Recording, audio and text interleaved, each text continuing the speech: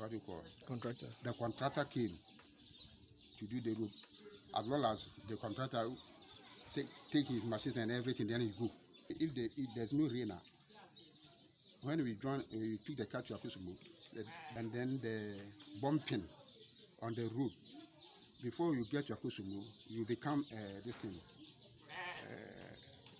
fight man because of the dust.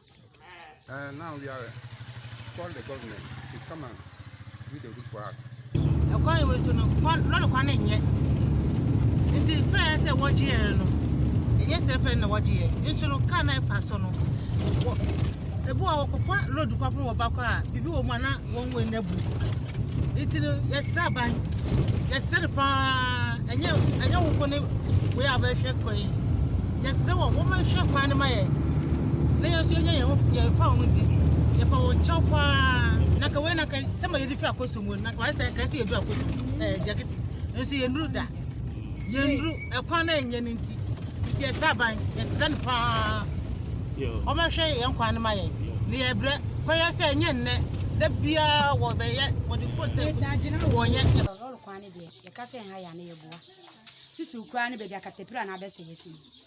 Market now, but I said they can't balance no can Ashie. And now would if you support baby a quani bieno. Yamen quan come Mrs. Tayefim. So Yari is serious, you could only sooner time a quani a jiracha say. Ye who share a ye. And my see free can coaching about Gunsionim. Na Mr. Nat told him more than more than who share ye. Into a quani jess realm. Mumboy. It's this is because I can't know or more. For the kind of say, chocolate for my year. And say, I made them put one cast went through. I've been who say, Quan or Monia, or Monia. Only I almost ye. They do about what? Ye breast because of your quantity, ye jay you matter.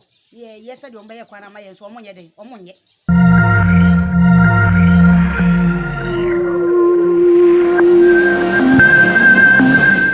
I was telling Ibrahim that he's been hiding, doing this quietly, only to spring a surprise at the appropriate time. But I must say that this is a remarkable investment. And I say so for a number of reasons. First, you know, this industry is dominated by global foreign companies. And that's the way it is globally, all over the world. So this is the first investment in the cement industry which is wholly Ghanaian owned. And I think that alone is very significant. Yes, as a government, we very much understand and appreciate the importance of foreign investment capital. But there's no evidence of any country anywhere in the world that has been able to achieve superlative growth without supporting their own indigenous entrepreneurs. And that is why I think that this particular investment is something that should pave the way for investments in industries that otherwise have been dominated only by foreign companies. So kudos to you.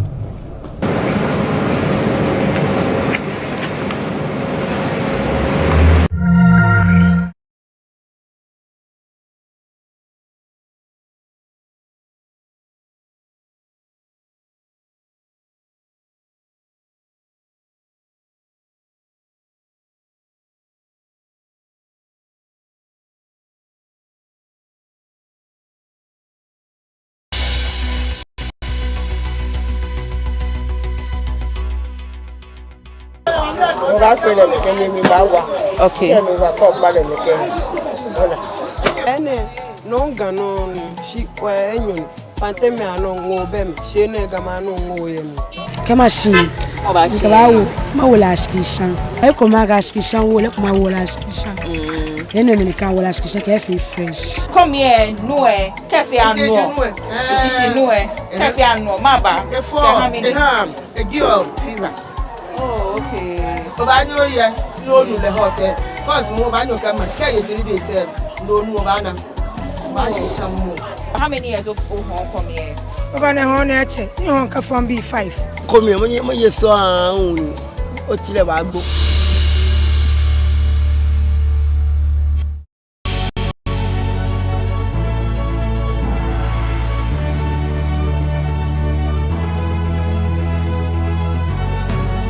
From the dawn of time, people have engaged in several businesses. With the onset of technology and innovation, life has relatively been made easier. By using debit or credit cards, mobile banking. Thank you. And your favorite, mobile money?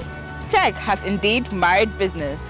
On BizTech, we spend time with faces behind known and upcoming businesses in the country. Learn more about the new technologies and innovation, as well as find out about the trending issues in the world of business. Join us as we serve you with a variety of compelling interviews, projects, and others right here on GhanaWeb TV.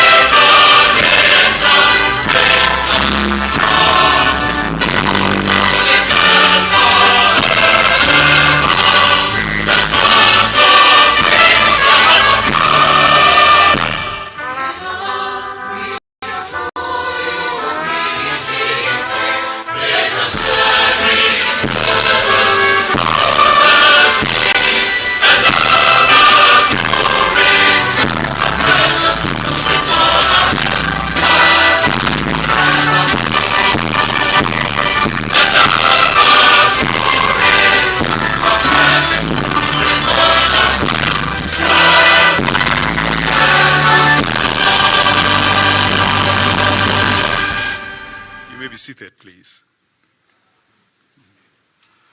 The President of the Republic, Madam Chief of Staff, the Secretary to the President, Honorable Minister for Youth and Sports, senior officials of the Presidency, the founder and leader of the May 9th Foundation, organizers of the May 9th Foundation, families of the victims,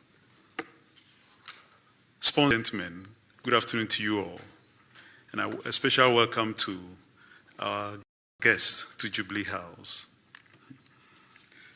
Mr. President, to commemorate the May 9, 2001 tragedy, a delegation made up of the members of the May 9 Foundation, sponsors, former players of Asante Kotoko Football Club and Accra Asofo, and families of the victim are here to call on you, to thank you for the support they've been receiving from you personally all this while, and also to share with you some activities pertaining to what they've been doing so far. And to start with, I would like to invite Mr. Amankwa Miraku, who happened to be the captain of one of the teams on the day, and then Mr. Godwin Ablade. In fact, the two captains on the day of the disaster, the two captains of Kotoko and Accra Asofo, are amongst us here. Mr. Miraku would like to offer a word of prayer before we start. Thank you. Thank you. I'm here with my brother, Godwin Ablade. May we pray. Oh Lord our Heavenly Father, we thank you for this morning. We thank you for the life of our president. We thank you for this gathering. Lord, we ask that your mercies and compassion will be with us. By the end of it all, we give you thanks and adoration. We thank you in Jesus' name. We pray with thanksgiving. Amen. It's scoring goals, so thank you very much. It's now my pleasure to invite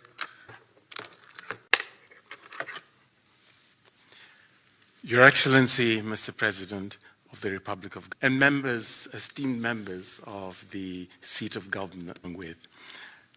Your Excellency, May 9th tragedy is being celebrated for 20 years this year after the tragedy occurred in 2001. We had a window of opportunity, and we went to pay our respects to the Otumfuo, the Asantini, on Thursday, which was also his birthday. Normally, we would march on May 9th. A very good afternoon and the rest of the week. So without further ado, I thought you introduced it.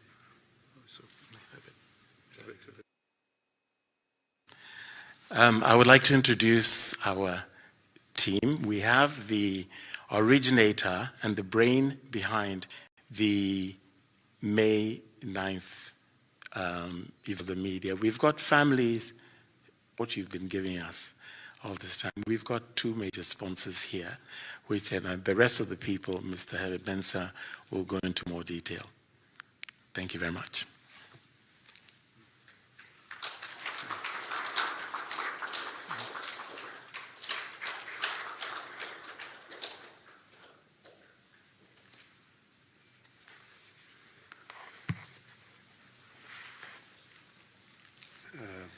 The Chief of Staff, Executive Secretary to...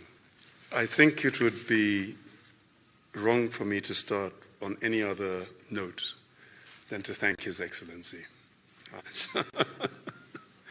That one should always have massive gratitude where kindness is done to one another. And in 2001, when this tragedy occurred, the first few calls that I made were to the late Chief of Staff, Jacob Echebelanti. I called him from the center of the pitch on that, the Otumfuo, in empathy for what it is that we're going through.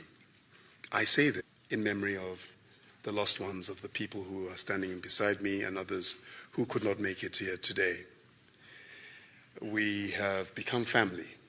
We visited them, and we've come to know others like Lee Young, and we've known ourselves over the period.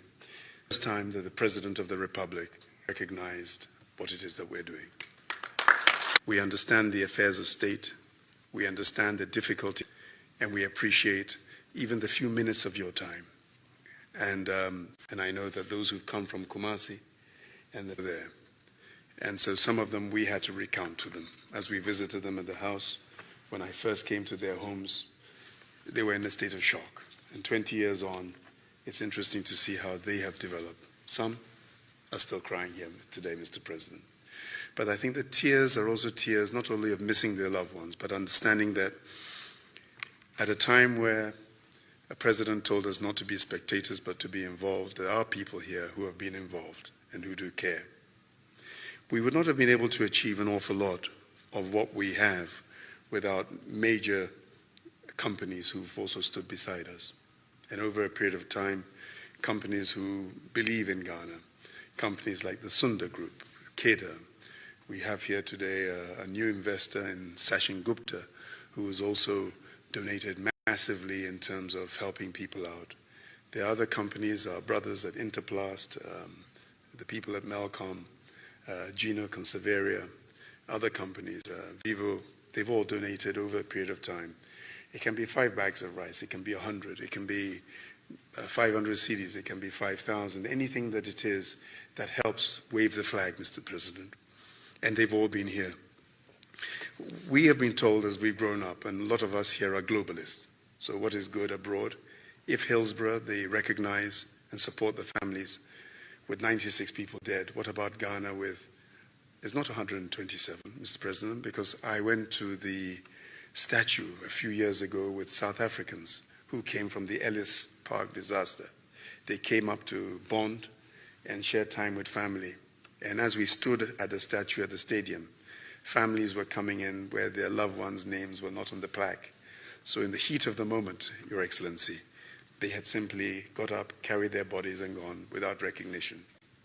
So well over that number have lost their lives, and a lot have not known what to do. The May 9th structure has changed over time, Your Excellency. A few years ago, there were floods, terrible floods, of which many people died. We were surprised when within 2-3 days we were inundated in our office with lots of people who came forward saying they'd lost their loved ones and they didn't know what to do. So we reached out. We went back to sponsors, and we have examples here. Alex, the gentleman at the end here, is perhaps the personification of tragedy itself, Mr. President. He found out about the loss of his wife and his child. That picture that we've all seen go global, have been involved in helping him. We have others like Roxanne next to him, who were burned badly from the atomic blast. The concept of May 9th, Your Excellency, has now moved beyond football. We advocate peace. We've pushed strongly for perhaps things that we don't know enough legally about in terms of soccer and violence and stadia, to the point that perhaps we start needing a fast-track court to deal with football hooligans so that we do not have the problems that we have, that people actually understand the tragedy. They actually understand what the pain it is for some of us who carry 20 to 30 bodies on that night. You would not wish that on anybody, let alone the smell of tear gas or the smell of bodies that had passed away. The sign of greatness of a country, Your Excellency, we are told, is in thinking about those who do not have and making sure that they are never forgotten. And that is what we have tried to do, Your Excellency, over this period of time, of reaching out to the private sector, Your Excellency, when you, and I believe that, and the goodwill of, but be able to those who are of Muslim faith, when the minor things that could change lives and not cost money. I never all for nothing. Thank you, Your Excellency.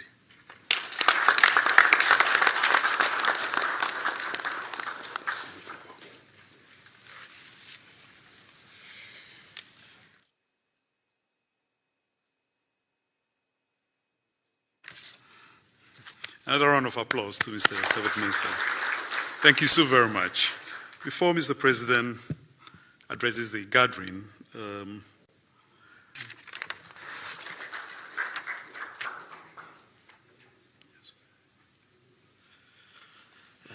Your Excellency, Mr. President, the Chief of Staff, the Honorable Executive Secretary to the President, and ministers and Penufu Amohena,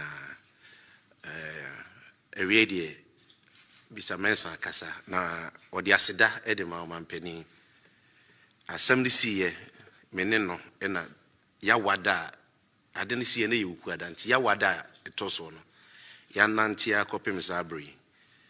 Na obaye no odi aseda bre o mampani na mpanimfo se abosuba ene meja paye asemi si ye mpanimfo aba akọ yenhu se o mampani bia to ne sase umra kra na mehwe mo anim da enti se ne o mampani na na do danko akufuado afre nyina ma ya bana so ye se wo hwe anim a e ya aseda ene me gina abusua ene the founders any sponsors and near the amount and penny say Yamin Kosun Shano, Yedanasi.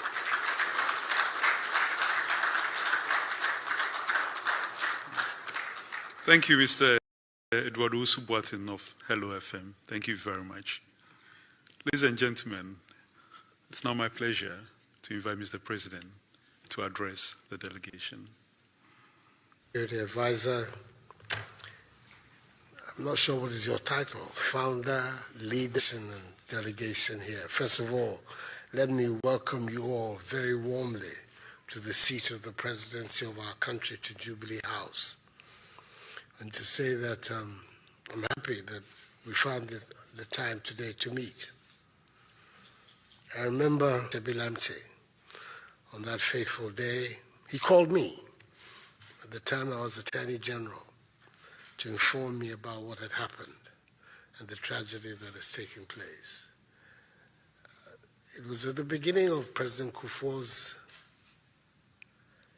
mandate, May 9th, and he had entered office 5 months earlier in January of 2001. And I thought, my, what a beginning that this huge tragedy should occur and face the country of the time. So it has always been a day that has stood out vividly in my life and in my recollection. Various initiatives that have been taken to try and address the concerns of those who are most deeply affected. ones that have always had my support, the fund that was set up, and the subsequent developments that have taken place. Tragedies of this sort can only be commemorated and remembered because people decide that they will not allow people to forget it. So those of you who have taken the trouble to perpetuate the memory of those who were caught up in this tragedy and have now grouped yourself into the May 9th Foundation, you deserve the warm applause and commendation of the entire nation of Ghana. We speak of Hillsborough. Hillsborough lives because people have decided that Hillsborough should live. And I'm happy that we have Ghanaians of your caliber who have made the same decision about May 9th. The people can never come back, but we can remember them and those of their relatives and descendants who are with us will see the best way we can also to assist. And I believe that that's what you're doing. I'm intrigued by the idea that today that the May 9th Foundation is beyond football. You put patients of people in their lives. This is a huge undertaking, and you need a lot of courage and capacity to be able to carry it out well. You will have the modest support that this administration will be able to give you. I can promise you that.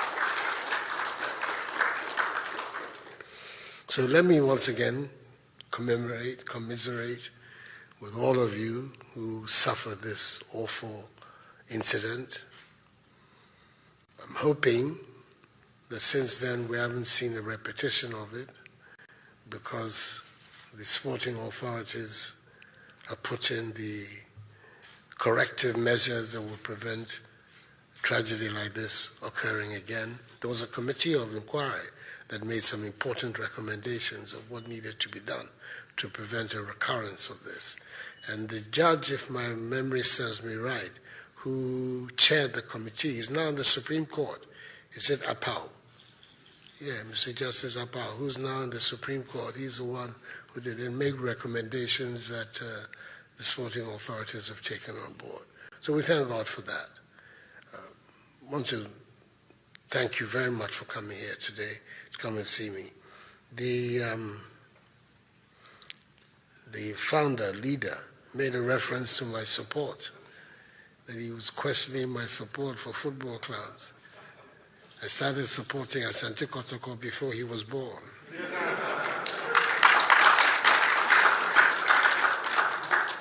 I saw James Ajay play with my own eyes, and Asibi Boache and Upuku Mensa Kwabuafu. I saw them. Yes, I saw them play as a young boy. So I'm not quite sure what teams. I mean, he may be referring to Tottenham. Yeah, okay. But I am the firmest and one of the most devoted followers of Asante Kotoko, and I remain unrepentant in my support of the club. That is not to say that I disregard the claims of people who support Hearts of Oak. I'll not do that. That's it. But I thank you so much for coming, and that we have been able to share these few minutes together. The Minister for Sports is seeing what package that we can work out on our side to continue the assistance. And soon, rather than later, he will be engaging with you on that. So once again, you're welcome. The tragedy will not go away, but we can, with resolution, look forward to the future. And that, I hope, is the attitude with which you have had all this time, looking forward, because the loved ones cannot be reclaimed, but at least we can march forward determined to make their death meaningful for yourselves and for the rest of us. We have to thank those who have taken it upon themselves consistently to support this enterprise, companies working here in Ghana and who have decided to embrace this enterprise. We're grateful for your contribution and your assistance and help and understanding. So, once again, thank you so much for coming, and the best of luck. I'm hoping this is not the last time we'll meet whilst I'm in this house. We'll meet again before it gets better.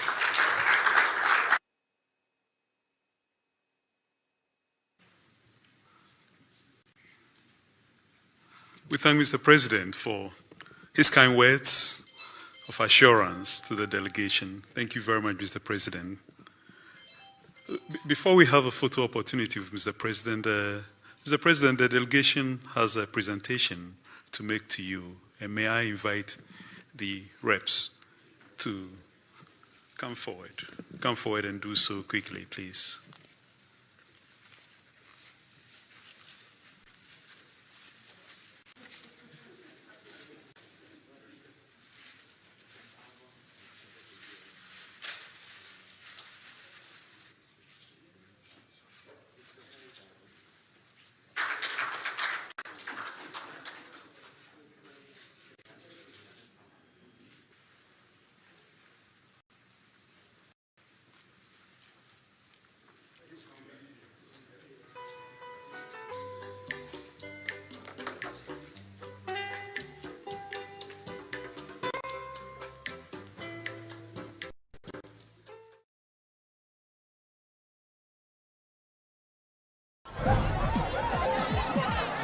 Powers and principalities. There's so much fire inside me. Tragedy struck when part of the largest hillside at the kosher rubbish dump collapsed. It's going to be fun to see how he goes about approaching this game.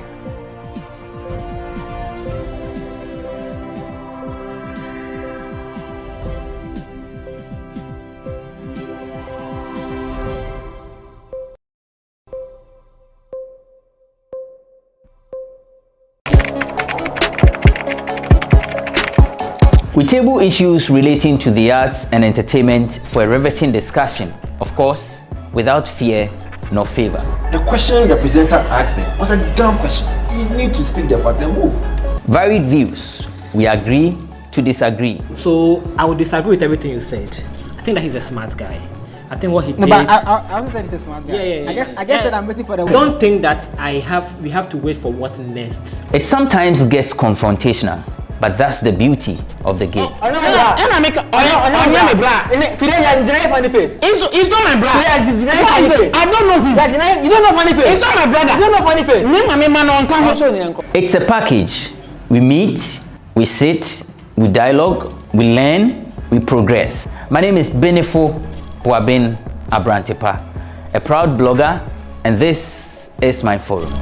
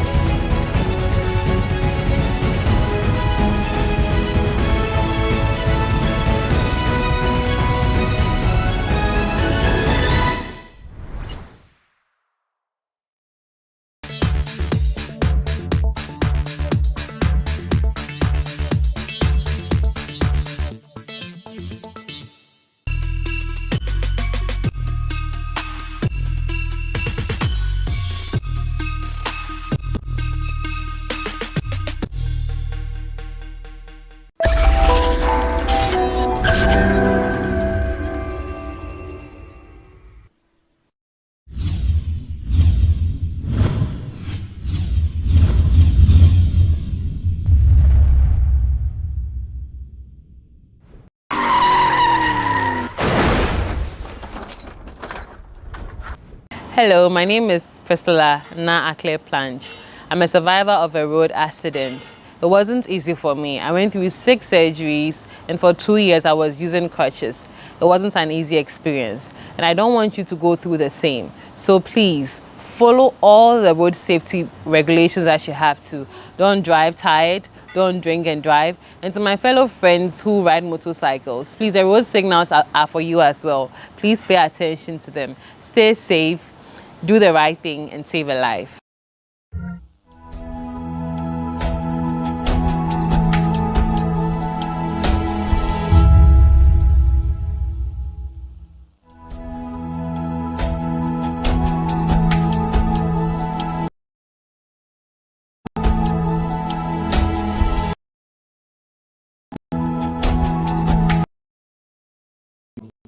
Through you, the good people of this country, on a number of issues.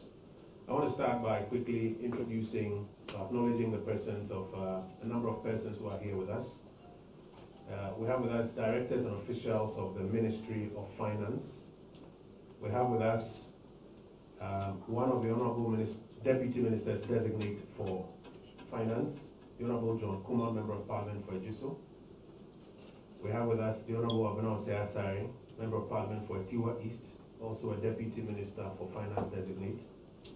We have with us Professor Dan Bafo, who is an advisor to the Ministry responsible for Finance.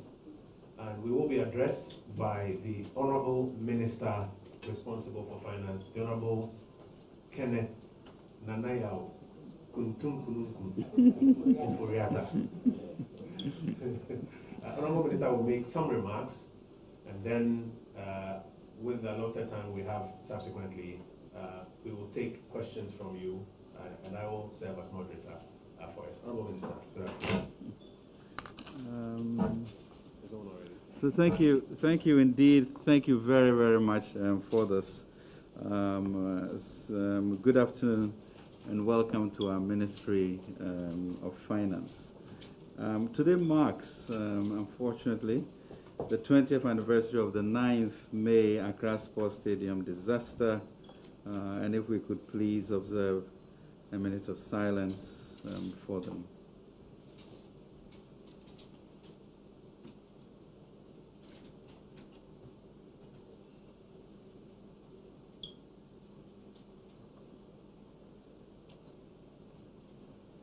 May the souls of the departed rest in perfect peace, and may the families left behind remain comforted in the Lord. Thank you for welcoming us to your homes this Sunday, the motherly day of all days, to discuss building our nation.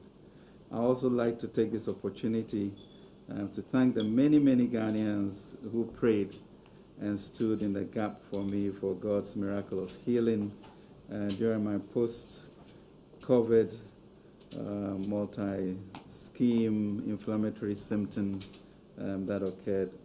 We do thank you and give the glory to God for this. Today is the first of many updates and dialogues on progress on key government programs and bread and butter concerns of Ghanaians. I am truly grateful for the opportunity to engage with you personally. Over the past few weeks, I've been following the healthy conversations that started following the hashtag Fix the Country, a social media campaign primarily initiated by the youth. I actually have met the representative of the conveners to understand and explore collective solutions over what the conveners describe as, I quote, a failure on the part of successive governments to improve the lives of Ghanaians. And this is true, as you know. We've had some 17 IMF programs. The last one we exited not quite too long ago, and the president promised never again. I acknowledge that these are challenging times for many of us, and we, like almost all the countries in the world, are living through the worst economic crisis since 1918, the Spanish flu, and certainly since the Great Depression. Africa may potentially lose a decade of its economic growth because of the intervention of the pandemic. A time that has put a great burden on the necessities of lives and livelihoods never before seen in our recent history. Unfortunately, these external shocks have heightened Ghana's perennial problems, which we are committed to address as an administration. In extraordinary times, you should expect exceptional leadership from your administration of government. I truly believe we cannot ensure exceptional leadership without a collective effort from all of us. So I commend the youth for calling on government and leaders to be at their best. This shows the patriotism of Ghanaian youth, echoing the president's call to be a citizen and not a spectator. You have elected us to solve the problems that face this country. We will continue to work with you and other stakeholders to do just that.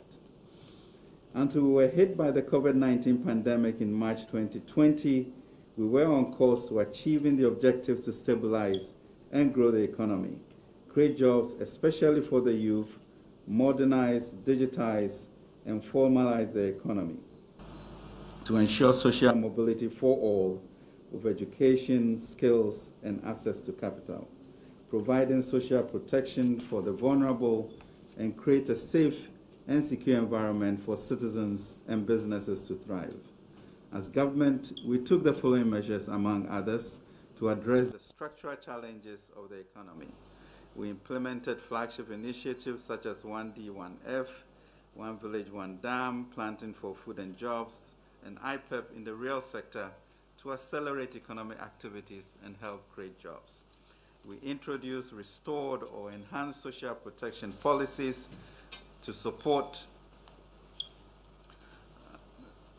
We introduced restored or enhanced social protection policies to support the vulnerable and address the pertinent issues of joblessness.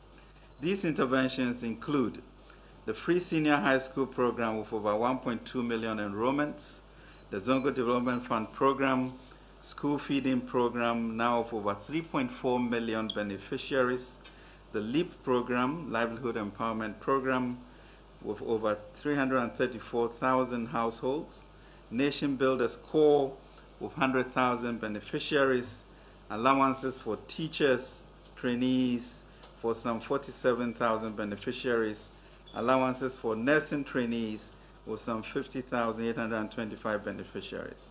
Fortunately, we've been able to preserve jobs in the public sector in spite of the COVID-19 pandemic.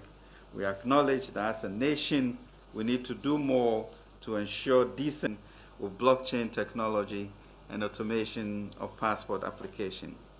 For the first time in Ghana's history, we established 2 social partnership programs, one of organized labor and the Ghana Employers Association, the other of faith-based organizations, to provide a platform for a cohesive and trustful relationship between the partners on issues of national development. We took a financial sector on the brink with much courage, cleaned it to build a more robust financial ecosystem that is well capitalized, liquid, and solvent to fund our development. By this initiative, we saved the hard-earned savings of 4.6 million depositors, 81,700 investors, and protected 3,000 direct jobs. We won the bid as a country to host the Secretariat of the Africa Continental Free Trade Area, positioning Ghana and Ghanaian businesses as a gateway partner and spearhead Ghana as a hub for the Africa region.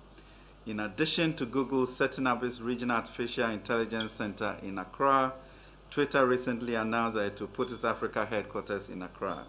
In addition, GIPC is working assiduously to attract the likes of Amazon to Ghana to deepen the tech entrepreneurial ecosystem for Ghanaian entrepreneurs and to capture the future.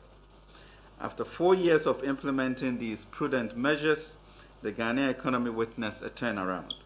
Between 2017 and 2019, the economy grew by 7% on average in response to government's prudent management of the economy and implementation of the flagship programs. being one of the highest and sustained growth periods in our history. As a result, you saw single-digit inflation of 7.9%, reduced fiscal deficits with 3 consecutive years of primary surpluses, relatively stable exchange rate, significant improvement in the current account with 3 successive years of trade surpluses, strong foreign exchange reserve buffers covering 4 months of import cover, and relatively low and sustained interest rates of about 13%. As a result of the prudent measures, the economy continued to remain resilient in 2020, even at the height of the COVID-19 pandemic. Ladies and gentlemen, for the first time in our 64 years of nationhood, a Ghanaian government had to tackle a severe health crisis and its attendant economic crisis. The outbreak and the ensuing partial lockdown to contain the spread of the virus and protect lives brought socioeconomic activities to a virtual halt, and that was also globally, with the resultant loss of jobs, incomes, the collapse of businesses, and loss of government revenue. The decisive and, I must say, unparalleled measures we took to protect Ghanaians have come at a cost, as seen in the sudden relapse in the debt situation from 62.4% in 2019 to 76.1% in 2020. However, taking a similar sudden rise in debt burdens of countries around the world over the same period may be indicative of the time we live in and where we are coming from. South Africa moved from 62.2% in 2019 to 82.6% in 2020, Rwanda from 50.7% in 2019 to 61.6% in 2020, Zambia 91.9% in 2019 to 119.97% in 2020, and the UK from 85.4% in 2019 to 100.9% in 2020. From the onset of the COVID-19 pandemic in March 2020, President Akufo-Addo laid out the 5 key objectives government sought to achieve. 1, to limit and stop the importation of the virus. 2, contain its spread. 3, provide adequate care for the sick. 4, limit the impact of the virus on socio-economic life. And 5, inspire the expansion of our domestic capability and deepen our self-reliance. The President made it an utmost priority to protect lives above all else. This is captured in his now world-famous quotation, "We know what to do to bring our economy back to life. What we do not know how to do is to bring people back to life." On the fiscal front, the impact of the pandemic led to a downward revision of revenues by 13.4 billion, 3.5% of GDP, and expenditures by additional 11.8 billion, 3.1% of GDP, with a combined fiscal impact of 25.2 billion, 6.5% of GDP. As a result of the President's quick and decisive leadership, the government came through for its citizens, responded swiftly and strongly, even as tax collections were drying up.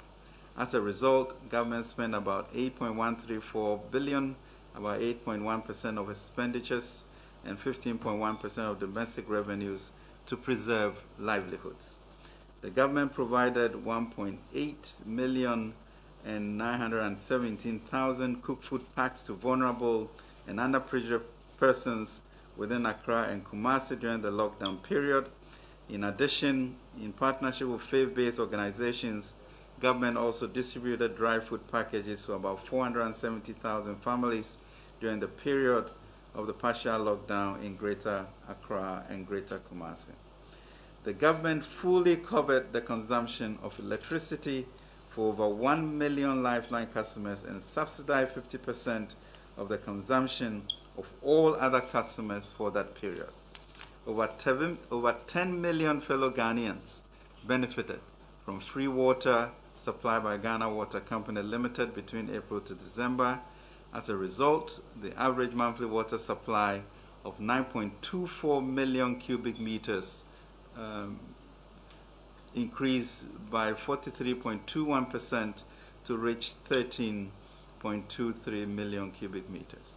Further, 474 small towns and 1,100 rural communities benefited from the Community Water and Sanitation Agency. Under the Operation Return Home program, the government assisted over 10,000 Ghanaians whose circumstances had been worsened by the COVID-19 pandemic to return home. The government launched and operationalized the 750 million Coronavirus Alleviation Program Business Support Scheme, CAP-BUS, which mitigated the impact of the pandemic on several micro, small, and medium-term enterprises. At the end of April 2021, about 412 million CDs have been dispersed to support 277,000 businesses, 69% being female-owned. The scheme has saved over 650,000 jobs in the micro, small, and medium enterprises sector. The Bank of Ghana also strongly supported with a reduction in monetary policy rates by 150 basis points, reduction of capital adequacy ratio by 150 basis points, and reduction of primary reserve requirements by 200 basis points, among others, to ensure that there was credit to support larger businesses. In doing so, government ensured that the worst possible impact of the pandemic was averted. However, let me stress that to ensure a complete recovery, we need to invest more in the organizational capital of Ghanaian businesses going forward. Ladies and gentlemen, we are also fixing this rising debt burden on Ghana. The debt stock as of end December 2020 stood at a nominal figure of 291 billion, representing 76.1% of GDP, compared to 218 billion, equivalent to 62.4% of GDP in 2019. The total public debt has increased from 122 billion, 56.9% of GDP in 2016 to the current 292 billion, 76.1% of GDP at the end of December 2020. Included in the debt stock and the debt to GDP ratio at the end of 2020 are the following non-recurrent burdens that we had to deal with as a matter of urgency. A fiscal impact of COVID-19 of 25.2 billion, cost of financial sector cleanup of 21 billion, cost of excess capacity charges paid to 12 billion, the impact of the reduction in growth from an average of 7% to 0.4% in 2020. If these expenditures are excluded and the drop in GDP growth in 2020 primarily attributable to COVID-19 pandemic is taken into account, the total stock of debt for 2020 would have been approximately 239 billion, implying a debt to GDP ratio of 58.7%, which is way below the ECOWAS threshold of 70%. To put things in perspective, between 2004 and 2008, Ghana's debt stock increased by 30%. Between 2008 and 2012, the debt stock increased by 269%. Between 2012 and 2016, the increase in the debt stock was 243%. Between 2016 and 2020, the increase in the debt stock was 137%. This includes the cost of the banking sector cleanup, excess capacity charges, and the impact of COVID-19 pandemic. We have financed during this period the construction of ongoing interchanges across the country, including those at Takoradi, Tamale, Tema, Obechebi-Lamte, and Pokwase, to ease traffic and enhance productivity. Never in our history have we seen such activity of interchanges to ease traffic. Despite the impact of the pandemic, the rate of growth, let me not forget our investment in railways that is also going on in the Western Railway line to be able to move our resources more effectively. Despite the impact of the pandemic, the rate of growth of the public debt has been lower under our government than under previous administrations. The rate of debt growth was lower despite massive investment in our flagship programs such as Free SHS, Planting for Food and Jobs, NAPCO, One District, One Factory, One Ambulance, One Constituency, One Village, One Dam, restoration of teacher and nursing training allowances, among others, while maintaining relative macroeconomic and exchange rate stability. Notwithstanding, as President Akufo-Addo said on February 21st, 2017, and I quote, "I was not elected by the overwhelming majority of the Ghanaian people to complain or compare. I was elected to get things done.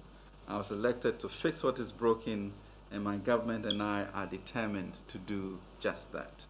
We commit to working with fellow Ghanaians to do just that. Ladies and gentlemen, in the coming days, we will move swiftly to address some of the issues that the hashtag Fix the Economy have raised. First, I'm working with the Minister for Water and Sanitation to immediately ensure potable water to areas of critical need. Second, I'm working with the Ministers of Road and Highways and Transport and Interior to address congestion along the major highways. Third, we are fast-tracking the implementation of the 200 million Jobs and Skills Program and Economic Transformation Program to enhance job creation significantly. This intervention is designed to facilitate new and expanded private sector businesses to employ more people. This, we believe, is a more sustainable way to rebuild this economy instead of expanding government employment schemes. Fourth, starting this month, we are rolling out over 8 additional interventions under the Ghana Cares Obatampa program. These will be in the health, agriculture, tourism, trade, digitization, science and technology, housing, and financial services. Fifth, by the end of July, we'll have a new development bank capitalized at over $500 million that will provide long-term wholesale financing, not retail as happened in the past, to the private sector through commercial banks and non-bank financial institutions such as venture capital companies for SMEs to ensure financing to support the youth. The good people of Ghana have given us a mandate to get things done. For us as a government, this is a clarion call for a national conversation on the shared burden to renew the social contract of our democracy. At its minimum, we should ensure social justice and social mobility for all Ghanaians. At our best, we should open for all Ghanaians an economic system under which each citizen shall be guaranteed the opportunity to show the best in him or her. As I always have said, I will commit to working to fix those structures that will set Ghana on this path to a righteous economy that ensures open access and property ownership for all. Ladies and gentlemen, before I end, permit me to take this opportunity to wish our mothers, wives, sisters a happy Mother's Day. Out of their daily toils, we can face each other to fix our challenges in building this nation. God bless our mothers abundantly. So let us rise up and build together, as in Nehemiah 2:18. Let us fix this together and save lives for our country. Thank you, and God bless us all.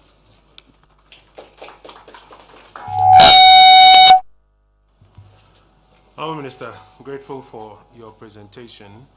I was making a few notes, and you can correct me if I got you correctly. You've done about 5 things. You've been reminding us about what we collectively did in the last 4 years to fix this economy. Then you've also been reminding us about the real impact of COVID-19 on the transformation agenda. You've been talking about government's acknowledgement that we need to do more. And if I got the number of initiatives right, you have just reiterated about 5 major structural efforts that government has already commenced in fixing this economy. And finally, you are calling what is going on a healthy conversation. And if I heard you well, you are introducing your own hashtag. Is that fix this together? That's correct. Honourable Minister, I want to invite our colleagues in the media who have questions at this point to file. Colleagues, I'll take not more than 3 rounds of questions. So if you give me a wave, I'll take your questions now, and then I will have an opportunity to come back. Daniel, I see your hand. I see another hand here. Are there any more? Then there's a call. There's a lady, of course. We're always, in support of affirmative action. Yes, it's Mother's Day. So I'll start with the lady. I'll start with the lady, and then I'll come to Daniel, and then I'll come to you. And then there was another hand somewhere at the back here. No, I think there was a fourth I picked already in the first batch. 1, 2, 3. Then that'll be 4. So, madam, I'll send the microphone to you. Please introduce yourself and let's hear your question. My name is Nana Oye Ankra. I work at Asasi Radio. There is a pandemic, which means that our policies have to be reshaped. And the minister mentioned that they are fast-tracking, or you are fast-tracking the implementation of the 200 million jobs and skills program to enhance job creation significantly. And he said this intervention is designed to facilitate new and expanded private sector businesses. I have also monitored the campaign on social media. One of the questions the people are asking is, what is government doing to create jobs for the people? They want to see government jobs. They want to see government companies. Now there's a success story. For some time now, you don't get to buy a Konfi. You want a Konfi to buy. You don't get some on the market. So we want to know what exactly, apart from working with private sector, what government is doing to create more jobs. Thank you. Thank you. Go to Daniel. Yeah, Daniel, switch on the microphone and then let's hear. Right. Okay. Mr. Minister, I heard the Information Minister say when he was summarizing your speech that these are things that were already in motion. I'm seeing some specific interventions here that were named by the Fix the Country protesters, and I want to know if this is in direct response to them, or we should go by the Information Minister's words that these were things that were already in the pipeline. Also, this is a very wide-reaching protest, and I'm referring to it because you did for a number of occasions in your speech. They've called for structural change. They've asked for a change in paradigm. They've asked for a change of the way we think about our economy. Is it your view that the interventions you mentioned adequately address the concerns that have been raised by the protesters? Thank you, Mr. Dazi. And just to be clear, I was saying that what I heard him do was to reiterate some things. So just to put it in context. Yes, sir. Please introduce yourself and let's hear. Thank you very much. My name is Clefe Kufu. I write for the Ghanaian Times. Minister, I would want to find out what you are doing, or what government is doing to get Ghanaians to rally around the call for sharing the burden.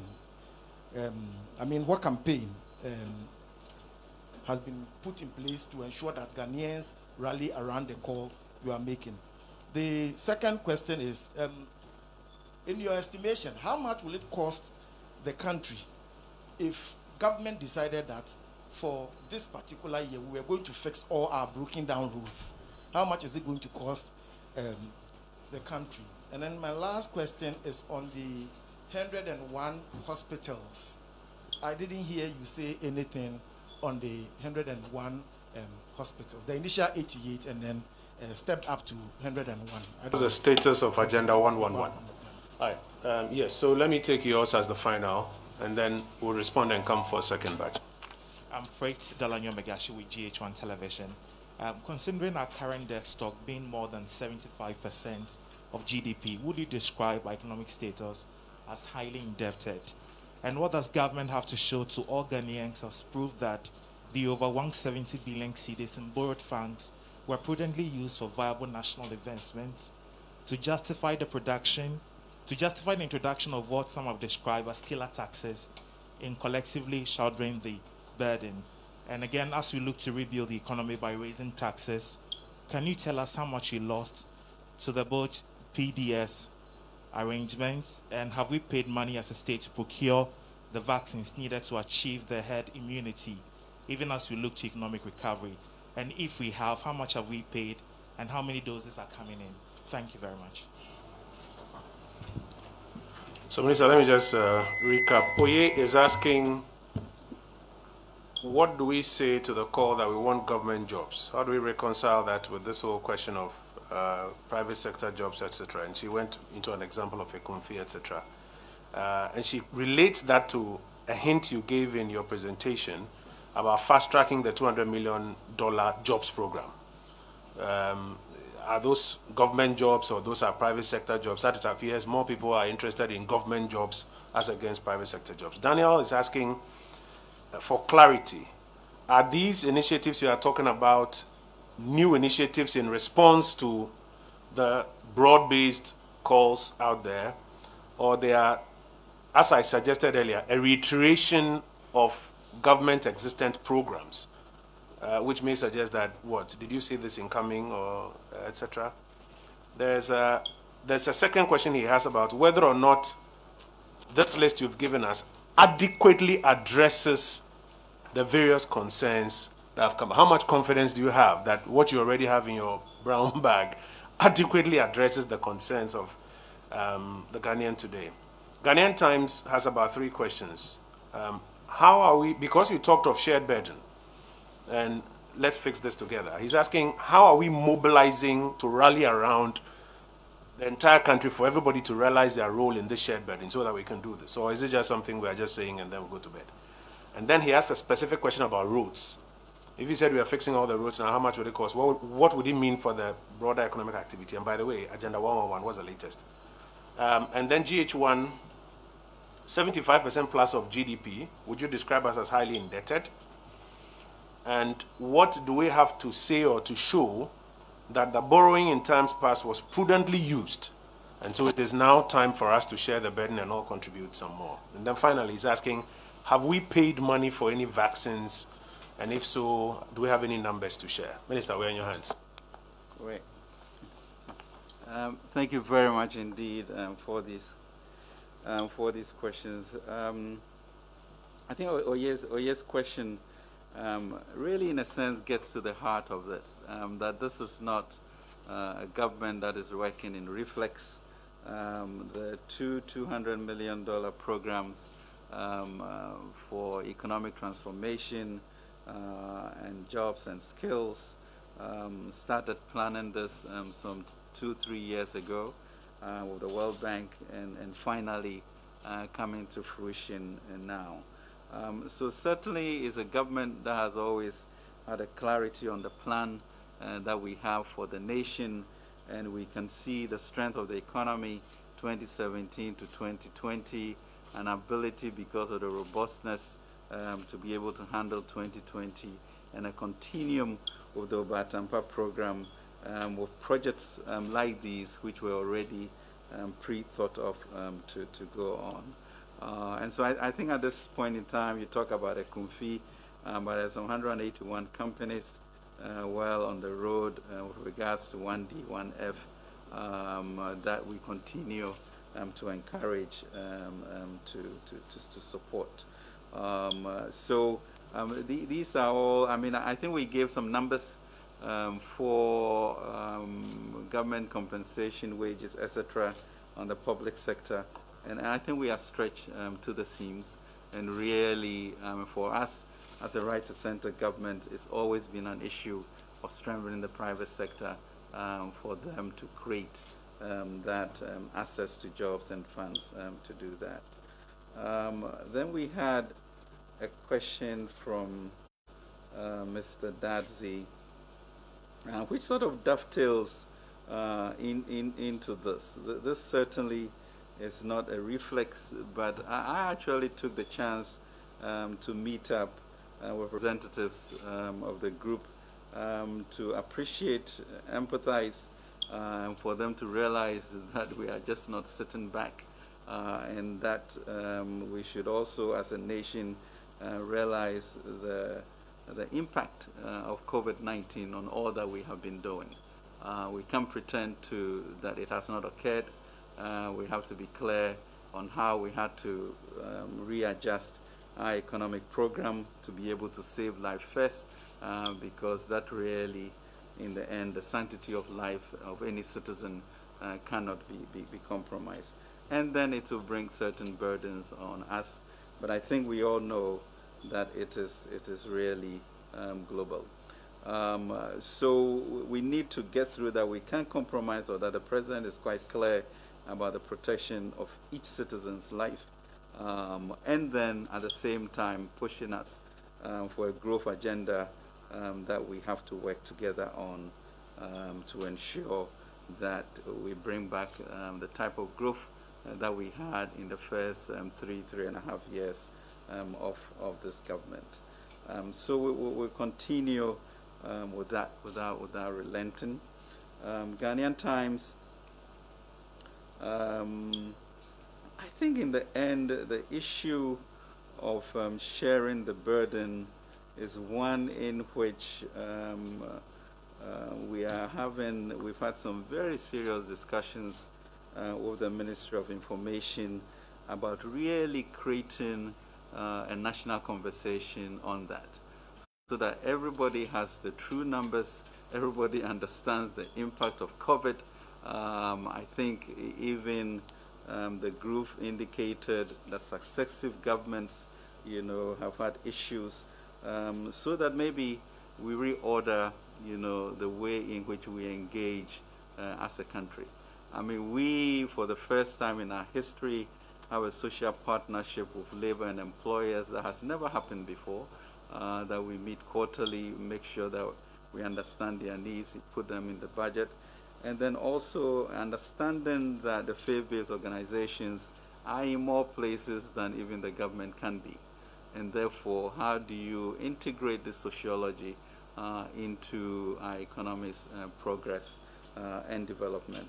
And they came in very strongly during the lockdown period, in which they went to the most vulnerable people to support the sharing of dry foods. But even in addition to that, we've gone further to look at their skills training programs, in which we've supported them to make sure that their congregants are also beginning to benefit from that. And that is us admitting that we may not be the best people as individuals in government, and there are smarter people out there. And how do you then understand our own sociology to bring everybody into this type of movement, which has to be shared? So the cost will continue to be high, given the nature of the pandemic. I keep saying that this is not a passing ship or frigate. It's going to be more than a 2, 3, 4 year issue that we have to deal with, and understand the nexus between health and finance and what it is doing, so that we can ensure that our people are protected. I think we've come up maybe with a figure north of $10 billion dollars or so, if we were to look at fixing every road around this country. So how do we balance all of that in a way, and be strategic in a way in which the most vexed areas are taken care of, and somehow we spread that. So that is going to be an administrative feat in terms of charging the ministry to do. But I think we have spent a lot more than most administrations have done on the road issue. On the issue of hospitals, which has come the Agenda 111, really I think it's an exciting intervention that is relevant and brings the whole issue of citizenship up for everyone. Yes, what we are doing is working with GIF to make sure that they participate in the development of these hospitals. And what we did was to segregate the equipment from the construction, to make sure that the construction will be led by Ghanaian companies. I think they have received some 90 odd land sites from the districts, of which they validated maybe about 76. We still are maintaining the 15 million per each hospital on average, and they should, I guess, in short order, be able to begin to start. But we, as a ministry, has committed to depositing money with GIF, so that GIF can be the intermediary for this one. And we are looking at GIF as a way in which to do a lot more private and public partnerships, so that it will be more efficient and market driven. So both affordable housing, major roads such as the Tema motorway and hospitals. And once the development company is also in existence, they will be able to feed more resources to give to make it stronger. Ghana One has a lot of questions which I presume were written before my speech, and therefore in there really is an understanding and empathy of exactly what we have done with the debt, how it impacts. You know, I really am not very good about sensationalism if the facts are not there, because I think it's a very sensitive issue.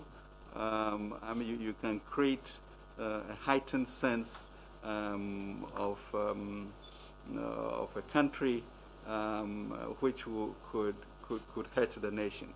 And so for journalists and all, what we are trying to do is to put the facts out there. You know, now you understand why it is that the whole globe, you know, has gotten to a new normal in which these debt to equity ratios have just fallen off the scale.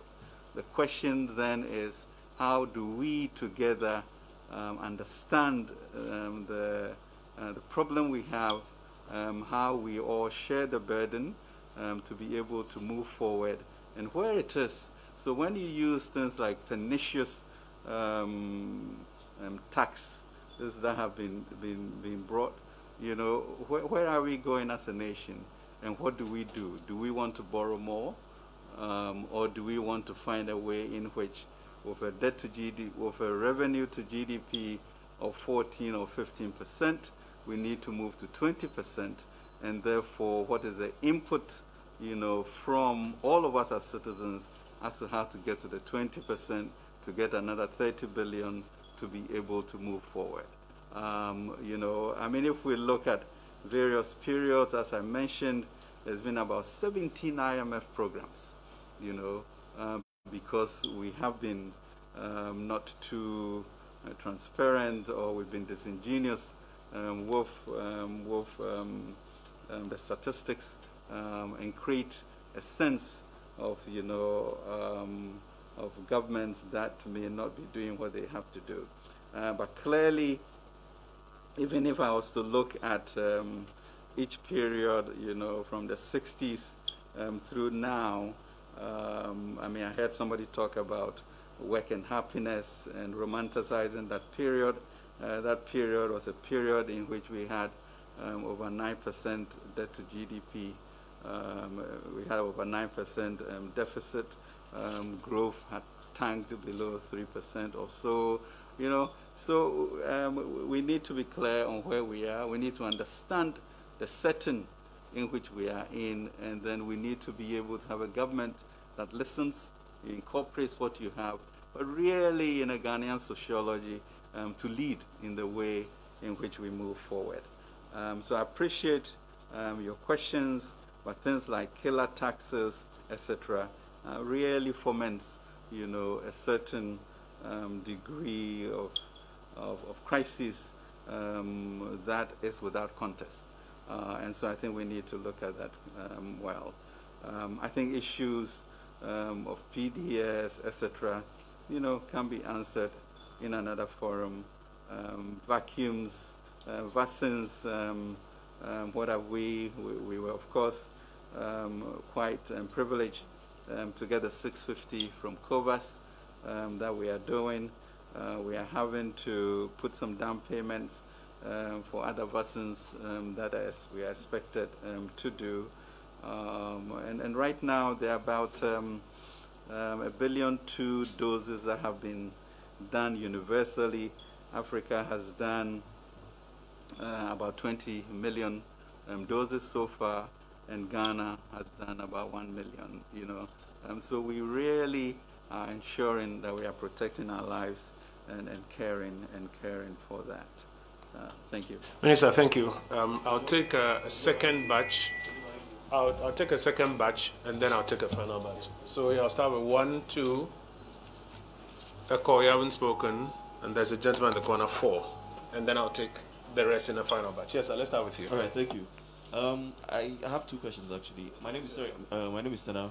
Stena, I work with GH1 TV and Star FM. One thing is about one key concern that the folks on the campaign, the Fix the Country campaign, have is about low wages in the country. I just wanted to understand if the Finance Ministry can confirm if it's because employers are compensating workers unfairly, or we rather have a low output in the country, which is what is resulting in poor wages across the board. And then I know the government has continuously touted that you're working to make the country a rather global and vibrant economy, and which is why you are inviting a lot of foreign companies and global companies to set up shop here and then do business and then engage with the country. So I just wanted to understand what the arrangements are for ensuring equity, so that folks in the country and employees in the country can benefit well from these opportunities that are coming in, so that it does not happen that these global institutions are taking advantage of the opportunities that exist within the country. Thank you. Thank you. Yes, sir. Good afternoon, Honorable Minister. My name is Nana Poku from the Research Light. There's a general outcry that doing business at the port today is very expensive. And people are complaining bitterly, because I have a friend who said that he used to import a particular container for 13,000 Ghana. Now he's paying about 40,000 Ghana. What is accounting for that? And then So the question is, what's accounting for the increase in port charges? doing business at the port. I mean, duties and things have gone up. Yes. Increase in freight charges. Yes. And then I also want to find out from the Minister, how much has accrued to the COVID fund, and what has been used for? Can you itemize it? Because Ghanaians want to know the account, how we have used the money for item by item basis, if it's possible to do that. Okay, then tell me, since people are refusing to understand the world order, the world economic order, what extra thing can you do? Because you explain to people, they still want to understand. They have made up their mind that the government is not doing well. But here's the case that's not coming from the government, but it's a whole world economic order. What extra thing can you do to appease the minds of people so that, the tensions will come down? Thank you. Echo, let me hear you. And then there was a hand we chose somewhere. Yes, sir. You'll be the final. Yeah. Yeah. Okay. Yeah. Thank you very much, Honorable. My name again is Echo from Bloomberg. You spoke about putting some money down for the purchase of vaccines. On the back of what has happened in India and the subsequent shortage of these vaccines, especially the COVAX or AstraZeneca ones, are you going to do some mini supplementary of a sort just so that we can do some procurement of vaccines? And the pharmaceutical, just in favor of vaccines, maybe like just a special what do you call it, provision that you put together, So like just so that. Supplementary arrangement, not necessarily supplementary budget. No. Yeah. Thanks for that correction. A supplementary arrangement in respect of purchasing of or procurement of vaccines. Also on vaccines, the Pharmaceutical Manufacturers Association of Ghana have said they have approached the like of AstraZeneca towards the local manufacturing of COVID vaccines here. What they require is government guarantee, almost like to say, we'll buy it if you produce it. If they were to get that guarantee, they could go ahead and start the processes to locally manufacture COVID vaccines, thereby saving us some cost. Are you going to give these guarantees? Or are we in discussions with them in any way? Yeah. And maybe in how far that is, if that's okay. Thank you. Thank you. My name is Kester Kranchi. I write for the Daily Graphic. My first question is, the finance minister made mention of the fact that we need to... Yeah. He was saying that we need to invest more in the organizational capital of Ghanaian businesses to help the country recover from the shocks of COVID-19. I wanted to know what his ministry is going to do in that regard to help us invest more or do more to help in organizational capital of Ghanaian businesses. My second question is on COVID-19 vaccines. I was at the airport on Friday when the COVAX facility from Congo came to the country, and I spoke to the Chief Director of the Ministry of Health, Mr. Oku Afai, and he made mention that there is a difficulty on the part of government to procure vaccines, and that even though you have money, there is trouble in getting some of the vaccines to buy. And he said the COVAX facility that was coming from Congo was a timely intervention, and the government was very grateful for that. So I'm asking, we all know that this facility was diverted to Ghana because Congo couldn't utilize it. So if Congo had utilized it, was there any measure to ensure that the vaccination program continues without having any effect on those who are going to take the first shot? So these two questions. What are we doing to ensure that we raise organizational capital for Ghanaian businesses? Understood. Understood. We can fully recover from. Understood. Minister, so the first question is on the subject of low wages. Are you saying that government is unfairly compensating, or you're saying that it is a product... Employers are unfairly compensating, or it's a product of, or it's an outcome of low productivity? Did I get your question correct? Yeah. And then what are we also doing to ensure that the foreign direct investments that are coming into the country are of benefit for the average Ghanaian, and that the average Ghanaian is not shortchanged? Correct? Okay. The next question is that there are reports of increases in freight charges. Can you tell us what may account for those? And it appears that some persons just don't want to understand what is going on in the world with COVID and its impact on economics and how governments are having to react. Do you have any other measures up your sleeves, especially when you are confronted with a situation where people just have made up their minds that they won't understand anything that you say? Is that your question, sir?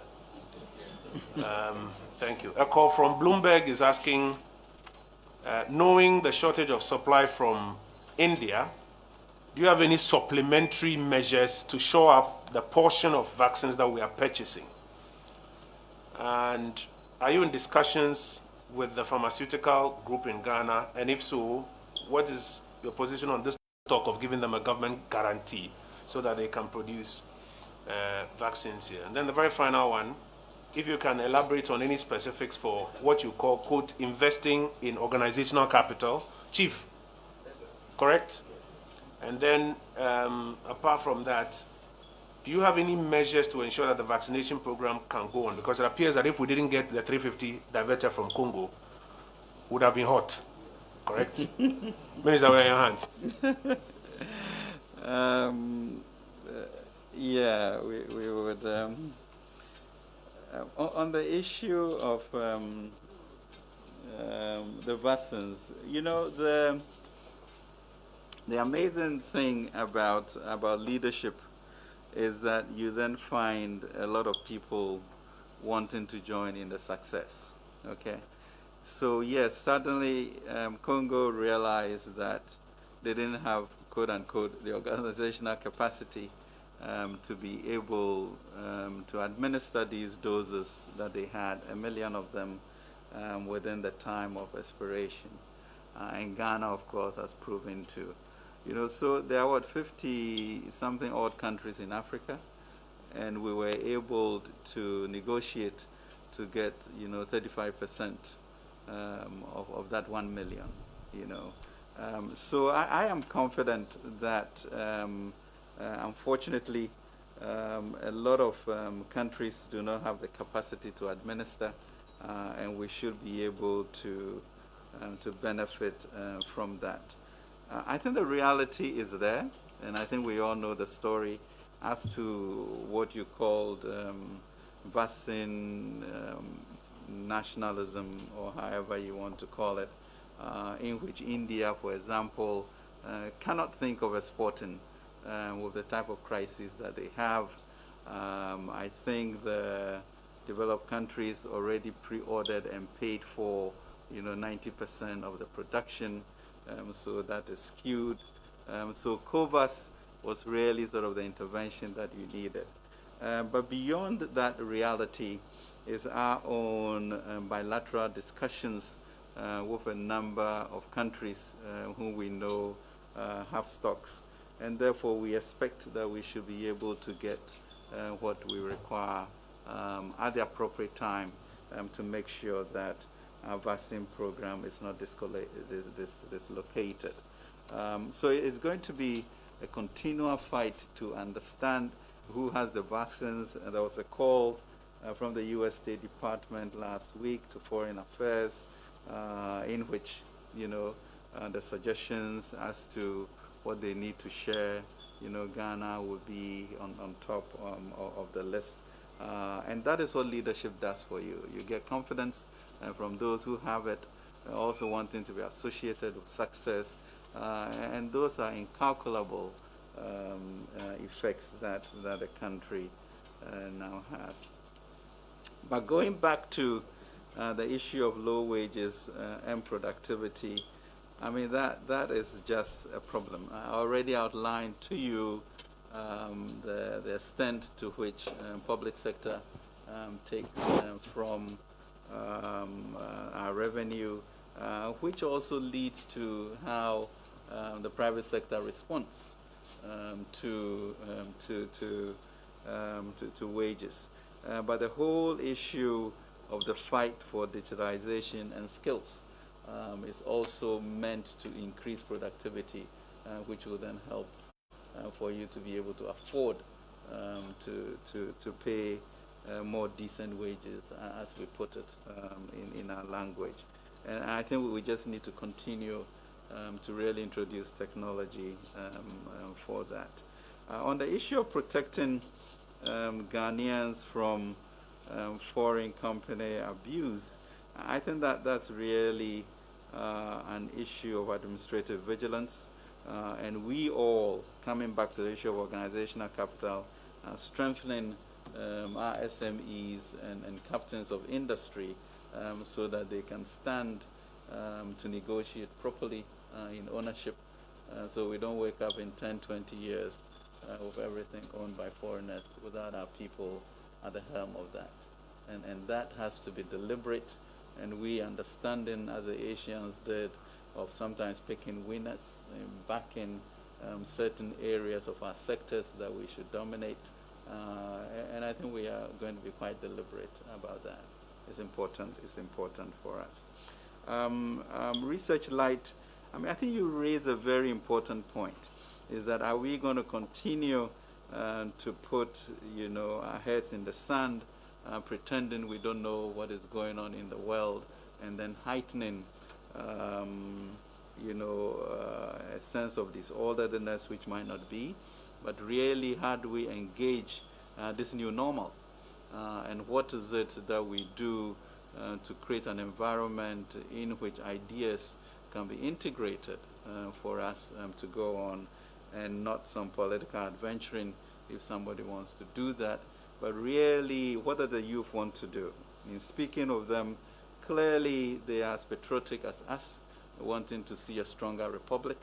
And the question then is, how do we integrate their ideas to make sure that we move forward? Is it only by demonstration? Maybe not. Is it by convening a national conversation? Maybe that's more positive. Do they fully know what we are trying to do through the development bank to support non-bank financial institutions? Maybe we need to be more forthcoming about that so that they then become the evangelist of a hopeful future. And I think that was really the spirit in which we met with them to see, because in every decade and the series of IMF programs, you can see the challenges. But you can truly also see the departure in these past 3 years with regards to macro. And without building on the macro, access to capital becomes a problem. Openness of the society becomes a problem. And when you see the Googles and the Twitters coming into being, you are beginning to broaden a space in which people can sit from their bedrooms and do businesses, without thinking of government as an alternative. But I think the point you raise is important. How do we put resources through the Ministry of Information for a very robust dialogue to be had as to how to approach this post-COVID period and make sure that the demographics of the youth are taken care of. And for me, it's important, just critical, that we do that, because that's really the future for us. So thank you very much for that question. I was speaking to Gassem maybe a week or two ago as the issue of cement prices and iron rods came up, and they had begun to pay, instead of $45 a ton for freight, had moved to $65 a ton, partly because of the global supply chain, in which China is now trying to move as much coal to themselves as possible, and therefore sequestering a lot of freight moving vehicles. So the COVID response is also having some imported costs that we need to find a way. And the issue then of whether we can support organizational capital to strengthen our companies to be able to do these PPEs locally, etc., becomes really significant, including vaccines themselves, which a committee was set up by the President to look into manufacturing of vaccines, etc. Yeah. I don't know what is left. Bloomberg, the shortages in India, the question now becomes really bilateral discussions with the various places of storage, the US, France, Canada, etc., to see how we can, outside of COVAX, be able to do that. But also on the Africa platform, which was set up by AU, we have signed up for that, for 12 million doses of J&J, and looking to put a down payment down for that, and working with the private sector for that.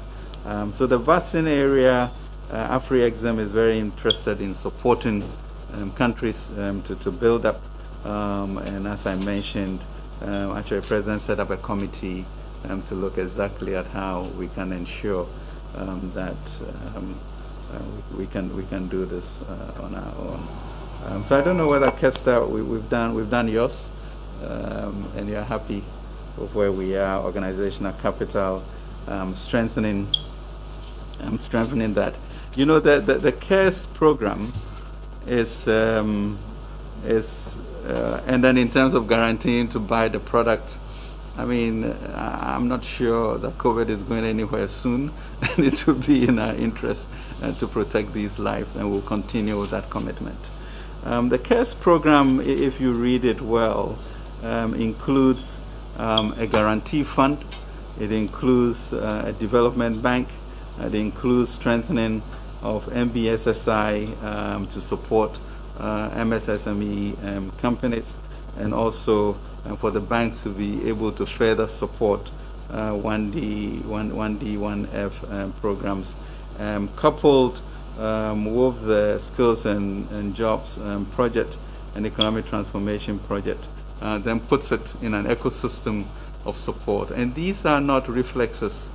These are all thought through things that have been announced, and really when one sits together to put it all together, you see an ecosystem of forethought and progress to really say that we are not here for for sort of whimsical responses to things, but a planned agenda to move from public sector control as we diminish that to private sector, and these are some of the things that have already been in the pipeline. Minister, thank you. We're going to take a very final batch of questions, and then when we are done, we will wrap up. The ladies, I'm not having a lot of questions from you. Now would be a good time to exercise affirmative action in this final batch of questions. Latif, I'll come to you, don't worry. I'll take you as part of the final, but I want to give some priority to the ladies. You are representing all the ladies, eh?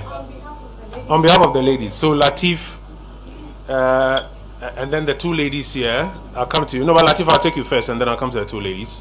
Are there any others? There's a final one I'll take, or this will be it? Hello. The two of you are from the same organization. Give your question to him. Don't worry, I'll come to you. Latif, go. Yeah, so I was doing some reading in the Global Finance magazine yesterday. They came out with a publication on world's most indebted government, and that was where I found out that our debt to GDP now stood at, as of 2020, stood at 76.66% or so.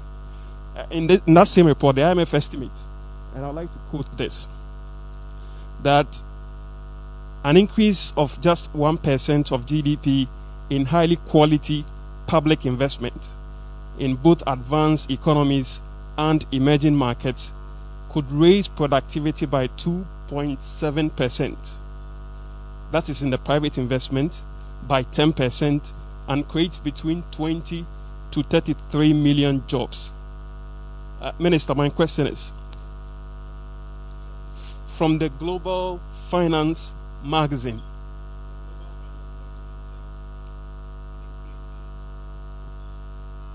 just 1% increase in GDP. Yes, global GDP. Yeah. So I want to domesticate it. I want to domesticate the question.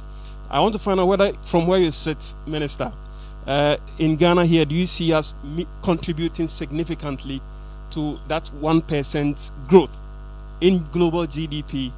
And if you do the maths, how many Ghanaians would you estimate to get well-paid job out of that 33 million job that the Global Finance magazine estimates that would be created if this investment is really to be carried through? And my colleague earlier asked a question about our indebtedness. Now the GDP, the level of GDP to debt to GDP ratio stand at 76.66%. At what level would you not describe it to be sensationalism if people like us ask the question whether or not we are a highly indebted economy? Thank you.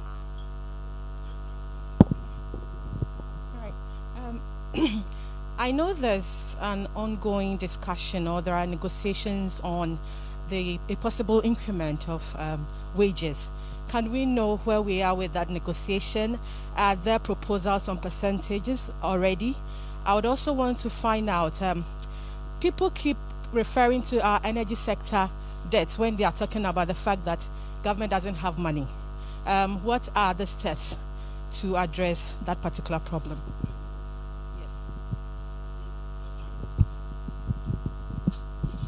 My name is... It works, right? Yeah, my name is Sarah Paco, Media General. When the minister was speaking, he said there were some interventions being put in place to ensure that some of the concerns being raised by the Fix the Country hashtag is addressed. I want to find out, is he acknowledging that some of the concerns they are raising are factual? If there are, healthy, can he specifically tell us those that he thinks are healthy, those that he thinks are exaggerated and should be ignored? He also mentioned that some allowances of nursing trainees and Exactly. So I was saying that would he acknowledge that some of the concerns they are raising are truth? Where the can he mention specific ones? Yes. We want to find out the nurses who demonstrated last week. Were they part of the nursing training allowances that were being cleared for them to be absorbed? Thank you.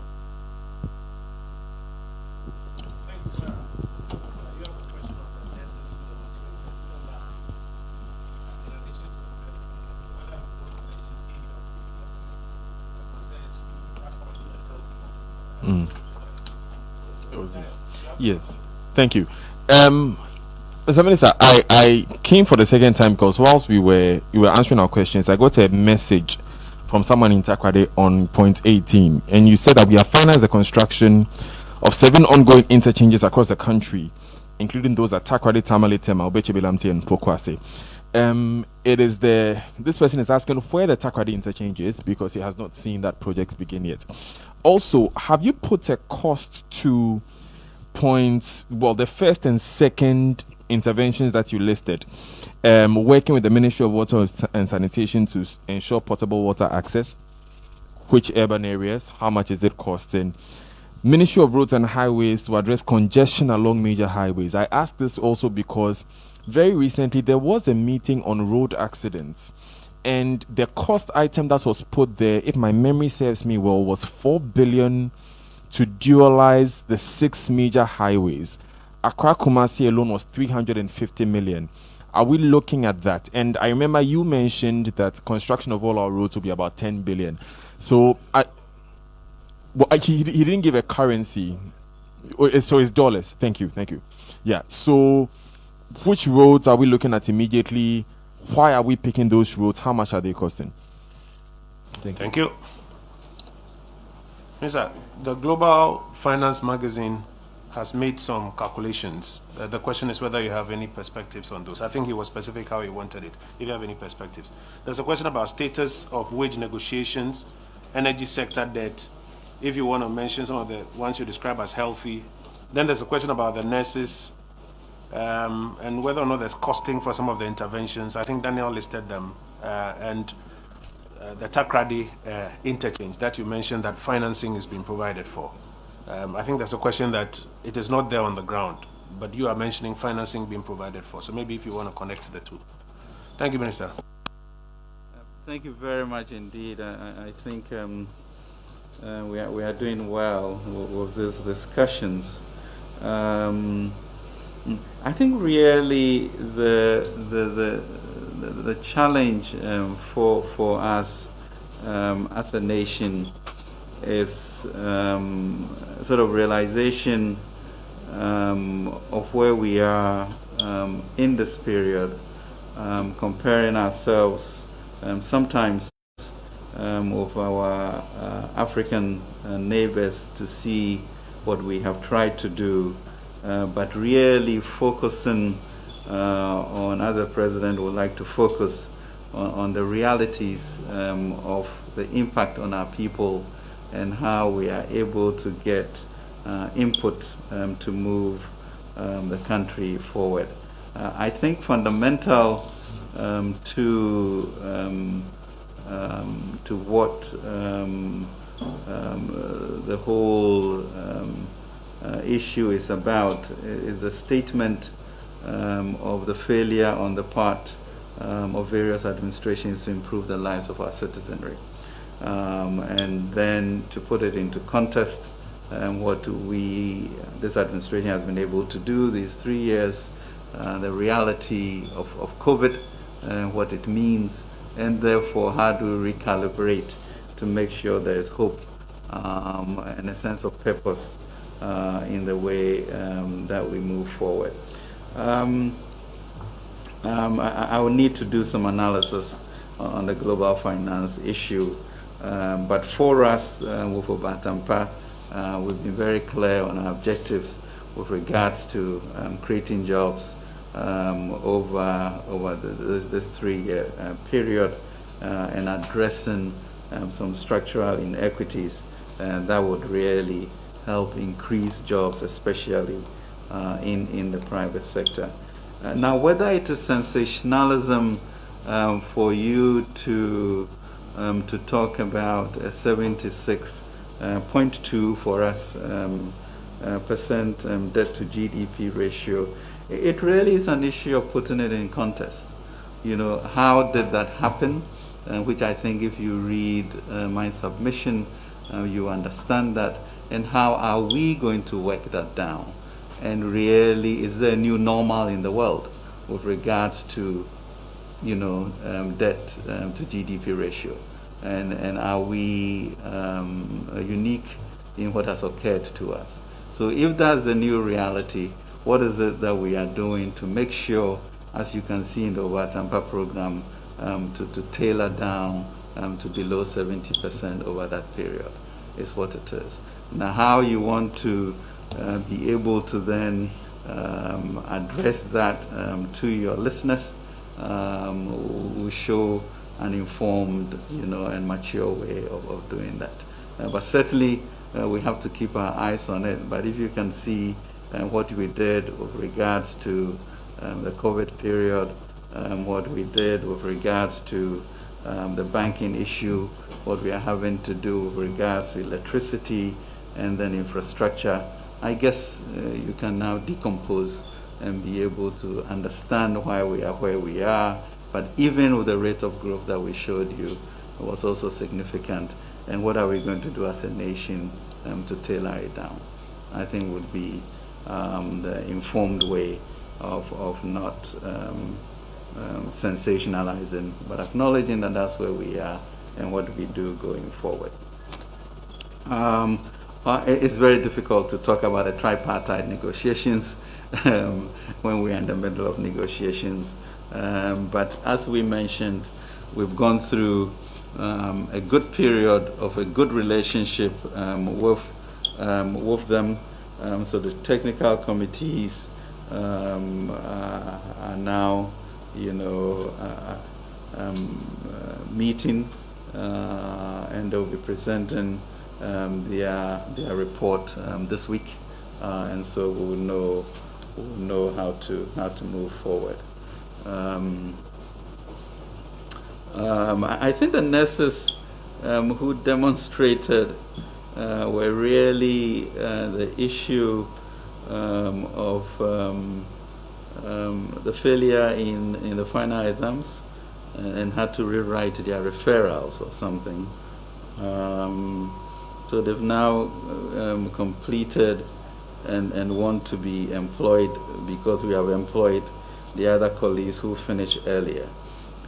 So we are working with MOH to address the issues. But I think it comes, you know, I mean, as an issue of why a journalist will not find out why they were demonstrating. And the issue for us is also understanding whether there's sometimes a sense of entitlement we as a nation should be able to halt, and not to necessarily believe that everybody, you know, is right when they make a decision. And I think that would have been the first question, not to me, but to the people who demonstrated. Because if you have not passed your final exam, what is the way to do it? And how should we approach with empathy, but firmly, that you haven't passed a certain hurdle to be able to be employed, you know? But that is being worked on, and we'll see what we can do about that. There's a question about, you mentioned that financing will be provided for some projects, including... Okay. Yeah, we have, in terms of financing for that, I mean, there are real projects that we've provided financing for, and therefore, once you do that, it falls into your debt to GDP ratios and all of that. But truly, at the end of the day, when we look at what we are going to be putting in infrastructure, including Agenda 111, Tema Motorway, and at least the 4 identifiable interchanges, you realize that the debt is being applied, in a way that they should be applied. I think Sarah went on. I did meet with them, so it's not an attempt to put one's head in the sand, but to acknowledge that there are difficulties that our people are facing, either with jobs, either of low wages, either of some roads that have not been built, etc. But how do you put that in context, therefore, with the impact of COVID, with what has been done before, the commitment that went into the launch of the Ghana Cares program in terms of forward-looking, and how do we create also a sense of burden sharing, so that we can, as a nation, rise up and build together. The cost, if you look at capital expenditure, which has not occurred for years, it's just incredible, and that therefore will require a really medium to long term to address all of those issues. But in the meantime, do you create an enabling environment for the Googles and Twitters, etc., to come into your country, so that youth unemployment will be abated. So there are the short-term issues that we have to take care of, medium and long-term, and confidence that we have been able to do it before. We have a plan going forward. If we all speak the same language and rise to the occasion, we as Ghana, I strongly believe that Black Star will continue to shine as a place of destination for most investors and for the pride of the continent. So I'm confident about the future. I'm confident about what we have started in terms of segueing with the Obatampa Ghana Cares program, and really the issue of narrative and dialogue and conversation, I think would continue to keep us in a leadership position. So I really sincerely thank you for being here. And let's begin a new narrative of discussions, of understanding the global picture, of putting our feet to the fire, of we having that type of empathy and understanding, incorporating your ideas, and moving forward as one nation. Thank you. Honourable Minister, thank you. Colleagues, it's 3:30 p.m. I think this is what time will allow us to do this afternoon. Honourable Minister, I want to thank you for your time and for responding to the issues that have come up this afternoon. The Deputy Ministers designate, advisors to the ministry, directors here at the ministry, colleagues in the industry. I want to thank you also for the airtime. Many of you have carried us live this afternoon, and I imagine we'll take time to, like you say, dissect the conversation tomorrow morning on your platforms. We are very grateful for your time. Wish you all the best.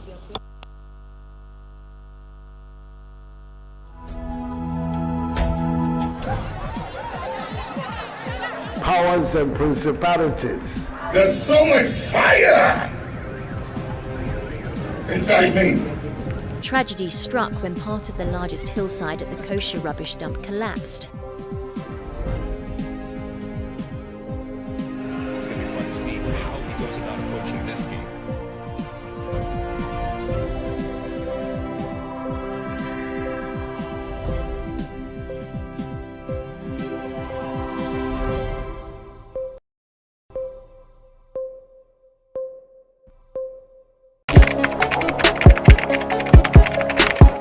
We table issues relating to the arts and entertainment for a riveting discussion, of course, without fear nor favor.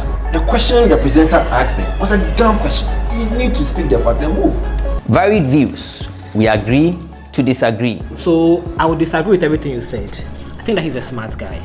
I think what he did. No, but I also said he's a smart guy. Yeah. I guess that I'm waiting for the what next. Yeah, I don't think that we have to wait for what next.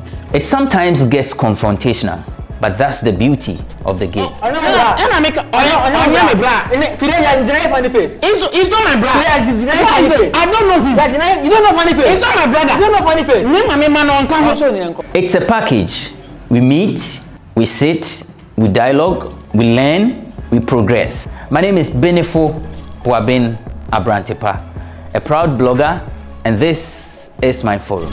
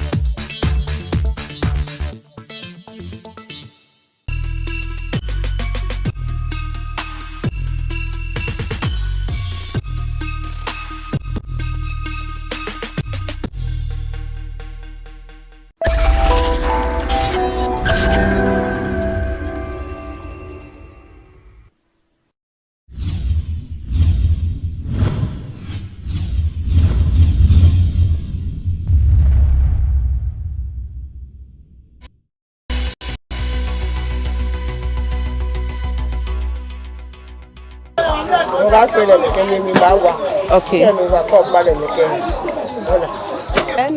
No ganon she when Fanteme no bem she negamano yem.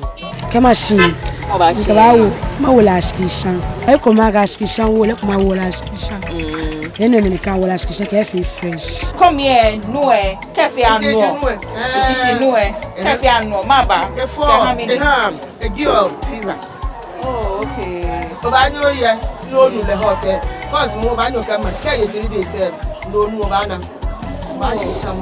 How many years of come here? Over the whole nature, you won't come from B5. Come here, when you saw Otile Wago.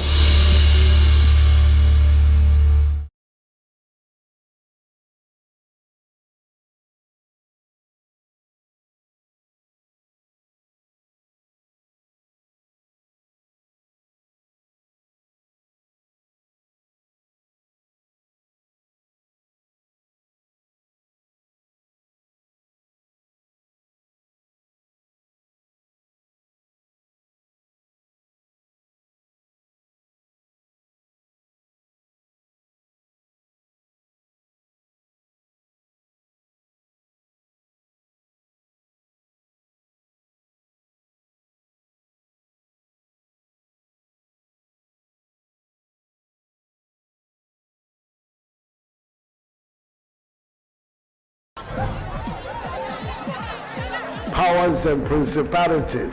There's so much fire inside me. Tragedy struck when part of the largest hillside at the kosher rubbish dump collapsed. It's going to be fun to see how he goes about approaching this game.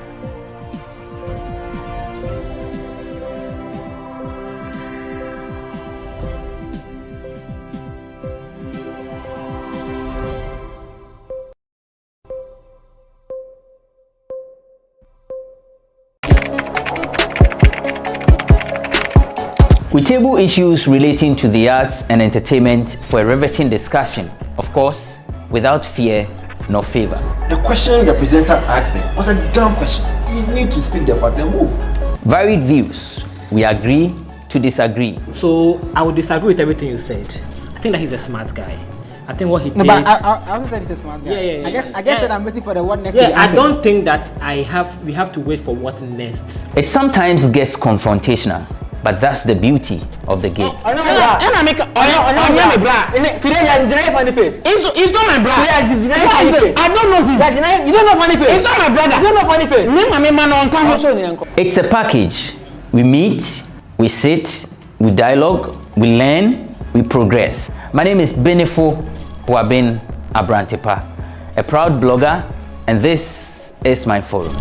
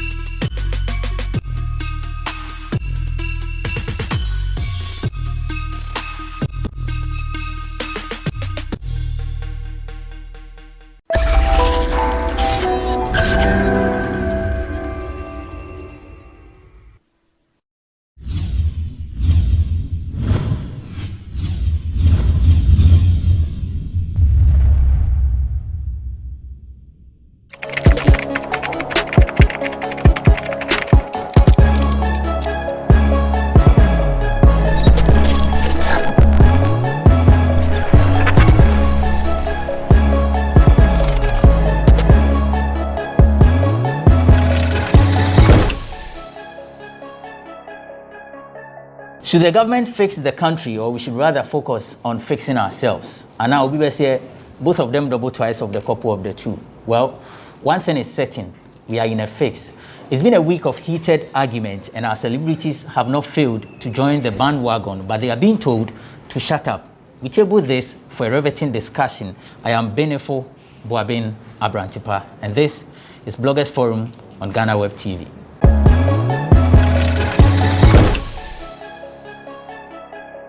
Thanks for joining us. It's Bloggers Forum on GhanaWeb TV, and Nania Redu, aka Nania 18, is my guest. He writes for OnePlayAfrica.com. He's the director, content provider, event organizer. Nana Akwaba. Artist agent. Welcome here. Artist agent. Yes. What is it? No, and here na Mirefi. Yes. But yes. What people don't know is that you've been behind some of the mega hit songs that we have had in Ghana. Yeah. I mean, sir, I think, sir, one of the issues we have in our industry is the lack of credit system.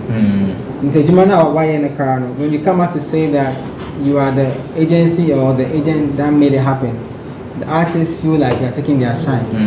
I've had such incidents in the past, so but you can't say about some body. Better. Karaoke guru.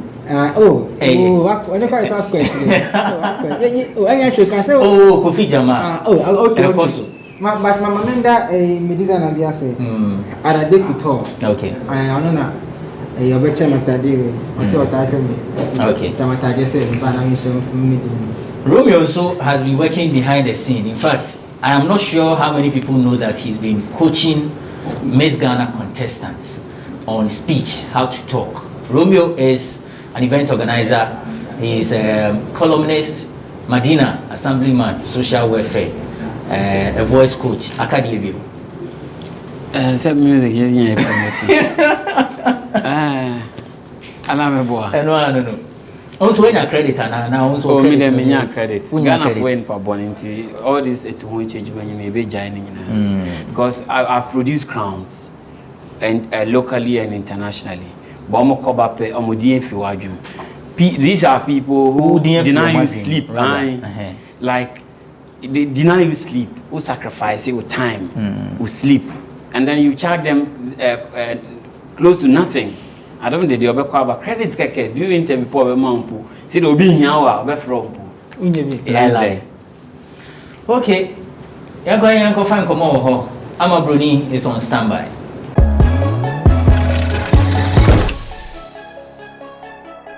Hey, mommy fix it be and now fix the country, fix the economy. Just say yeah, fix it.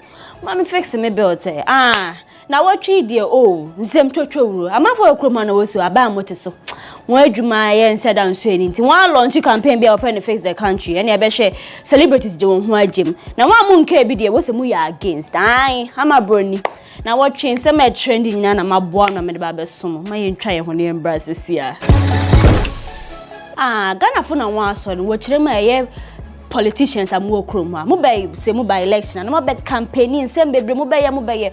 Wo vote mama fe de won hu hwe. Nti wo so dey bi. Sana wo hwe ne ma ko chrome ha. And na corruption, bad roads. Just a hospitals kwa mu hwe dey ni bi sa. Nti say dey wo say one launch campaign bi. One to need fix the country and man fu kire ma. Aban wo so. Doom so yin na mo fix economy so abasa ena nkofo de won hu agigem ne ade na we de wo sanya te say bia eye politics asemu ye nyina ye wo krom ha ne ma na ekoso no ha mi say de wo pese wo kasa na aban ete so ensori na wonya bibi ma won nti na be hwe celebrity say wo krom ha we na be hwe Yvonne Nelson numu say wa me here Joy B one love the football say be brave kofu be brave one atuma ene wo tro bibi kakra na wo de fix the country ahye ho na mafo kike ya kike na wo say akwa ye say yes some top S artists no ye nti won kan na wo say Samini mu okrom ha Shatawale wo okrom ha Stombo wo okrom ha ene ye nwie ya asa akode mu nyina asem ekoso ye nheda fa mo ho ene obi kwotro yi na ni Stombo do so no de on fa nhye ni mu oba no betutu bi man so aden mu ya ma bibia mu politicize no ade ye nyina na e haw ye nti osra ma mu amuka say on can fix the country hu asem mu yi na asem emfi mu enum oni mu ni sa na na wa ba spell ya mamu na say ko e ba ya ye ka fix the country amafu bi su chirema mu amu ye dede na mo tweet na mo de aban fix the country mu so mu fix mo attitude fix yourself ene de bia na mo be kasa aban ye mu ankasa krom ha mu su ba nyenyenye na mo dampi refuse na mu ye say corruption mu amu je bribe ni bi ene the celebrity say ye Prince David say efia shas nigga just ade na mu acho say ye to so evangelist Patricia Dro Quantin formerly na agrada ena wu se ono asese ode no ho ama Kristo sa konfudi nyamanyama no ode ni nyina ato nchen na eye Nicholas Amani Champon Tebita kum mo amukaya some time ago agrada de beka ne ho nsem bi so ye fake ni ade Nicholas nso reply no but see ansem ode abetu dwane so ono no se Nyankopon afre ne dia ena mu nja no na so obeye Nyankopon adwuma na onye nanso osemo nto sankra we ne nkoma na agrada se wonim se ade a wo ye dwurum unim se wo boa Nyankopon frɛ na wo se wa frɛ de ene wo bewu o se Nyankopon na yesum ne won fa ni ndi agori nti agrada se wonim se Nyankopon frɛ wo se ye telephone call se ye frɛ na wa frɛ ndi ntumi nkyere so on frɛ na wo se wa frɛ de a ene ebi be fa woni so ankasa na ye nkafo keka so ofrɛ ye nya ofrɛ papa na ye GhanaWeb ye to ehu gu monte so ko bisa manfo so mo ankasa na ekosu modwen ho de na manfo so ono se wa frɛ ne de ene ye ono anasem nanso se wo beje tum se eyo frɛ kunkura efi Nyankopon ho de ene wo a obu wo bukata nyina oje won niama no on tong sa nyama ni nyina no sanso frɛfrɛ wo ode won kan ade no fa won ska ma won eno na wo behu se you Nyankopon afɛ de nya sa ade a na grada wo say come again na ye wo ha na hu say video bi a drop on social media na dey say ye nkopo bi na ye nkohwe say den na ekwa ye hu say papa bi ebu kotodua o propose my girl bi afede ye zoomi be hwe nipa akwa Chris Ato and I must say Chris, I see former wife here, what medan wo US, we just 2 years crampon by what to me akwa propose ama obi afoforo na nkofo so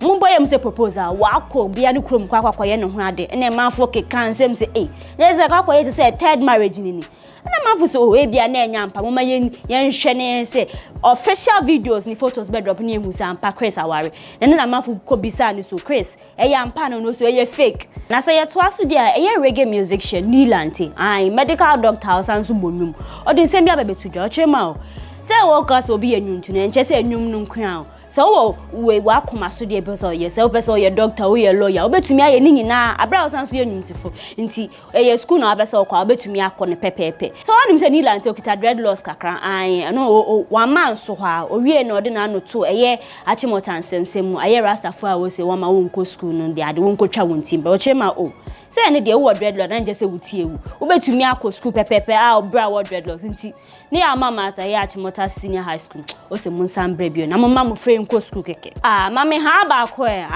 rapper sa for de no din sem bia to o chema o ono say oti ho no wu say eyi nkofo ka news bi so akakoye say wa ye say mo kaseti na bia no munye de rapper ntwi na do say sansem nyina emfa no ho ono pa so oti wo so ye sa akode o no nim so ye highest no enye na mo beka na ebe ha no oti nsem bebre na akakoye say na say ni nyina emfa no ho ono pa de wa cycle ne ho ko say ye krom ha wom oni nse mo kasa dodo nti sa mu togbe ni sese no ni nyina e fa na so echi ne moisha ma fe won ko montu aso ma munim de dawo yes sister moisha e no odi nsem bia betuja o chema ye krom ha mia bebra mu ho wa wo ye lawyers doctors wa nkasa bobo wonyina wa ye life possession ono lodi no ni mabeje so she has worked on her body na mo keka ho ansem and na mo say wakwa hyehyɛ ne to ne ade o say ono ankasa no wo body ni de daw na ono ana ni pem wo pese anka o enhance bi kakra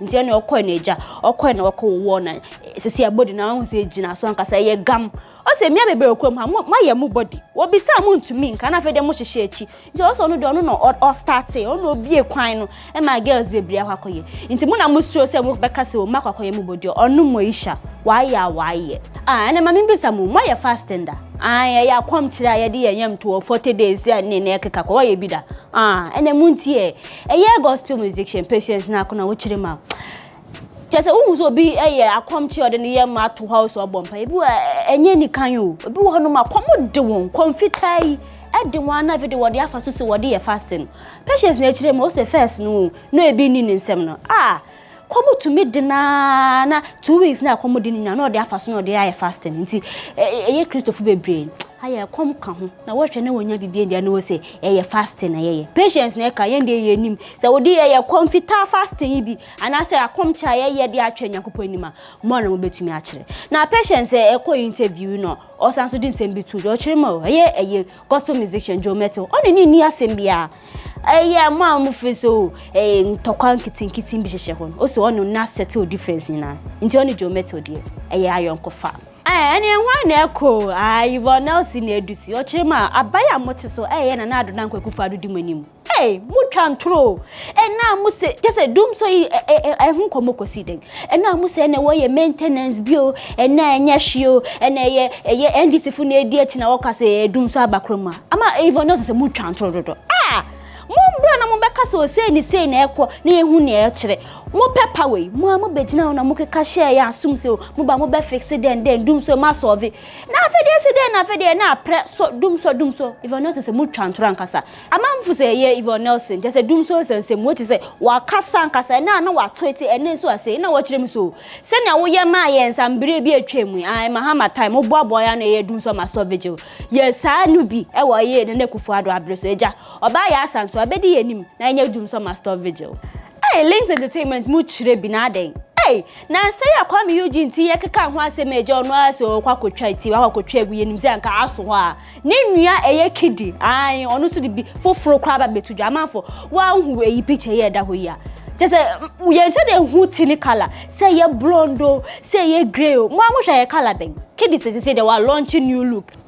I'm not for the mama share girl them sugar hairstyle ya wakoye. Eye fine na dan koye. Mama jem who said so when you say ye kakrom hesika fa ye freedom Jacob Caesar and na kwame bedi akobeka we be that's all ye hwana cheddar cheddar asem na miki cheddar trema amafo kakaso wo yo barima na wo si so say wuje weni kakra wo twa street kakra so na wa ro say sad nsem ni na anya nokware ono o si so 19 years and on ni Ruby eware nti opeso oto sankra we ma young boys ne emia mu okroma o sa ware pade hwan na ebenya nti wunya ho kwan na Yakopon dum na yakakra won sema se na atibi aware nti enkofo ansema wo kaso se mu twi street na later no makware se sa den de enye aware pa wo ware ne ntem o so we ye eboa we ma wo ye focus na wo ye bia to me ye nti munya na mu ware ntem nyumtufo okromo se de mu raise the flag of Ghana high and kasa se mu nim eye young arts eye Jackie female musician Onuna eye she's the first female artist to be featured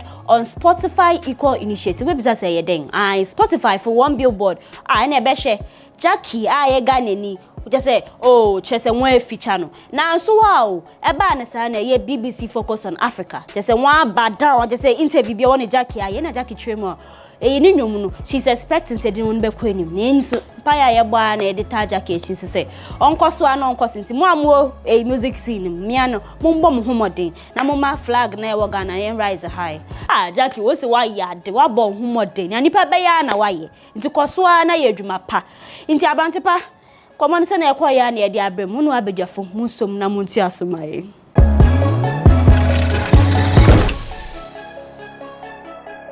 Welcome back. It's Bloggers Forum. Thanks, Amabroni, for the tidbits in the world of showbiz. We call it in Komo. I'm in free Romeo. I'm ready to the best start. Romeo. And simply ebu be abome posa. Like it's overwhelming. But menkai Nelson doom so issue, you know. Okay. So they should do the needful, say they should tell us the truth, what's actually happening. Because there are instances where your light will go out without any prior notice. And that is so disrespecting. And it's affecting businesses. Those who are fortunate to have been given a shadow, they are okay, because OPR wouldn't say so dum unyama. But those of us who don't have a shadow, like a Harvey, leadership should take responsibility and face us and tell us that these are the challenges we are facing and that we will need some period of time to resolve it. But as a OBA Janessa, and it's as if the media is not really talking about doom so. So it comes to the point where we ask leadership to fix it. These are some of the pressing issues. If you say the media is not talking about doom, so how exactly do you mean? Because we see articles, we hear news, we hear... I'm comparing it to what happened in the past. And even with that, there was a shadow. And people became used to the shadow. But people were complaining because of the level at which businesses were being affected. And if something of this sort is still rearing its head, the level of energy, the same energy, and it was like the approach, but it's as if people are rather taking a slow approach. Even those who say it are being asked to relinquish their position on air. Like Nyama ICC, like it's as if people are being suppressed, not to talk about what is really happening on the ground. Around I'm telling you, sir, Nkrofo flash screens are saying within, it's not just about even the light going off, but the manner in which it goes off is the problem. It goes off 3 consecutive times on and off before it finally goes off. And that is bad. So it's as if there will be a switch room, honor and gadgets, ADR. And that is the point we are calling on leadership, sir. They should tell us, if Medina, for instance, like out of the blues, they do more light. So if we know, say Tuesday, you need light on Medina. If I'm going out, I'll put everything off and go. Now still new BBI. I say, Sikasu new system no. So like, students in some of Medina, UPSA area or those in hostels, they are living on budget. before they return from lecture and answer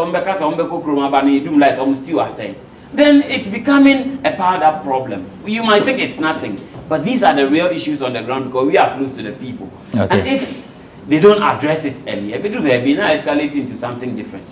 It's a very better that psychologically they will tell us maybe we have light 3 times in a week, so we know. So at any point in time, light no call for him say, oh yeah, my shadow. But the sporadic outage of power, the power outages, it's really no help. And your guy. Nana, I mean to you. Ghana is changing. Ghana is growing. We are getting to the point where people are beginning to understand freedom of speech, and also freedom of association, and all these things that we have as freedom as human beings are right. So maybe, yes, she was the scapegoat that society lashed when she touched her body, her butt, what am I saying? So maybe she feels like she was over-insulted. But why are the girls touching their body?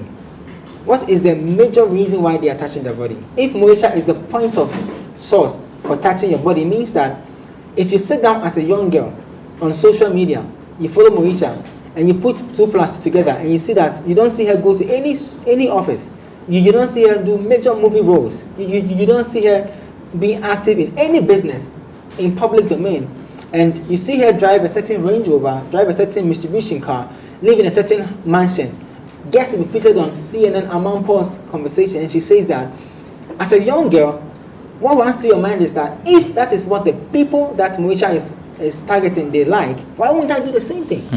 If I have done it, why should I come and tell you? Maybe I do one for my big man. He likes it. It's cool. He's giving me a warning. Hey, I've got an TV soon. Can we? I say, Otono, what did you account? What am I saying? She shouldn't feel as if people are trying to, or people are being over hard on her. I think it's the line that she toes, is people reading in between the lines to determine that I'm another example, right? Lawyer Sandra Nkobia. People have come out to say that, rumor has come out that she has never been to the court for any case. Nancy Porsche, so some car, some very nice Porsche car, and people are saying, one is why you're not doing the idea. When you do that, young girls now begin to see the ripple effect of what you people do. And so you are motivating 10,000 people to go and touch their butt. But why should they all come and say it? They don't have to come and say it. So when I obey and I will now become society need do why I feel like cost our level of freedom no. Okay. You do her, you become say now you do one in there because call your mom. You can call your mom which can come and also say almost 40% of girls touch their butt. What am I saying? Right. So we take a break. When we return, we will delve into the Fix the Country, Fix Yourself conversation. It's Bloggers Forum on GhanaWeb TV.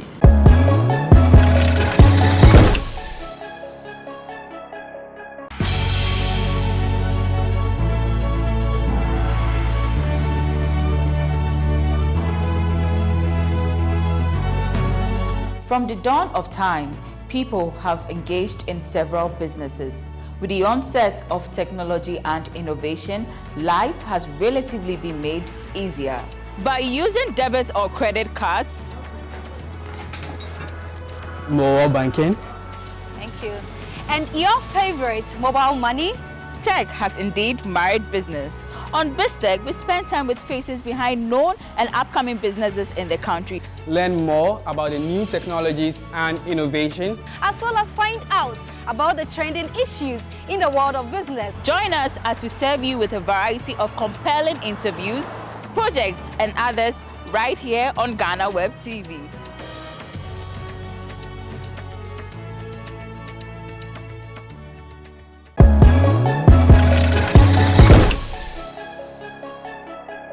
Welcome back. It's Bloggers Forum on GhanaWeb TV. I am Abrantepa and I'm doing this with Nanea Redu, aka Nanea 18. It's with OnePlayAfrica.com. Romeo McDonald Nanea Asari is a columnist, Madina Assemblyman, social welfare. It's also into event organizing. So I am sure you've been following the conversation. Social media has been buzzing. In fact, from Monday till now, it's been a week of fixing. Some say we should fix the country because there are a lot of things happening that are not in the interest of the citizens and that the government is failing on its promises. has not done anything for the ordinary Ghanaians. Some also say that, well, you are not paying your taxes. Instead of you to go to work early because you think it's for the government, you go to work at any time, the time that you like. You are not doing what a responsible citizen should be doing. So why put pressure on the government to fix something when you are refusing to pay tax, when you are refusing to fix yourself? What should we fix?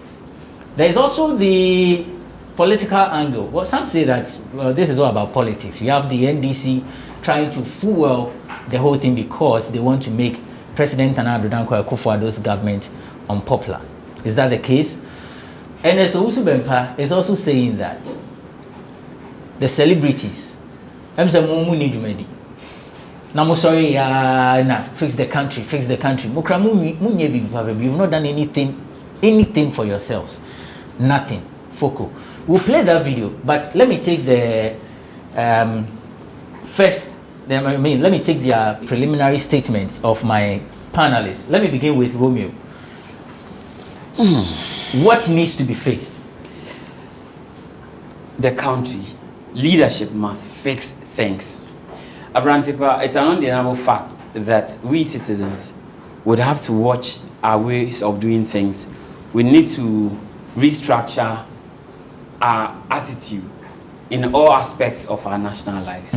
However, when leadership parades itself for positions, they knew the kind of human beings they were going to serve. So not long ago, a US president who visited Ghana, precisely Barack Obama, said, for this country to function, we need to strengthen our institutions. We need stronger institutions. Abrantepa, better institutions will fix people. Better leadership will fix people. Abrantepa, if someone is engaged in illegal mining and the police do their work and then call from above, issues command that order from above says we should let them go. Someone shoots openly, but order from above does not see things, does not see to it that the right thing is done. Abrantepa, when leadership creates gaping holes, people would take advantage. Abrantepa, when it's obvious that leadership, for instance, ministers do not pay water bill, they don't pay light bill, they don't pay for fuel. But day in, day out, when fuel increments come, they go to parliament, they don't even discuss our fuel increments because they don't pay. They don't have keen interest in how bad our roads are because they drive in better cars. At our expense, our taxpayers' money. And then you come and tell me that I should fix myself. Those fixing ourselves are being misapplied in wrong context. Yes, like I said earlier, we need to check our behaviors as human beings, as Ghanaians. You don't drink and then put a sachet on the floor and expect someone to come do the cleaning. You don't, as a shop owner, you don't leave your gutter choked maybe 100 meters or to even 20 meters away from your shop and expect government to come and clean your gutter for you. These are practical and reasonable things that any clear-cut human being, rational, will know that this is what I'm supposed to do. But these things, technically, we are failing in those aspects. But the key role player, you see, we are all players, but there are key players in every situation. So we, the people, are players, but they are the key players because they are the decision makers. Apparently, the taxpayers' money doesn't go to individuals. The taxpayers' money doesn't go to opposition. So if you are in power, whether good or bad, you see, when the credits of free SHS comes, right? It wasn't the president's money. It wasn't the government's personal money. But because of your initiative, people credit you with good happenings. But when it's going bad, you want individuals to take blame. When you have indeed created a ministry of sanitation, right? A sanitation ministry, and that you have a budget for it, and still the whole city is dirty, and you can't tell me that I should fix myself. What are you doing with the budget? What is the role of the minister? Abrantepa, you can strengthen your institution by making people fix themselves. I've been seeing this, that our prisons are choked. This Ekabin Polo issue didn't warrant her going to prison. She could have done a public service by cleaning our gutters. Even if it's 500 meters. or pay a fine of 5,000 or 10,000, so that that same money will be used to be to clean the gutters, maybe to hire people to clean it instead. Indirectly, you are fixing problems, sanctioning people, putting them in the right spot. You just don't sit in the comfort of your chair because you are enjoying our money through tax, and then our air conditioner, and they tell us that we should fix ourselves and stop telling the government to fix ourselves. But the government says the system was broken, the administration that they inherited was in a mess. Around so for 5 years ago, with over 169 billion loans. What are you telling me? See, tell this to the Marines. We have lambasted the past president who spent 4 years, even less than 4 years, in office, right? He's gone. You knew the problem.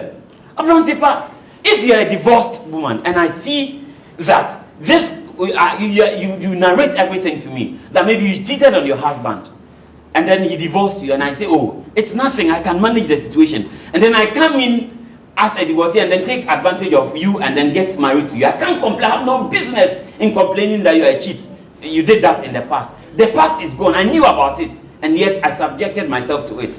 You knew this was the situation. You knew Ghana's debt, but now things are worse. We were promised. I don't want this thing to go political, but leadership mentioned that doomsday will be a thing of the past. It's still in existence. Tax. They say it's not doomsday. It's they call it what? Something management. I've forgotten the word. If you can help me, but so sometimes some of these things are thrown about as if we are under heads, as if we don't know what we are about, and people feel that telling you to fix yourself will mean that. See, in America, the system is working. Right? But there are bad people with bad behavior. People go naked on the street. People do bad things. It doesn't affect the system. If you go against the laws will bite you. You get it? Here is a country where leadership has no shame that even when someone does wrong, if a minister goes contrary to a standard, instead of a person resigning, there's nothing. How many people in this country have resigned based on principles? Nana, what's there to fix? What should we fix, ourselves or the country? I think we should count. I can talk about this issue 10 hours without getting tired. Calm down. I'll cry. Calm down. I'll cry first. Maybe calm down. You are an assemblyman. I'm coming to you. You are the first problem in our country, people. I'm coming to you, people. America is 244 years old. Yeah. Blacks in America are still fighting for Black Lives Matter. As a matter of fact, last year, one of the biggest things that happened in the world was George Floyd, whatever. Yeah. And American has been fighting for, blacks in America have been fighting for attention, fighting for quote-unquote equal system, equal rights with whites, right? So it's good when Ghanaian youth begin to do such things. Ghana is 63? 63? Yeah. We need some of these initiatives to wake us up against what is coming tomorrow. If we don't do it now, tomorrow's children will cane us when we are buried at Awudumi or in your village. They'll bring the kings to the cemetery and they will lash us all. It's good. Fix the country now. The issue on the young people's mind is the correct issue, but wrongly directed. Listen to me carefully. The issue, the concerns, the direction is correct. Like the things they are saying, they have the right to say them. We have the right to say, Akufo-Addo, hey, do the light, hey, but we are directing it to the wrong person. Let me break it down. Okay. Humans failing humans is the first point of call. Every young person in this country must call to say, let's fix that first. Every politician, every leader in office is a human being. In a system, in a country where among ourselves from school, SRC, when you win the SRC position, president, vice, PRO, even JCR, what do? What's the first thing you do? Be sincere with yourself. What's the first things you do? The second thing you do? The third thing you do? You have jumped all those things, forgetting that you were part of a system that had to put things in place. So humans failing humans is what is causing this whole thing. Let me start from the thing. They say, oh, some road for, here's for. The minister, they drive some car. The minister shoots gun. They don't do anything. The minister do this. It's humans. Which means that if we put leadership in check, it must not just go straight to a government. It must go across all institutions.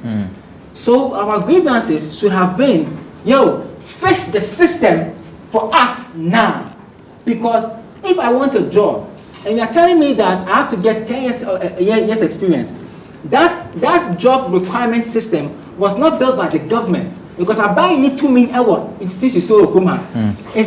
individual or corporatism rules that they use to hire people. So we need a system to be fixed. We need a system whereby corporatism will be broken down to where a university graduate can easily take a first degree and work. Now, first degree is beans. First degree in Ghana is beans. You want to blame a government, go ahead and blame the government all 4 years, they'll go. Another one will come with the same thing. Let's tackle the system. Because once we tackle the system, you realize that assemblymen who are always crying that people are always going to their doors, they are always knocking. Assemblyman, when you receive your first donation or your first things to help your community, assemblyman will deny. But assemblyman thinks of his family first. Second will be maybe his girlfriend or his wife. Third, before the people will come inside, the people say his point of correction. No. Hold on. No, I need to correct.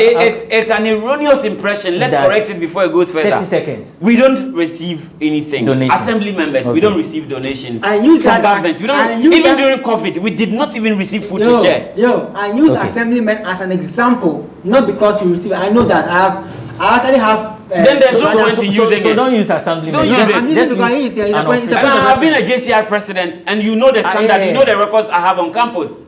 See, the level of leadership, we all have a leadership track, and we have the track record. Some of us have it. Young that people, it's when we're having glaring. a conversation and it gets emotional, the conversation that go ahead. It's true. If you get emotional, you can't sit with a big man. So Romeo is now laughing. Let's go. Listen, what I'm saying is that it's systems that are broken, not government. Because we are the government. The government is the people. But now you agree that if all of us could have governed, we are all governing. No, Abante, don't do that. We are all governing. Do you know how we are all governing? How? Abante, you are head of what at GhanaWeb? The entertainment desk. How many times have I from say, yeah, I'm a back door? What free? The last time you told me that, Nanaya, please put the story into this email because the system needs it. What did I tell you? You did that. No, I said that we need time for system. Sir, any man chat, you know. Any check it. What I'm saying is that young people, our tendency to get a job, it's not the same energy when we are giving the job. One, because when we enter the system no good. Your forecasting of how the job will be, how good it will look. When you go, the system no work. How is that government? That is humans failing humans. Let's bring it down to leadership, right? Every young person be leader. Either you are the firstborn of your family, or in your church you be choir leader. Everybody top leadership position. What are we doing as leaders, right? In all these small positions, we forget that all these small positions that we hold forms the bigger system in general. How do we treat it? What do we do? How do we even treat the people that we are even ruling over? Sorry them. The way we team the girl I see it anymore. Or back to your minister, none the boys are because it's all part of a broken system that we have to talk about. You see, we talk about we talk about bad roads. Yeah, we talk about doom so. Abayin put somebody like Romeo in charge of energy. Right? Romeo, you know why? Example. Example. Now they only Romeo in charge of energy. Romeo has been given a job to do. Romeo receives budget from government, our money. Do you know what Romeo does? Before he won the position, he lobbied. People helped him to win the position. So system, he has to go back and pay. The budget that is like 10,000 to fix a certain doomsday problem, Romeo must take out 2,000-3,000 of that money and pay to say thank you to the people. If young people are challenging the system, that thing will stop. In this country, if you want to do a passport, I buy and clear. Or say call website, na call platform, na system. Upa try. Oh, come on say. Upa try. Ma try FIA. How many weeks? I think I did 2 weeks or so. Exactly. Yeah. But do you know the requirement? 2 weeks. There's a worker there's somebody in my office who was supposed to fly out to Dubai for a show, the female traveler. And if you even pay, yeah, express na work site and so. Then you need to follow up. Exactly. Why should I follow up? In America, like he said, in America the systems work. Everything is now echo online. Pasta. Now it's now called sharp wedding. So now it's accepted. The system works. You don't have to even follow up. It will come to you. Okay. See, neighbor, the people, 1 minute. The people who are in the passport office now, are you saying that the government must take should take a cane and go and lash them? It's humans failing humans. If we as young people, we are leaving schools, universities, you go to school 4 years, you finish, you don't get a job. If we are supposed to wake up and challenge the system, every leader in from corporate whatever to down to government jobs, yeah. So when you do government office, those who work in the government institutions are always known to be lazy. I'm sure you've heard that saying before. Why? Because you said is that Akufo-Addo's fault? These are humans failing humans. That's the point you don't get, Minia. The point you don't get is that if you're a leader, Abrantipa, if this fine setup here, right, you are the head, and then you lose control over your supervision. You don't put people to test, you don't put people to check, you don't sanction people when they flout the company standards or rules. What happens if the system breaks down? Romeo, should you always act when someone is watching? No, supervision. I don't get it. Supervision. Romeo, you pay people. You pay someone as a supervisor, and the person is nowhere to be found. But you, the individual who is being supervised, must there always be a supervisor before you know that this is the right thing that I need to do? Romeo, this is where I started talking about. If you listen to my initial submission, I admitted to the fact that it gets to a point where we as humans would have to check our attitude. Okay. No. However, I listening. As an individual, if you steal my goat, right, and I sue you in court and you are jailed 2 years, it's me. I pursue justice. But government can choose to forgive you. But people will complain. People will not have a problem with me because they don't pay taxes to me. Okay. But if it happens to government receive taxes on our behalf, act on our behalf. Wait. You see, quickly, 30 seconds, please. I can't. You took my minute. Your minute was up. If we are talking about lack of supervision, right? That is the major problem of young people. It's not abine, because we, the young people in this country. Oh, boss. Even that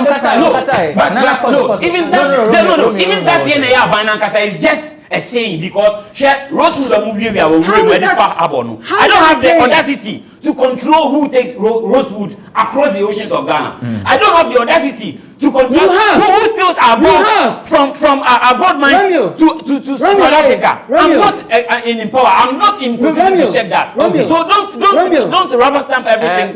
Don't cluster everything together. Let's do some education. Cool down. No, let's do some education here. You are empowered to do that. You know why? I say, "Oh, I no say, I see people now. I say,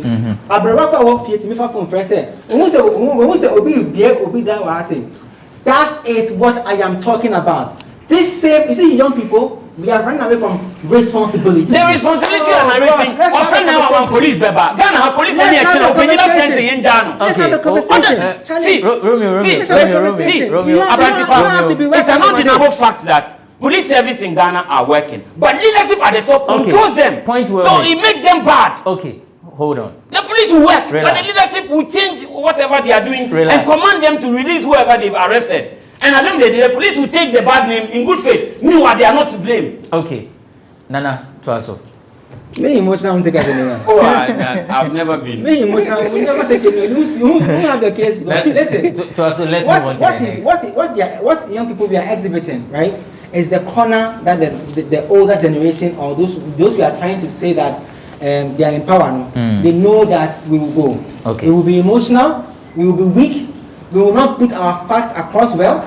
We will not tackle the raw issues. We will jump them because one person, out of what is happening, I to check, but we don't know. Okay. No, relax. What do you mean? Hey, time. Fix yourself. Fix the argument. Fix yourself. Fix yourself and your soul. I'm telling you. So listen. Go ahead, Kasa. When I say in command, I am emotional. Rela has never been. Okay, relax. I'm just passionate. So you don't have to be passionate. The issue at hand is that, Romeo, what you are saying is what we have to channel. The grievances must not go to the government, because after 4 years, Akufo-Addo will go. Mahama or whoever will come. It's going to be the same issues. So right now, let's move from these people and tackle the system. Let's do a campaign. Who is in charge of the system? Human beings like you and I. They are the system. Bank of Ghana. Because I'm part of when the you system. Are, I'll go to Bank of Ghana to work. Thank you for saying that. So,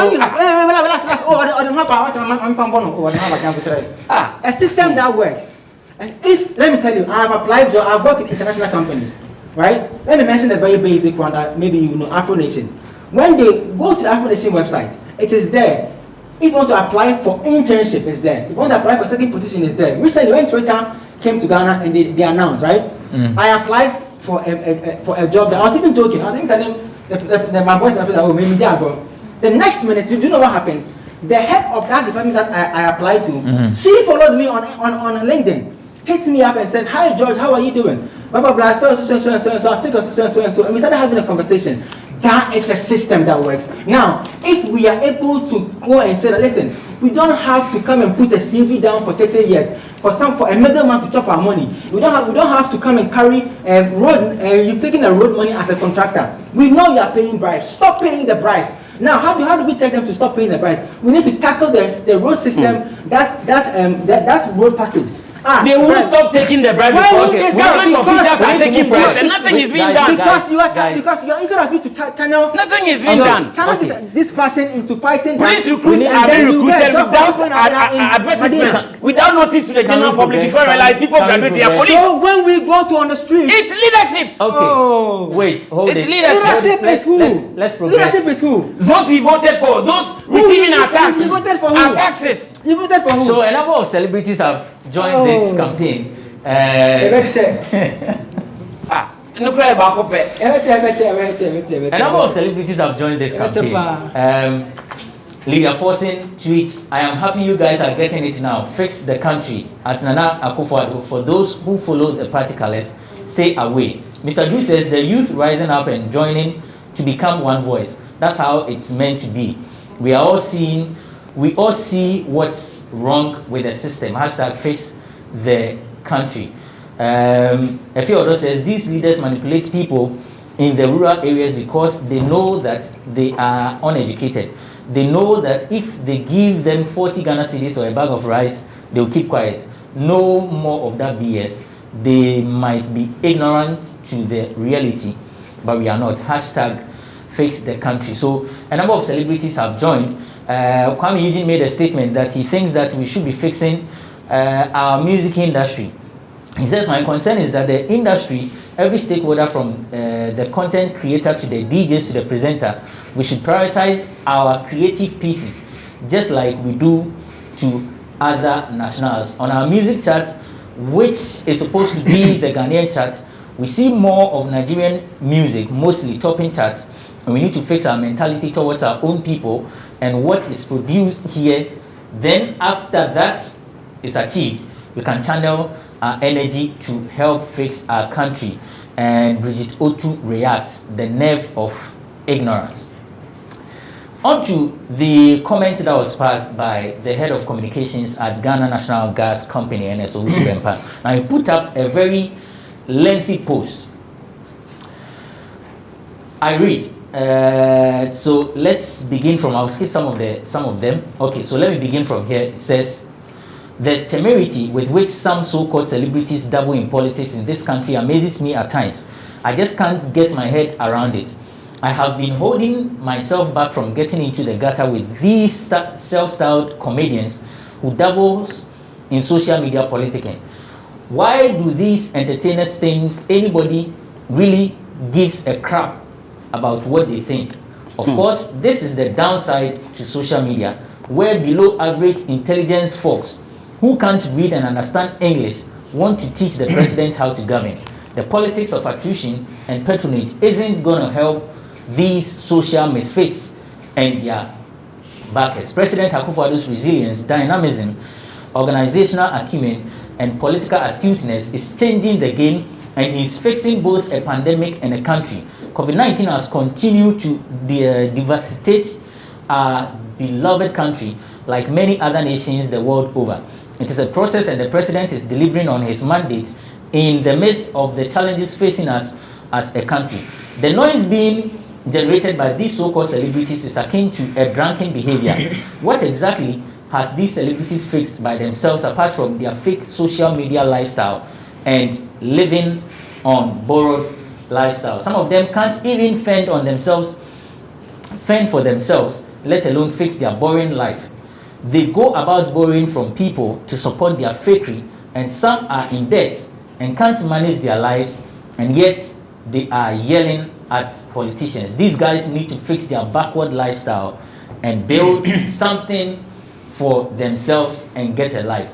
The rest, politics. He was praising Nana Akufo-Addo and saying that John Dramani Mahama left a mess for Akufo-Addo to clean. Now, after that, he granted an interview. Let's listen to it. We are back to discuss what he said. Fixing the illiteracy problem, which has become part and parcel of us. I'm on my way, I go backward. Obide JSS, I know about social media, no twerking, just to become a celebrity. That thing will stop. The ordinary Ghanaian can read in between the lines and know the difference between intellectual discourse and propaganda. Obibe Transwa, Oma Ghana, that sumu 4 years. Am I a problem? He is fixing it. Obit me Kono Akochuash and Cream Book Muse, Yesi Kwine Ewo, Coco Road, over Kona Kwine, you want a cockroach, the John, a Kufuado on your leader, on Fesica mass celebrities and Kodi, Romo Mechatron Ghana for. He will fix the problems, and Ghanaians should help him fix the mess. And this in John Dramani Mahama, a Jato. This is what we are talking about. And yes, celebrity or tournament. Nidiane say, down over criticize. We are almost celebrities or more Ghana. I've been some actors and actresses and whatever. Have they been able to even put themselves together? Say, yeah, common force fighting to win an award. Cry simple award like Mobo, and I say simple award like Grammy. What is object me we need you are? They should go and fix themselves up. If they want to fix the country, they should go back and fix themselves up. I dare them, if they can even win one international award for us in the movie industry, I will say yes. They have fixed themselves up before they have that shenanigans to come and tell the president or the government that they should fix themselves up. Audio courtesy of Peace FM, and that's the head of communications at Ghana National Gas Company NS, Owusu Bempah. Romeo. Yeah, it's glaring that when people are satisfied, comfortably, enjoying the taxpayers' money, they have the audacity, the temerity which he used to comfortably insult the intelligence of people for speaking their minds, because he feels he owns that solowness to expressing his view as a national. Abraham Tepa, it's so unfortunate that someone like Owusu Bempah in his position would sheepishly throw out words in this manner to disrespect people, trying to challenge a system that has obviously been torn apart. Even those being accused to fix the system have admitted, even behind closed doors, that things need to be fixed, but they need time. But he sheepishly comes out to throw insults. Abraham Tepa, why am I saying this? Abraham Tepa, if the system is good, your stories or your art or creative industry will excel. America, UK are thriving even with stage production. This is a system where even institutions, courses read in certain institutions are not even respected, because government do not even embrace or create avenues for such people. So they appear as floating players in other spheres of the economy. So I won't blame Owusu Bempah because he is comfortable now. Now back to the other insults he held at the other celebrities. Abraham Tepa, if today Stonebwoy, what do we call it? let me use Sarkodie because he has gone to BET and his Stoneboy has also. Yes, Stoneboy too has gone there. These are individual efforts, right? They are trying. They could have done better if you had a better system. If government had no role in promoting or helping advance the cause of successful industry, would they be pledging the building of theaters across the nation, which they've not even fulfilled? If indeed government had no role, what business did they have with the creative art industry when they lobbied them to campaign with them? And at the end of the day, this is what they are telling them. If indeed this nation does not need fixing, but people need fixing, then I don't owe anybody taxes. Then no one deserves the right to waste fuel through our taxpayers' money, or drive V8, or even fill apartments and travel outside and come back on our taxpayers' money, and then come back to tell us that we need to fix ourselves. Abrantipa, there have been issues of corruption glaringly, even concerning Galamsey. The officials were taking money through analysis expose. Nothing was done to someone who is being paid with our taxpayers' money, who is caught in a thieving position, practically thievery, and nothing is done. A whole minister, a whole sitting MP was murdered. Today, justice has not been served. If these things are not spoken about, if me today, you ask me to fix myself, what am I fixing on myself? Is it the way I dress? Is it the way I talk? If I fix them, would you reduce the taxes? Would it affect the dollar rate? Would it affect the fuel? Would it affect or stop people from practicing galamsey and destroying our rivers? Would you also blame the manner in which we carry ourselves as showbiz persons as the cause, or partly the cause, for the statement he put out? Abrantipa, you've always known that I have been someone who lashes in terms of the so-called celebrity status that everyone wears in this country as just a mere jacket. You know I have that problem. But when people are raising genuine concerns, whether they are sleeping in mad houses or duplexes, it's not the matter. But the content or the subject matter of the day is what is the most important. Excuse my language, even biblically, prostitute emanates from situations and then do something profitable. If they are looking at their what they wear, I know people are attacking this lady, Efiodo, because of how she dresses. At the end of the day, this guy who was like, the guy is intelligent, but realize that he doesn't look what he says. You get it? The subject matter is that the content of whatever they are saying makes sense. And that is the more reason why it's attracting a lot of youth, and it has been trending for weeks. Okay. It doesn't happen in a vacuum. When Yvonne Nelson, right, embarked on the Doomsday vigil, she was telling leadership to fix a system which was affecting all facets of our national lives. And no one talked about they fixing themselves so that their light will be on. No one talked about they themselves when they embarked on that demo with Occupy Ghana. No one said that they should fix themselves and corruption will stop. Corruption begins with you and I, but no one told them that they should fix themselves. The system is bad. People are not getting employed. Galamsey is ongoing. Our rosewoods are being transported by the Chinese. Over 200,000 metric tons. Okay. Cool down. And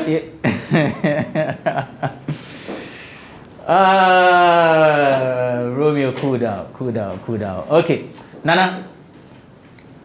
I know you've disagreed on. You've disagreed with Romeo on what needs to be fixed.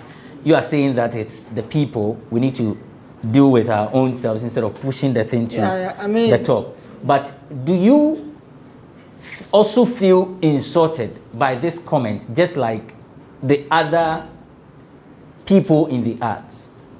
Okay, I want to before I talk. Or you think it's Romeo Akasa from 22 to 29. So because Okatimia. And I said, Okasanimi Yedin, Kasa. Okasanima Makashi, Doka the Bibin, Gwaga. Abantepa, it's very sad that Romeo has confirmed the emotional weakness of young people, like the guy, what's his name? Which of them? The PR, what was his name? NSO Usubempa. Yeah, it's very sad. You see, what Remain is doing here now is what the guy also did with his post and in that interview on Peace FM. When you get emotional, you talk gibberish most of the time because the mind is such that the things that you're saying, the most important ones don't come as you want it to come. But the ones that are more aggressive about it,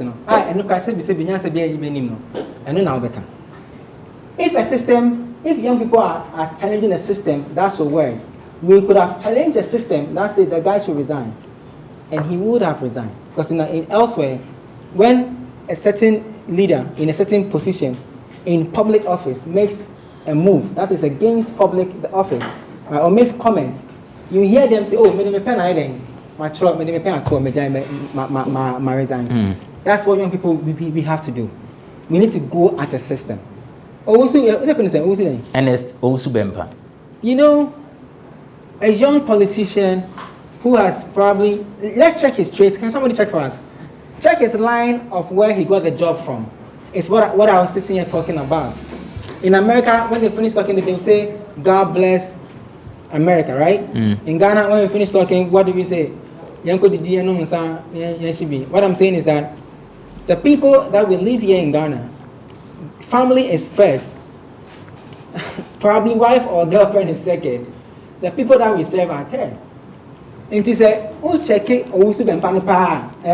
check a line, I'm sure somebody in the MPP, right? A certain big man broke a system and employed or gave a job to his wafase and baby. I'm not surprised, man, because I work in the sector. I've done marketing for most of them. Most of them, they will come to me, oh, my uncle be this, do proposal for me, my brother be this, do proposal for me. The system is not good. You see, NPP Beko, NEC will come. It's the same system that they'll come and operate, and they will come and tell us the same lies. The same politicians who are supporting us now against this whole fix the country system. 4 years, and when they get the power, they will come and tell us what these guys in the office are telling us. That's what I'm saying. We need to check the system. This guy is an emotional, how do you call it? Weak person who has seen people attack. Maybe he reverenced the president. You understand? Like he said, when you're comfortable, I have to make a comment instead of making an intelligent conversation or comment that can let young people like myself know that Charlie, the things that really true. If we check A, B, and C, he comes. His first point of call is to attack. That's what Wilmington is doing. First point of call is to attack. All of us young people, me, you, everybody on Twitter, our first point of call was to attack. But if we had laid down fact figures, you understand? We'll say, remember, very good example of Yvonne Nelson, particular system that was not working. She and her team and the people that loved her came together to challenge the system, and we had a certain response. That's what I'm saying. You see, when we do that, no person in position of power can come and manipulate us, can come and divide us. But when we are all scattered around and we are all talking out of emotional and passion and all that thing, this guy, he needs to resign. He needs to apologize to all of us.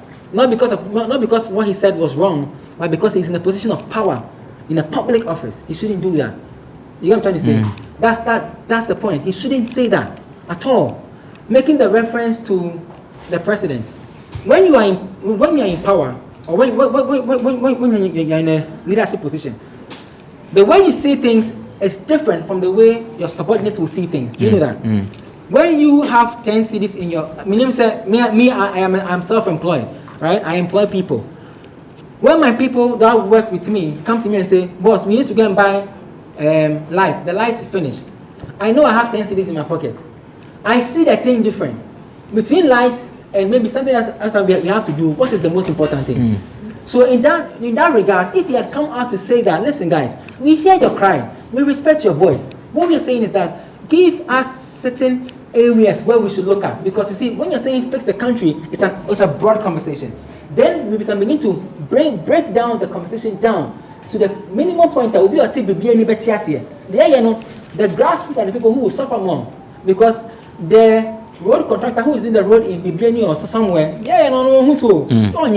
You get what I'm trying to say? Yeah. He should have just left all the things that he was saying and said that, listen guys, if you're in power, this is how you see the thing. when this is how we saw the thing. Give us an area where we should tackle, guys. We will look at it. No, but because you are coming from actually tabled what they want them to solve. No, I'm not coming hard. I'm just reminding you that they've tabled what they want. I've seen the conversation that's going on. Trust me.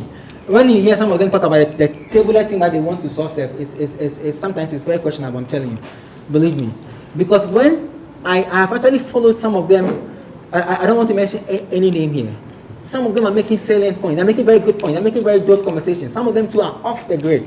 So what I'm saying is that this guy, whatever his name is, should have first of all come and say, we respect your voices. As a PR, we respect your voices. We've heard your cry. What am I saying? But guys, this is how we see it from here. Because you are far, this is how you also see it. So how do we meet in the middle to solve it? Once upon a time, gas was very difficult to get in this country. How were we able to close that gap? That is finding a solution to a system that is broken. You get what I'm trying to say? Yeah. So come out and tell us A, B, C, D. Now, bringing in the conversation of the celebrities and all that thing, I think, like I said, it is a way to shift the conversation because he knows that's our trigger point. You know, he knows entertainment media houses. Once he mentions Grammy, once he mentions Mobo, I dare him. What is Grammy? What is Mobo? He has no clue.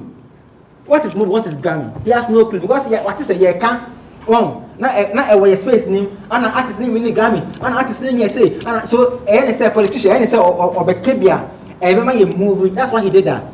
Whether there are people that we respect or we don't respect, it's none of your business. Okay. You can try to say relax, time and say measure time. Measure time. Whether we respect the people that he's mentioning or not, it's none of his business. He's in power, he's in public office. As a public servant, his role is to serve us. We are not supposed to be serving him. So we need to hold him accountable so that he can give us what he's up to. So when we come and say, give us accountability, don't come and insult us with petty conversations. If he had come to say, and politicians, let me be very honest with you, he knows it. Politicians know that fix the country hashtag, it won't go anywhere. 4 years time, whoever will win election, will win election. Because no politician in this world, they do what people, like they do what is right. They do what people like. Believe me, if there's a road to be built and to be fixed, there's a cinema to be built, and there's water to be solved, the politician will ask the people, what do you want? But he knows that road is important than the cinema. But he's a politician. He will do what the people like. Nobody's good. So we should change the conversation. That's what I'm saying. When we see the way Romeo is going all about it. I think Romeo sits down to tailor-make his conversation and say, listen guys, let's go this way. Let's hit these guys from this angle. Believe you me, what happened in Lagos will happen here, where we have a president address the nation. I'm telling you, because right now we are all over the place, and among ourselves, you take a camp. Then in your office, you yourself, in your office, you have questions around you. In your church, you have questions around you, right? As a leader in position, you are even doing things against your leadership job description, but you are doing it because you think you're in power. That's what I'm saying. Let's tailor the conversation proper and then shame this guy. This guy must come to apologize, or else we have to take him on. We have to let him know that, listen, yo, tell you, you're school. So, Nima,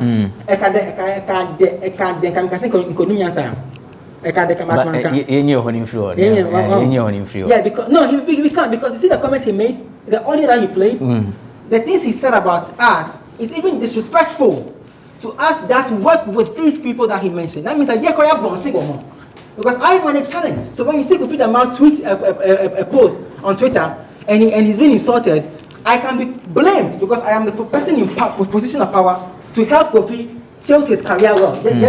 Yes or no? Yes. Exactly. So he needs to come out and apologize to everybody. If he won't do that, we should change the hashtag to get him to resign. Have you heard Sanel Okudems come out to say things? Even John DeMello, who is even in a position of power, has made a tweet and said he's a politician. He knows. So to say the tweet, the same thing. You found kind of.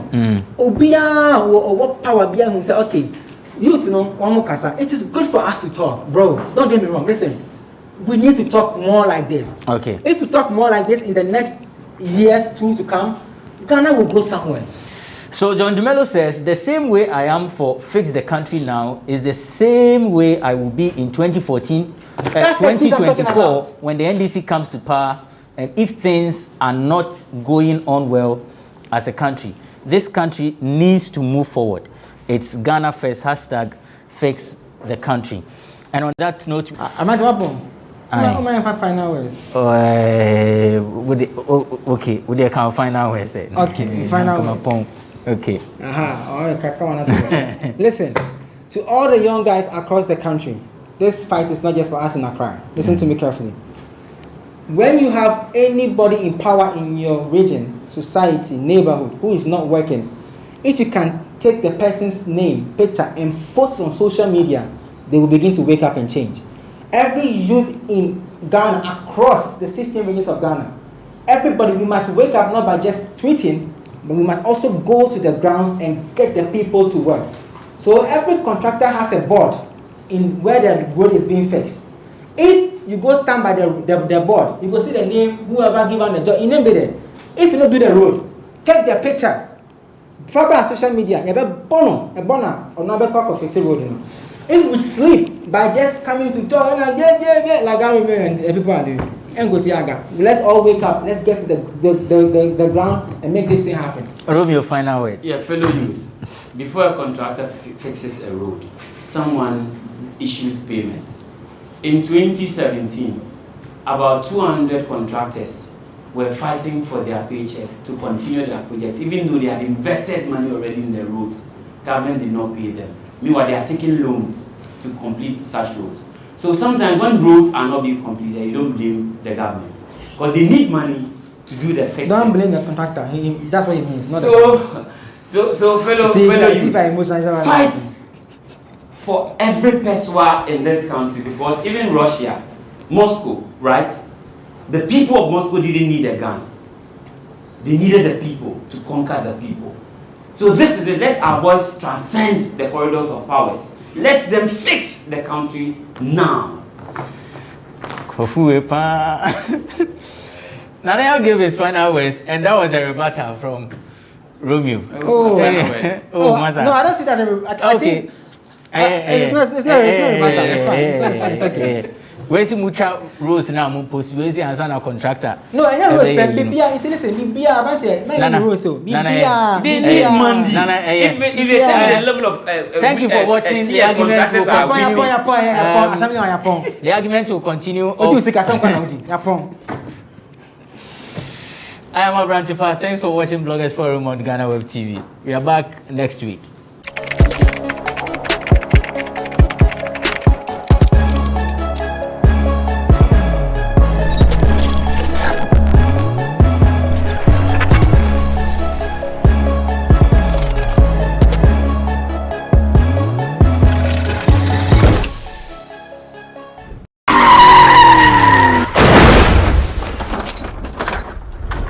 More than 2,000 people die every year from road accidents in Ghana. Apart from these 2,000 people that die, another close to 15,000 are left with injuries. Some they can't walk ever again. Some they can't handle anything with their hands. They have their hands cut off due to accidents. And these accidents are caused mainly by bad roads, carelessness on the part of drivers. You and I being careless on our roads leads to so many deaths, so many fatalities. It's about time we make road safety part of our daily livelihoods. The practice of road safety, abiding by the rules and regulations, and also allowing the police to enforce their laws. Police, enforce your laws wholeheartedly without bending the rules to suit Tom, Dick, or Harry. Road accidents are killing every day. I keep saying it, that the seriousness we attach to prevention of COVID-19, if we attach that same seriousness to the prevention of road accidents, we will reduce our accidents rate by more than 50%. My name is Bice Osekofo. Dodona Frame Obuo. Tie Papa Driver. Tie Mr. Passenger. Tie motor rider, yen fammo yen ho ban afi wote krenkren wo woka mu a memfa mentna wo casti achi no monsa a sign bruni friend accident. Do the right thing, save a life.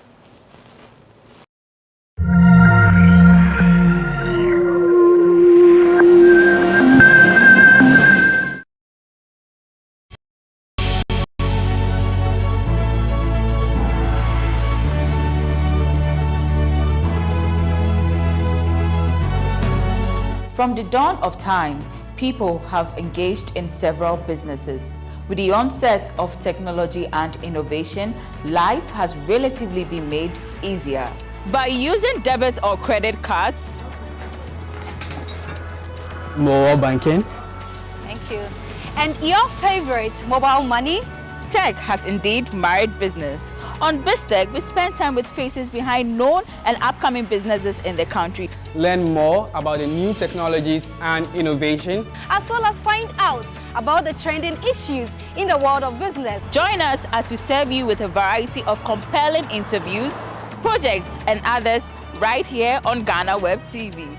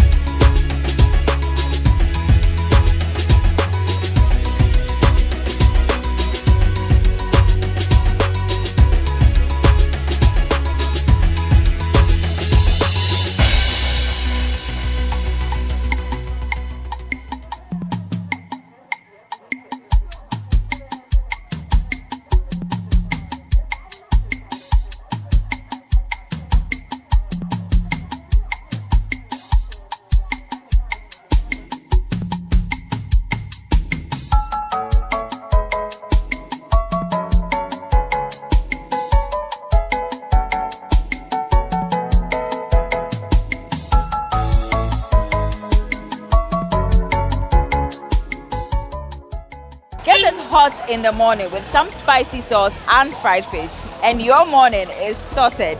Gankomi or dokuno, as the accounts will say, is what we look at today. What goes into producing this finger-licking goodness of the Gans?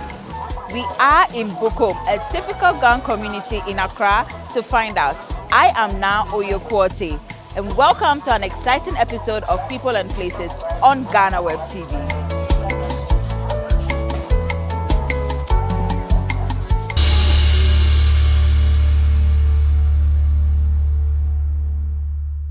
So I'm currently at Alhaji Haji Akenke house right here in Bukom, and we are going to speak to a woman who is going to take us through the making of kenke from scratch to finish. She doesn't want her face to be shown, but she's ready to take us through. Let's just call her Auntie now. Ofanema, oba no chon obeni ofio come here. Come here, mo. It is a year of family. Oh, family of town. The bachelor, I don't like it. Better so bad, company. Company, look at Batia. The bachelor, can you tell you no? Okay, if I need touch a little, a flatter. Oh, okay. A flatter, no bachelor. White German, not the family. Back to Mobanco. If you can be the court here. But a man, a fan, oh, okay. Okay. Oh, okay.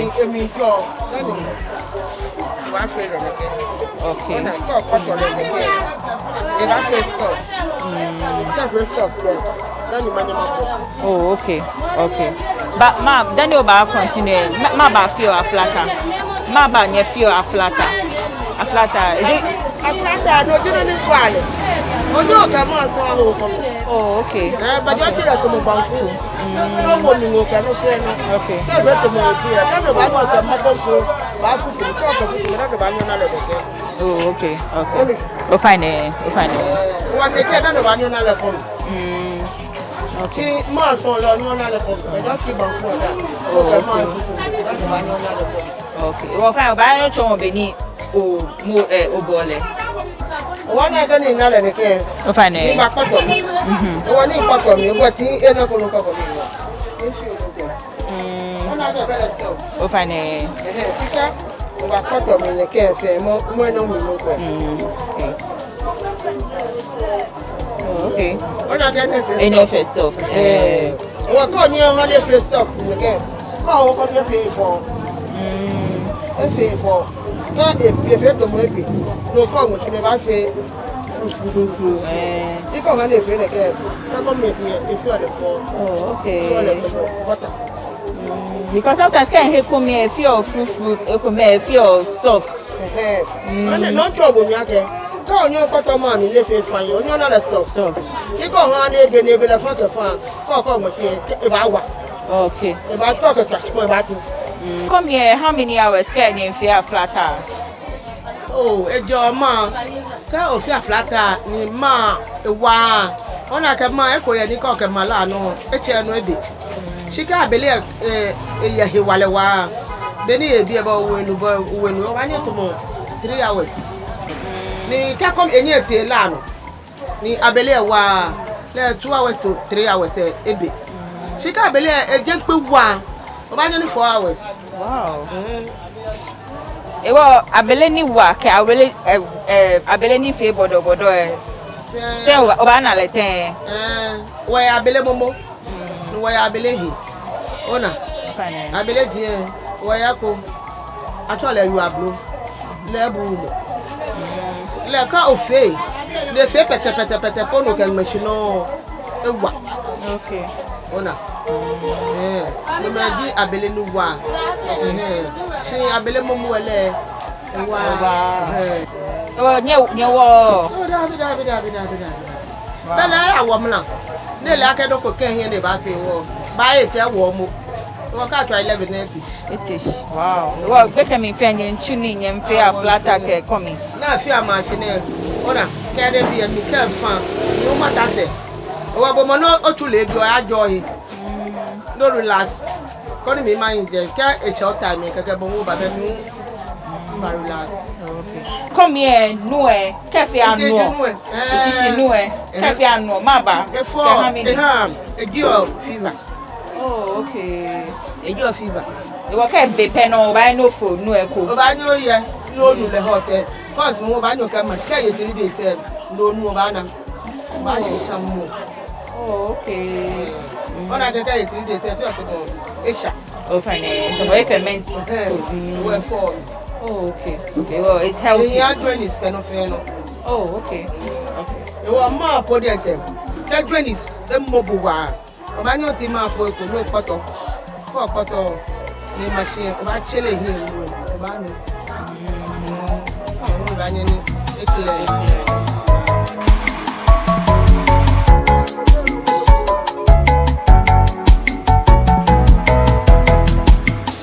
Before we continue the conversation with Antina, we made a quick dash to the corn mill, and we are currently at Mr. Emmanuel Ashon's corn mill, where most of these kenke sellers mill their corn into its powdery form. Actually, Mr. Ashon is busy, but let me take you quickly through the process. So first of all, the corns are soaked in water for a couple of hours, say 1 hour according to the owner, and then it's sent into the grinding machine, and then the machine grinds it into its powdered form. So as you are seeing, that is how the grinded corn is going to look after it goes through the machine.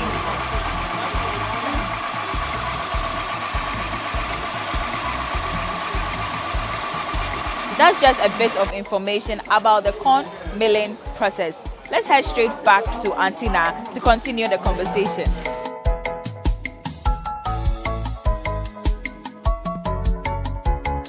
Oh, ma'am, maybe they start in the business, coming business. Vanina. Oh, okay. Yeah, me need to go. Oh, mommy need to go. Oh, wow. They were all grandmother. Oh, grandmother need to money. Oh, mommy born selling no. And I need to sell me no. Oh, wow. You like no again. Okay, only me my friend. Oh, okay, okay. Well, over here, corn hacks neke. Okay, come ba wo mi neke. Okay.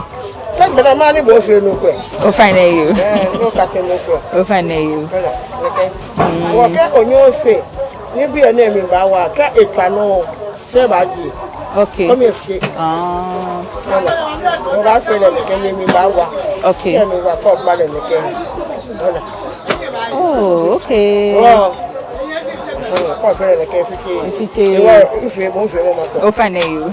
So I'm come to try how to mold kinky. I think I'll need to wash my hands off. If I'm not feel koni ma phone de feel. Okay. Okay. Okay, all right.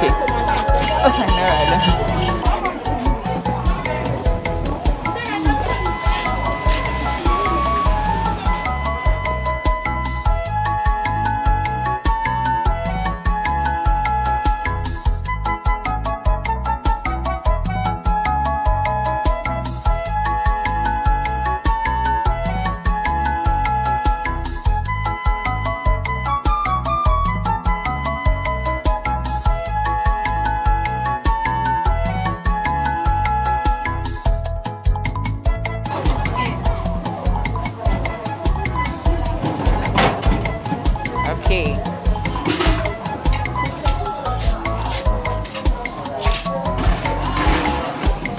So I did it without help from my mother.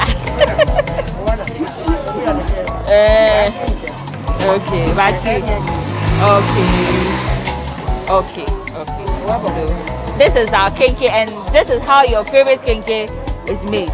So please, let's appreciate my mothers who make the delicious kinky for us. Ma, me Danny Oba bo kinky. Okay, one me. If I take my okay, if I never okay. Okay. It will be an MP by here. Raw one say, Cafe near hall, allo. Okay. Okay, she cafe in your hall at Tomoneke, near home. Cabo small. Oh, okay. If I never buying Benny here, KJ. Oh, my God, you'll be a monkey. This is actually the process of making gankenke, also known as gankomi. It looks easy, but trust me, you need some form of expertise to be perfect like our mommy here. This is still people and places.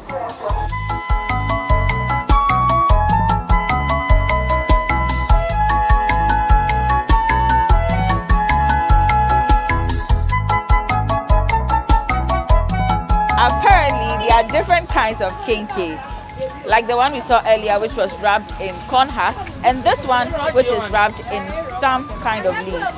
Let's find out more from Anoa. Mina Kashi or arrange kinky pi. Kafi, me time you start yo. I start to beke. Time kemo manke no wo no feel.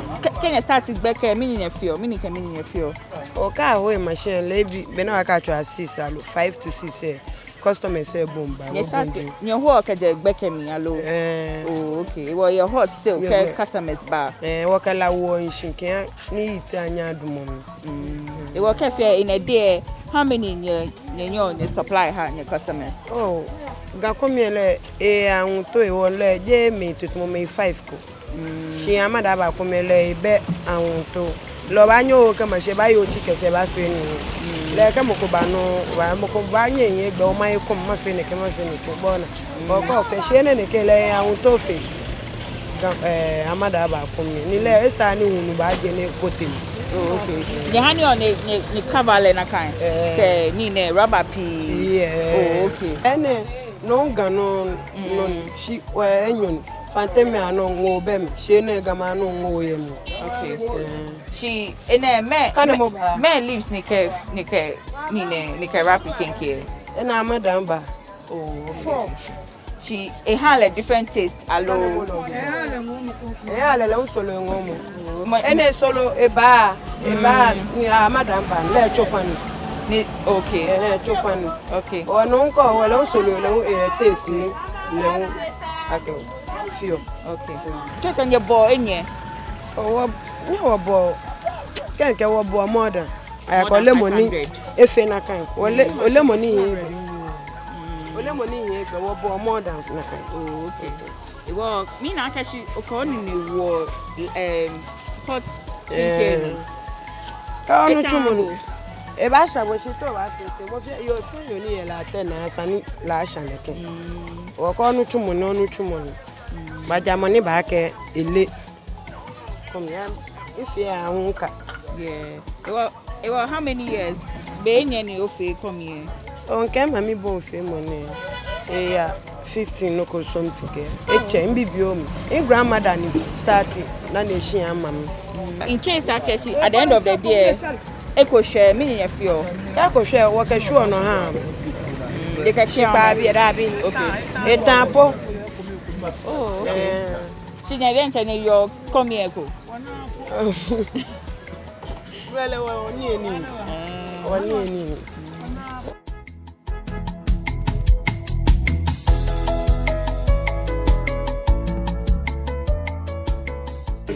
Okay. First, be an impact. And then Bakucha. Oh, this is the game. Okay. Bakucha many. You are first anywhere here. Anywhere it is. Now here over then. Wow. You come can now we are fine. She in her can to back ban now or better than a oh, okay. She maba keep your about or here your BNA. BNA no Benny ya fe BNA no duo. She maba or here your BNA. Oh, we are fine. We are fine. Okay, come here, I'm a small. Wow, didn't you? Oh, okay, sometimes come here, cafe a bit sticky. Many of flu, I'm coming I'm a little home. No flu. Okay. She BNA fine. Okay, my she 3 days no moton fine. Okay, if you call back here, may time over. Lebin can come on 6 me, 36.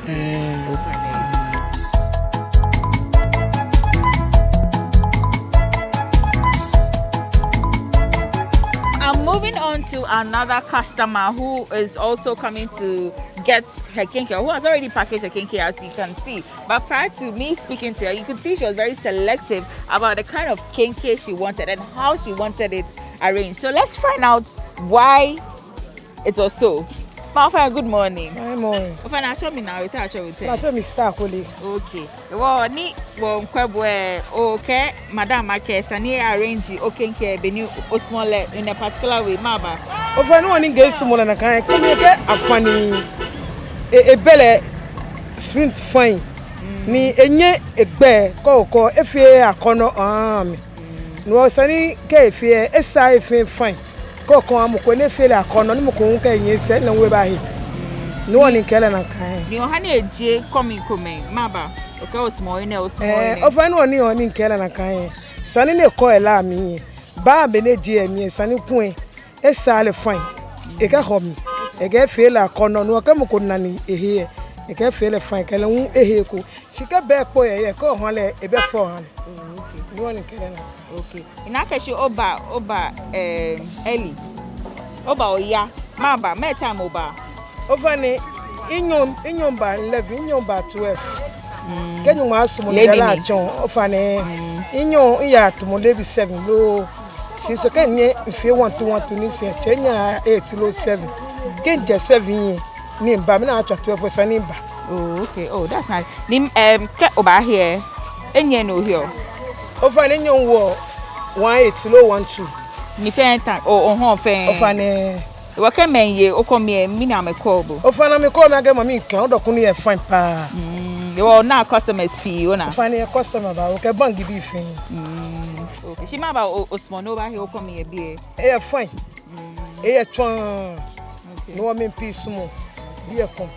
Over na ngbo hon e. Over ne nyon ya kanta. Inyo iya bangeni ma iya etu mo enyo lete. Oh, okay.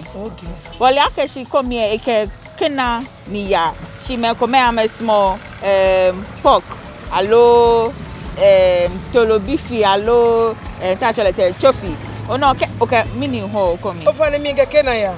Oh, okay. Me kena to mo. Ofane nyo nshio dideba. Bodencho sure. Ofane mi ne cho nshio. Oh, okay. Inyo nshio yuwa. Inyo nshio lo felo. Okay. Ni bo ba bi mi ejala mi ni be ko wo ke mi bank e ko baba.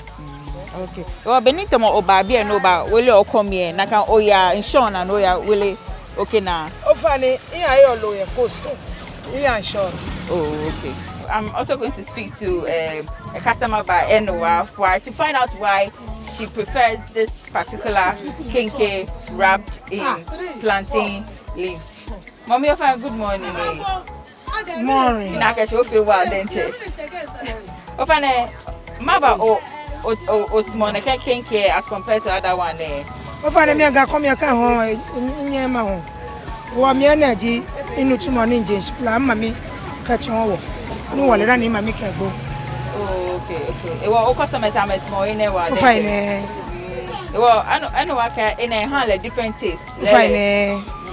In a solo very long. Oh, okay. Well, my time cafe over here or no. Over next time, Ninka here no time any cademoy. Oh, okay. Tomo 8 me. Fine. Oh, Ingo home, they can come. Fine. Ashama. Yes. Hey, oh, Jabiane, Kaya Ashama. Fine. She maba osmo Anowa e come here. Anowa ni sana no babo ko mebu mo po mi ta makpaje mu. Ni say well first said ani oba. First na aji o na kagbe. Oh, okay. Me lo okay hon no. So. Kanfla yuwa dideba. Olo oba here ye bi ene hu. Ba ji o bi. Okay. It was how many years of hon come here? Over na hon na che. Hon ka from B5. Oh, okay. So I've just spoken to Anowa and the customer, and both are of the view that kinky wrapped in plantain leaves tastes better than kinky wrapped in corn husk. It's getting interesting, but we are going to hold it right here. We're going to take a quick breather, and when we come back, we are going straight to the women who are taking up the fish frying. Stay with us.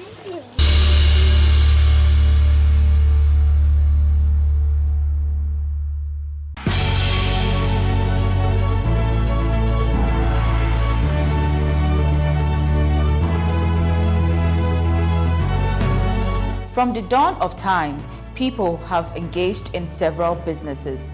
With the onset of technology and innovation, life has relatively been made easier. By using debit or credit cards, mobile banking. Thank you. And your favorite, mobile money? Tech has indeed married business. On BizTech, we spend time with faces behind known and upcoming businesses in the country. Learn more about the new technologies and innovation, as well as find out about the trending issues in the world of business. Join us as we serve you with a variety of compelling interviews, projects, and others right here on GhanaWeb TV.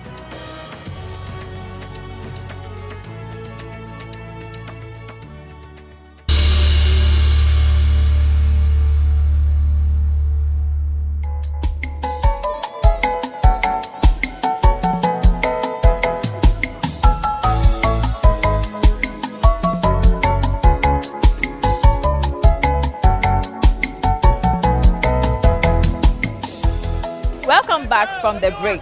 We are at the seaside near the Asher Fort, but not too far away from the Bukom community. Whilst our kenke is on fire, we'll be interacting with some of the fishermen and the women who patronize them. Come with me.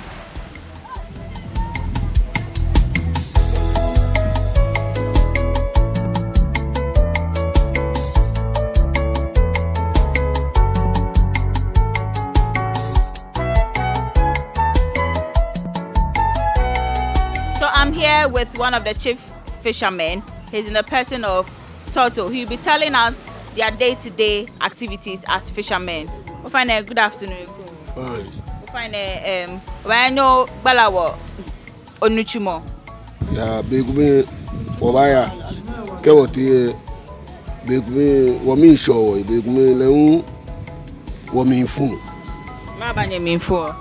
Egwe woti ni sani beni wotile wobaka minshe siga wote minshe ba be ntoge atowe fulu woni woba iwo ke inu no okay shishie ona ni ne fish pea wona gokura ina gokura ole no ne hewo ona pea eko sani ye ni wo ya ajeme okay iwo ke fi me time ni show me Oh, big me where I want.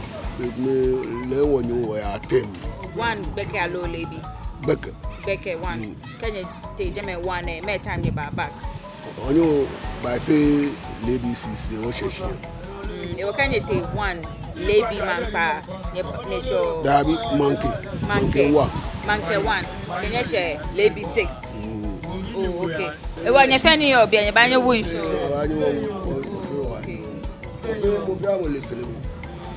Solo is fish said New York here. Solo fish said New York say. Okay, we find many men you're here. Mini lo amena ke many York say. Melo hu amena. Wonyo wona buabi, wona antele, wona kamflan, wona chukui. Ten here. She said baby le amena tuna. Okay. Koda kedibi nisha ulele amesha lo agbo. Yi waji nkenibi. Okay. Na make ba. Okay, no more to final Orado. Thank you. Okay. So we are done with Numo Toto. We are moving on to another fisherman. Oh, final. Good afternoon. Good afternoon. Aiko. Yeah. Okay, you ban home fish. Allo lue ha. Your customer say. Ten susu ole ten. Lue on where ane lue. We na lue different.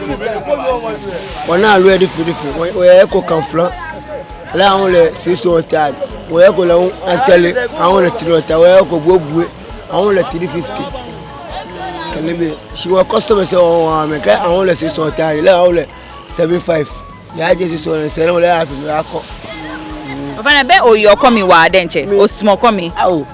Ko pe ko mi le na na leche. Ek me lo ke komi ni ya wa denche. Komi o so kan flan ke wapwa ke tukwe ko ona ni po apochuto ni komi ke kale suno le o take baba to wa ye feel ni no ba no ye come here Monday to Friday o be problem Monday come here mo ye so ahun ni o ti le ba gbo a week mo ya o mi na lo e fresh ni e come ya wa ni mi na da gbe fo mo ya o ni a week e ba gbo o ba ta shop ten Over me Joyce. Okay, Auntie Joyce, over me na catch you by Shona, over no by he low. Dag bien baby. Oh, okay. Me no ke low e feel. You okay na issue okay na. O dag bien ba you. Kina pe. E won come keke na. Imba na bwa catch you o she be to mo 11:30. Na kan yo allo me commence money am ba le bi manpa. Me commence man ba shwane. Lebi ke shwane shobe kuma na ya shwane unwe o ko ba no na lo lebi o ba nyon me ka shi shwane alo ba nyon ba shwane ke ko ba yi. So how long have you been doing fried fish? Oh, more than 20 years. Oh, okay. Is it profitable? Yeah, that's my work so. Okay. So e wa fish e no ohun. Okay, come me fitai. Da bi anti ni won come. E won anti who come ni mi un shi okay na. Oba no chon was fast beni of fear or no ke oba here be ene ke from cleaning it to frying to selling oba no chon beni of fear le chon lo ele ko ba ye be no di ko kete shi an oba nmula ke blog ku ko ke hwe no bo nmula bo shi e ke ukete we awon bo no ba fe le ke bo ne ba fe fo e han ke ko ke fo piwe ke shi e fear for ko bo beja bo shin le papa shi ko shi le papa e ba fe for ni no ba attract customers me na akesho olwe bibi na ka small low it depends on noni agbo yi ofin ko ke na bibi en yo ke na agbo en yo because customers say me come sumo agbo me come sumo bibi powers and principalities. There's so much fire inside me. Tragedy struck when part of the largest hillside at the kosher rubbish dump collapsed. It's going to be fun to see how he goes about approaching this game.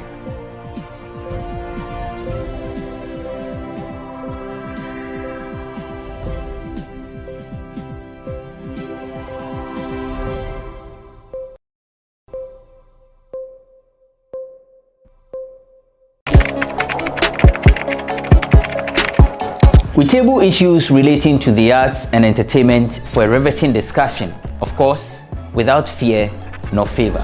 The question the presenter asked them was a dumb question. You need to speak the fact and move. Varied views. We agree to disagree. So I would disagree with everything you said. I think that he's a smart guy. I think what he did. No, but I also said he's a smart guy. Yeah. I guess that I'm waiting for the what next. Yeah, I don't think that we have to wait for what next. It sometimes gets confrontational, but that's the beauty of the game. Today you funny face. It's not my brother. Funny face. I don't know him. You don't know funny face. It's not my brother. You don't know funny face. It's a package. We meet, we sit, we dialogue, we learn, we progress. My name is Benefo Huabin Abrantepa, a proud blogger, and this is my forum.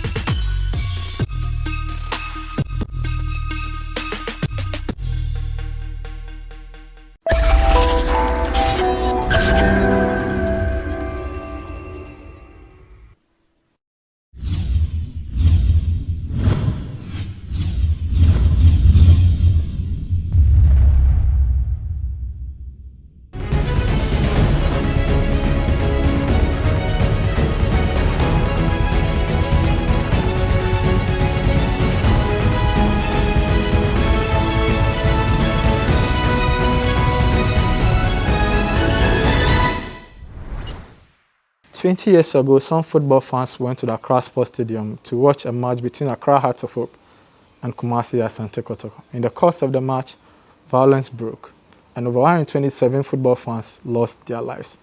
That event has come to be known as the May 9th disaster, and it's marked yearly to remember the lives which were lost.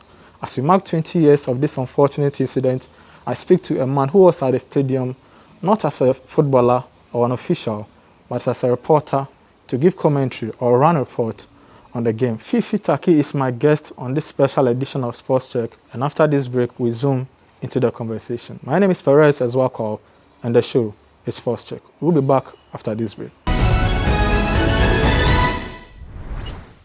Welcome back from the break. My guest today is Fifi Taki. Welcome on Sports Check, Fifi. Thank you very much. Thanks for having me. It's been 20 years of May 9th, and I know every year we mark it. But what strikes you about that day? Whenever May 9th comes, what strikes you about that particular day? May 9th. Never again. Never, ever again. I think disaster will not even qualify of a word to use. It was horrible. It was, something that could have been avoided, but it was unfortunate that it happens. And over the years, I don't think that lessons has been learnt. We talk about it every year. We go and lay wreath, visit the families, but at the stadium, nothing, absolutely nothing has changed that I have seen. Nothing has changed. It's just whatever party or government finds himself in power, use it for their political gains, sort of. I think I agree perfectly with you, Hanif, because I've been to the stadium a few times, covered 2 Hearts of Kotoko matches as a journalist, watched a few as a fan. And I always say that the reason why we haven't had a repeat of May 9th isn't because we've learnt our lessons, but because we don't have supporters massing up at the stadium as they used to be some 20 years ago. Perhaps that's the only change. Perhaps that's the only change, because I recall 20 years ago, Hearts of Oak, Asante Kotoko. I mean, before the gates will open, the people behind the stadium is even more than the capacity of the stadium. The people behind. So it tells you how football has dropped low in terms of spectating. It's very bad. And like I said, I haven't seen nothing or anything drastic that will stop what happened. We see policemen at the stadium, policewomen at the stadium, security service at the stadium. Most of them, they are watching football instead of watching the crowd. I mean, you watch European football. I have the opportunity of traveling to many stadia in Europe. And the stewards and the police people at the stadium, they don't watch the football. Sure. They watch the crowd. Nothing. I mean, I've seen a few cameras at the stadium. I don't know if it works. They've been, after May 9th, they've been, I mean, it's even worse now. Supporters, fans beating up referees, and there's something I saw, a female referee, she was beaten badly. This is a woman. I mean, even if the men are beating like that, how much more woman? I mean, there's nothing, and nothing has been done out of it, nothing. The only thing that has changed a bit is that the number of people who go to the stadium has reduced. Which of course is bad for our football. Apart from the football, nothing has changed. I'll come to the lessons as well as the experience, but I just want us to get this. On the day of the game, what was the atmosphere in town? May 9th, 2001, Accra Sports Stadium, Hearts of Oak versus Kumasi Asante Kotoko. Hearts of Oak doing what I'll say is scintillating form. I mean, that year, no team. I'm an Olympics fan, true Olympics fan, born and bred Olympic supporter. But now that year, even Real Madrid can't stop them. Real Madrid couldn't stop. They couldn't. If they had played in that World Club Championship, I will not be surprised. I will not be surprised. So on that day, it rained heavily. Okay. So the game was played under floodlights. As usual, packed. Coach Cecil Jones Atukefio, may he so rest in peace. He was in charge for Hearts of Oak. He had players like Usman Amadou on the bench. He had Stephen Tete was on top of his form. Quite a number of players were on the bench. I mean, who could easily start for Hearts of Oak. They start the game. Ishmael scored. Kotoko equalized. Then Ishmael scored again. And everything changed. We were sitting, the press box then, you know where the media stand is now, where the media center is. That's where the press box was. Okay. So most of the supporters then, where the thing happened, were on top of us. Okay. So most of us couldn't see what was going on upstairs, unless you come forward. And it was risky to come because they were throwing all sort of missiles, bottles, I mean anything else. Throwing all sort of things. Pure water, you know the one we used to tie back in the day. Yeah. It's not this one, the one you tie. You have it on, is it Russia or something? They had some name for it. I don't know what name. The one they tied, and that's what we used to do. So they're throwing all sort of bottles and ammunitions on the pitch, and then the tear gas thing started. I mean, people were just running helter-skelter. Everybody was just running and for cover, basically. But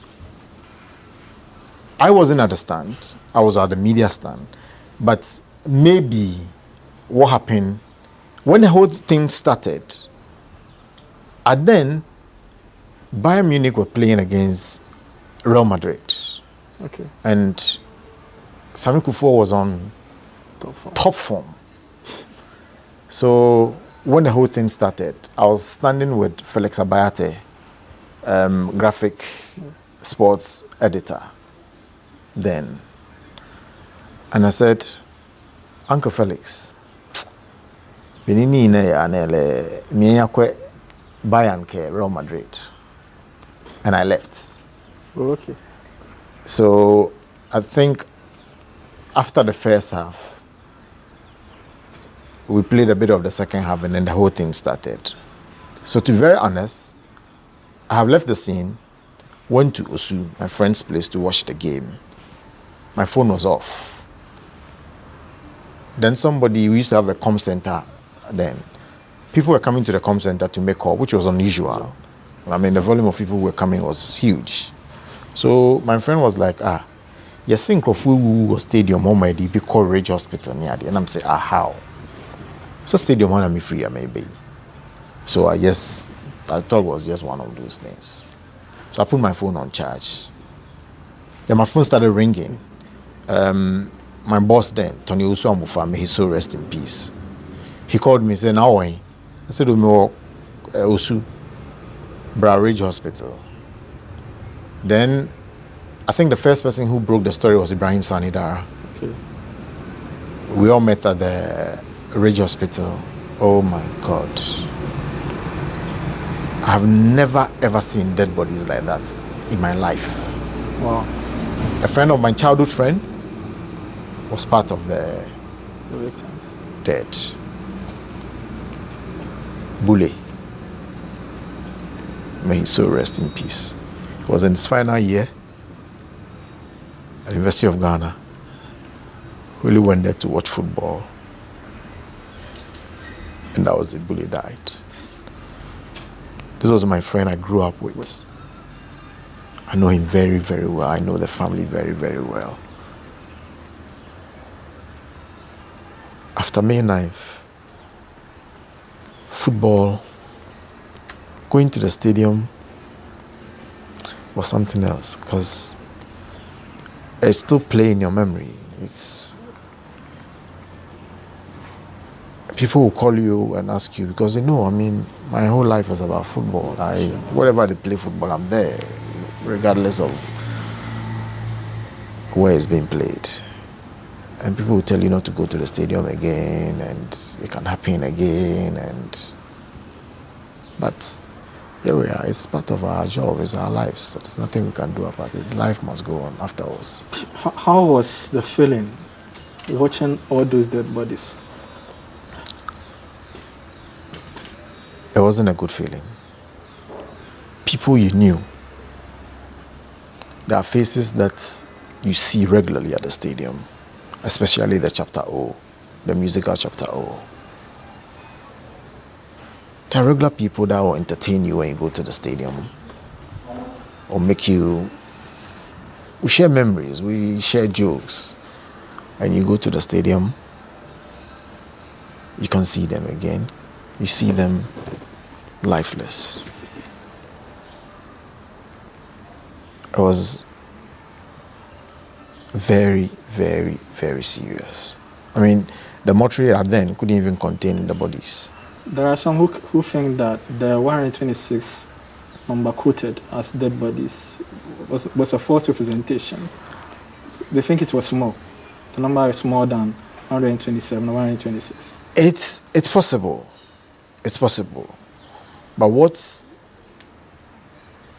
we counted was between 126 and 127. I'm sure if you Google it, you get those figures, between 126 and 127. That was the figures we got. I think some were transported to 37 and then some to Rage Hospital. Most of them went to Rage Hospital because Accra Sports Stadium is closer to Rage Hospital. So most of the bodies went to the Rage Hospital. That's where the families came to identify them and all that. It got to a point that I had to stop looking at them. Ibrahim Sanidara, Morris Kwanzaa, Otia J, Nathaniel Ato, Israelai, Nanama Mwating, Gideon Aikwe. All these guys were there, and it was something else. It's not something that should happen ever again. But moving forward, yet again, nothing has been done. I'm sure in between all the chaos and the emotions of seeing people you know going through that experience, it's still hard to report as a journalist. How did you manage that? I was with Tony Usamufa and Pakwesi Planch. Tony was doing the reporting. I was giving information around for him. It was very difficult. Very, very, very. I mean, you couldn't even go close to the bodies to even identify people or even count them or give a graphic description of what is happening. It was very, very, very, very difficult. But we had to put the information out there for people to be aware and for people to come and identify their family members and that kind of thing. So I don't know how we did it. I don't know how it was done, but we managed to report on it. And it was very, very, very, very serious. What was the biggest lesson you would give to young journalists? I'm asking this because I'm a young journalist myself, and we are not praying for another May 9th, but things could happen or can happen on the job that may lead you to be emotional, and you still have to balance the emotions and still report as a journalist. What advice would you give to young journalists like myself? Now, young journalists coming up as a reportage. I was in Angola 2010 covering, I'm sure you might have heard about it. I was assaulted, brutalized. Maybe brutalized was too strong of a word, but I was beaten by policemen, and one of our reporters was just standing close to me, name withheld. He was reporting Kumasi. In the description, I was just sitting down like we are sitting down now. Now, chef, if you send your tea, and I turned and said, and the okay, me mama te hona say otia. And then of course ebe no. Can krena bia uhunu. So report on the facts. That's it. Report on the facts. Who do you think? But now we thrive a lot on sensationalism, sugarcoat it, make a trend. People trend for the wrong reasons and they are happy. That's about it now. Trending, social media. But back in the day, it wasn't about social media. I was just, if I recall, Radio Gold, where I was, Joy FM, Groove FM, Top Radio, Choice FM, Vibe FM. There were a few. So we're like family. But now it's competition, big rivalry. People want scoops. People want to be the first to break the story and all that. So it's a bit different. I'm not saying that I don't get scoops. It's nice to get a scoop and all that, but report the facts and nothing but the facts. In all the May 9th thing, which institution should take the biggest blame? Is it the referee Because some fans still think that the goal scored by Ismail Ado wasn't a good goal, and the decision should have been awarded against Hearts of Oak. Others think the police applied too much force with the decision to use the tear gas. They could have managed it better. Others also put the blame right on the fans that if they had managed themselves, if they had comported themselves, the situation wouldn't have gotten to that level. Which institution or which group of people should take the biggest blame in all the main lines there? I will blame the police. I'll put the blame on the police. Because the tear gas thing was needless. And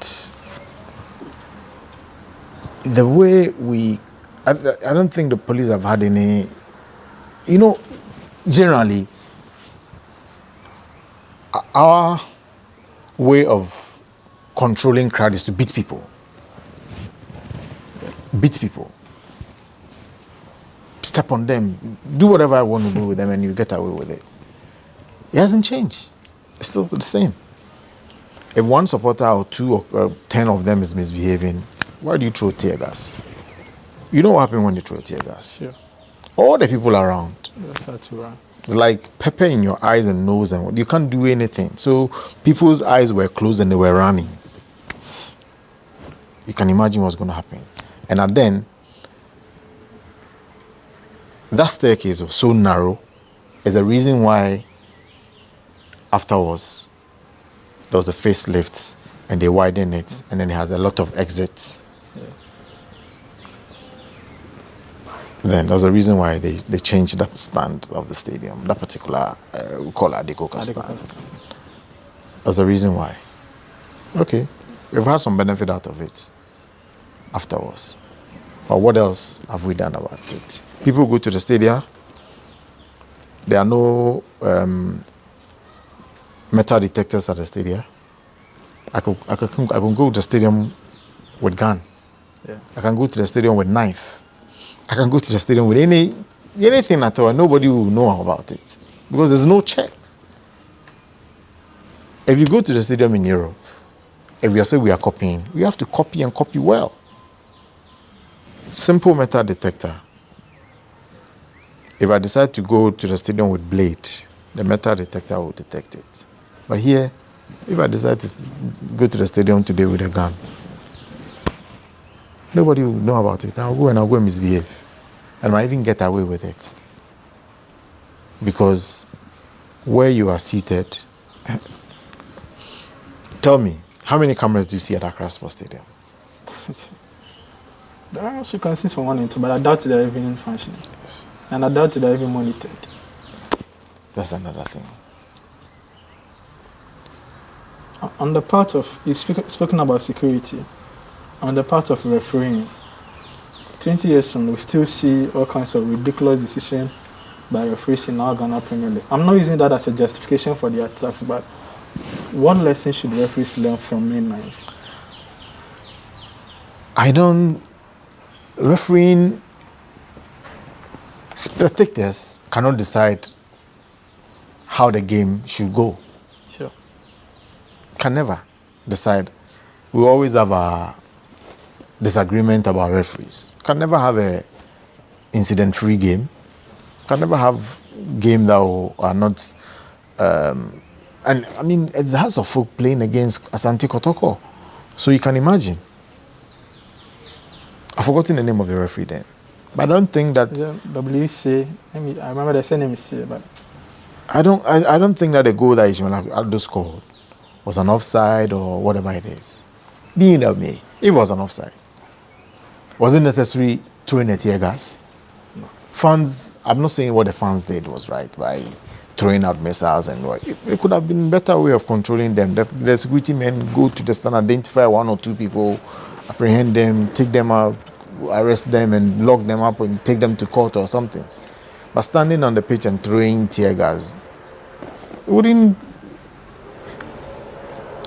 20 years down the line, it's never happened again. We've not seen any police officer throwing tear gas in the stands. It's never happened again. We give kudos to the police. They've done well. Yeah. But there are other things that could improve going to the stadium. I'm not sure now. I can't take my son to the stadium. No, I can't. There have been calls for the Ghana Police Service to set up a division purposely for handling football matches or crowd control. Is that something that you subscribe to? Yes, I do. I think it's in the manifesto of GFA President Kete Kroku before he became GFA President. Now, I think they've started something like that. But the proper education and training should be given to these officers. The proper education and training. Because if we decide to do things a Ghanaian way, we will never go anywhere. One would say if the fans don't misbehave, the security person will be compelled to. I have witnessed one of the biggest derby in the world. One of them, Galatasaray, Fenerbahce. It's one of the biggest. And you could feel intimidation, you could feel tension in the stadium. Galatasaray, I've watched a game in Galatasaray and I've watched a game in Fenerbahce. How are they able to do that? And we can do it. The stadium is bigger than Accra Sports Stadium twice. Sure. And they're able to do that. And the Turkish fans are passionate more than Accra, more than Kumasi. If they're able to do it, how can't we do it? Because our police officers and the people in charge don't understand their role. They don't understand their role. Now they've introduced stewards. You watch TV, maybe you've traveled a bit, you see, what do the stewards do? I have worked as a steward in UK before. Wow. You dare not watch the game. You can't watch the game. In Ghana, sometimes I see policemen celebrating goals. Yes. So who put them there? Somebody should supervise them. If you see a policeman celebrating goal, that policeman shouldn't be there. You should deal with him. So whoever goes there again, you see that he goes there to go and do a job, not to go and start. So that policeman who is celebrating, probably supporting House of Folk or Kotoko, you think that if anything happens, the policeman will give his club supporter out. No. The policeman himself is supporting the team, which shouldn't be so. They don't understand that they are there to work. They are not there as a fan. So if the proper training and education is given, some of these things will not happen. All right. This is a special edition of Sports Check. We are speaking to someone who witnessed the May 9th disaster. After 20 years on, he is sharing his experience. We are going for a break. When we come back, we'll still touch on the lessons and also veer into other interesting topics. It's Sports Check, and we'll be back.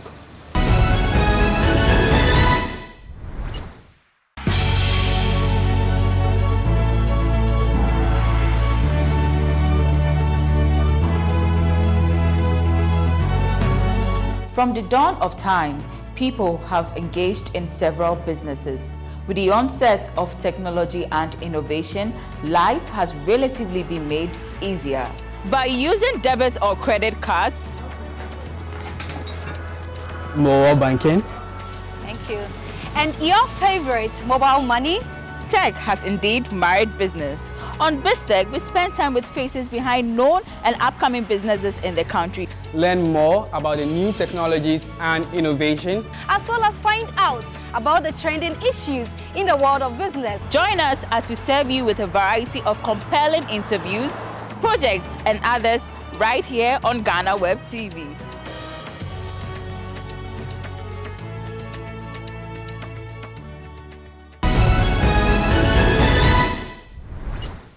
Welcome back from the break. It's Sports Check on GhanaWeb TV, and we are having a conversation with Fifi Taki, one of Ghana's foremost sports journalists, on his experience with the May 9th disaster, and also basically the lessons we've learned from that incident 20 years on.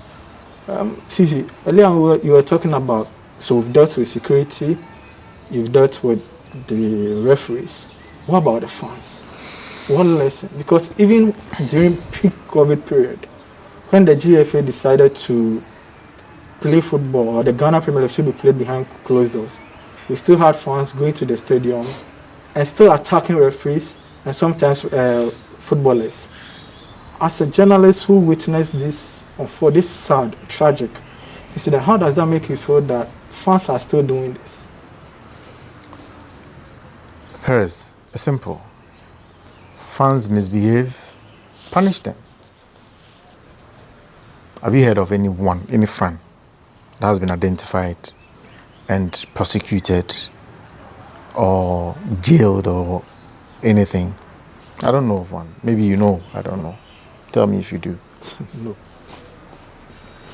Because fans go to the stadia, they misbehave and get away with it. They go to the stadia, misbehave and get away with it. So we'll keep reoccurring. If we don't punish them, it will continue to happen and happen and happen and happen, and nothing will be done out of it. Nothing can be done out of it. Nothing. Is it a failure on the part of the FA, who are the owners of the league, or on the part of the Ghana Police Service? Well, the FA don't owe the stadia. They don't owe them. It's the National Sports Authority that owes the stadia. But the National Sports Authority are only interested in the money. Black Stars play the game. GFA gets nothing out of the purse. National Sports Authority takes all the money. But if there's any problem, we blame the GFA. It shouldn't be so.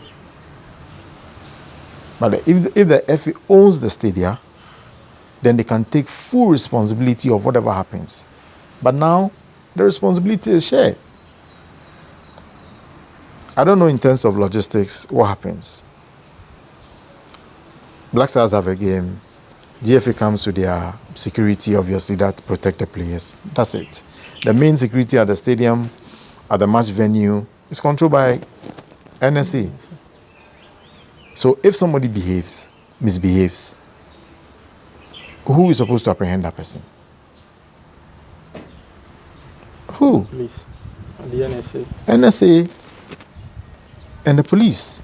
If NSA is able to identify Fifi Taki, deal with him. Until that will happen, fans will go to the stadium and it will continue. One thing that happened was between the boxer that got punished by GBA. Yeah. NSA didn't do anything to the boxer. Yes. It was his federation that punished him. What did NSA do to the boxer? What did the FA do to the boxer? Nothing. Nothing. He was punished by GBA and we think that was all. It's not enough. We are running up on the conversation on May 9th, but a committee was set up. There were supposed to be benefits for the families of the victims. We still don't know what has become of that. What's your opinion on the fact that we still, as a state, couldn't provide support for people who lost their lives just by going to watch a game? From the beginning, I told you, if we continue to do things the Ghanaian way, we won't go nowhere. And typical of Ghana, May 9th is just around the corner. The last May 9th, I'm sure the ministers or whoever was in power then might have visited a few families, and then afterwards, what has happened? I hear them complaining all the time. There was a fund set up for them. I basically don't know what's happening with them. I basically don't know what was up. I have not followed that up nothing is going to, because we don't follow up with a lot of things. We just announce it and that's it, and nothing is done.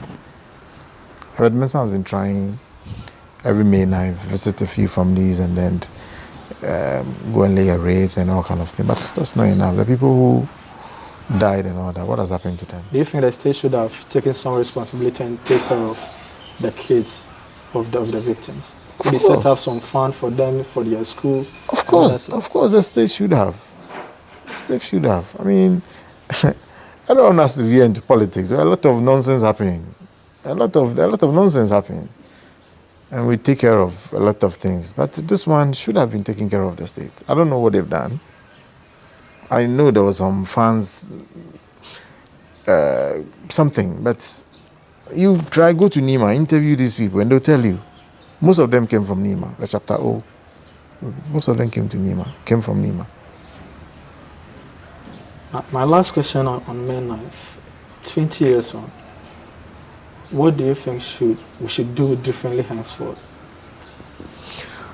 Well, 20 years down the line, I think that when you go into the stadium, there should be some proper checks, proper security checks. We take security for granted in this country.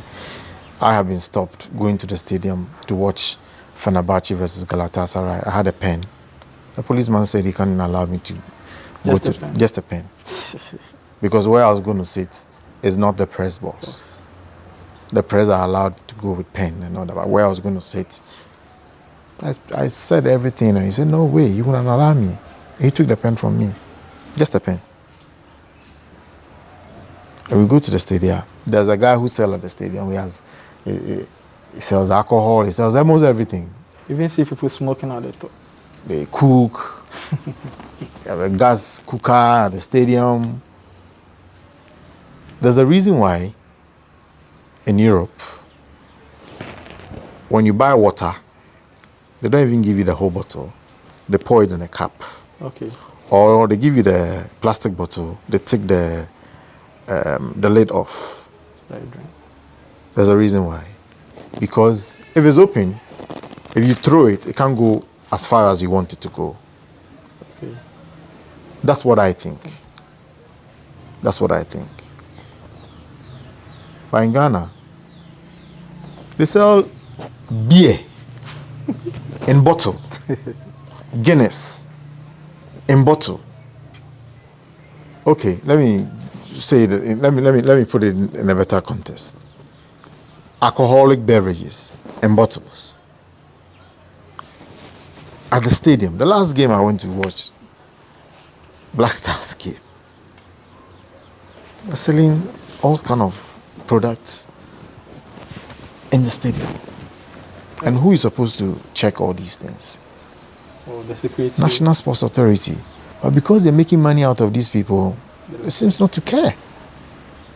There's this viral video of a Kotoko fan who was drinking beer and eating bread. At the stadium. It's quite sad. And, that's a weapon. That's a weapon.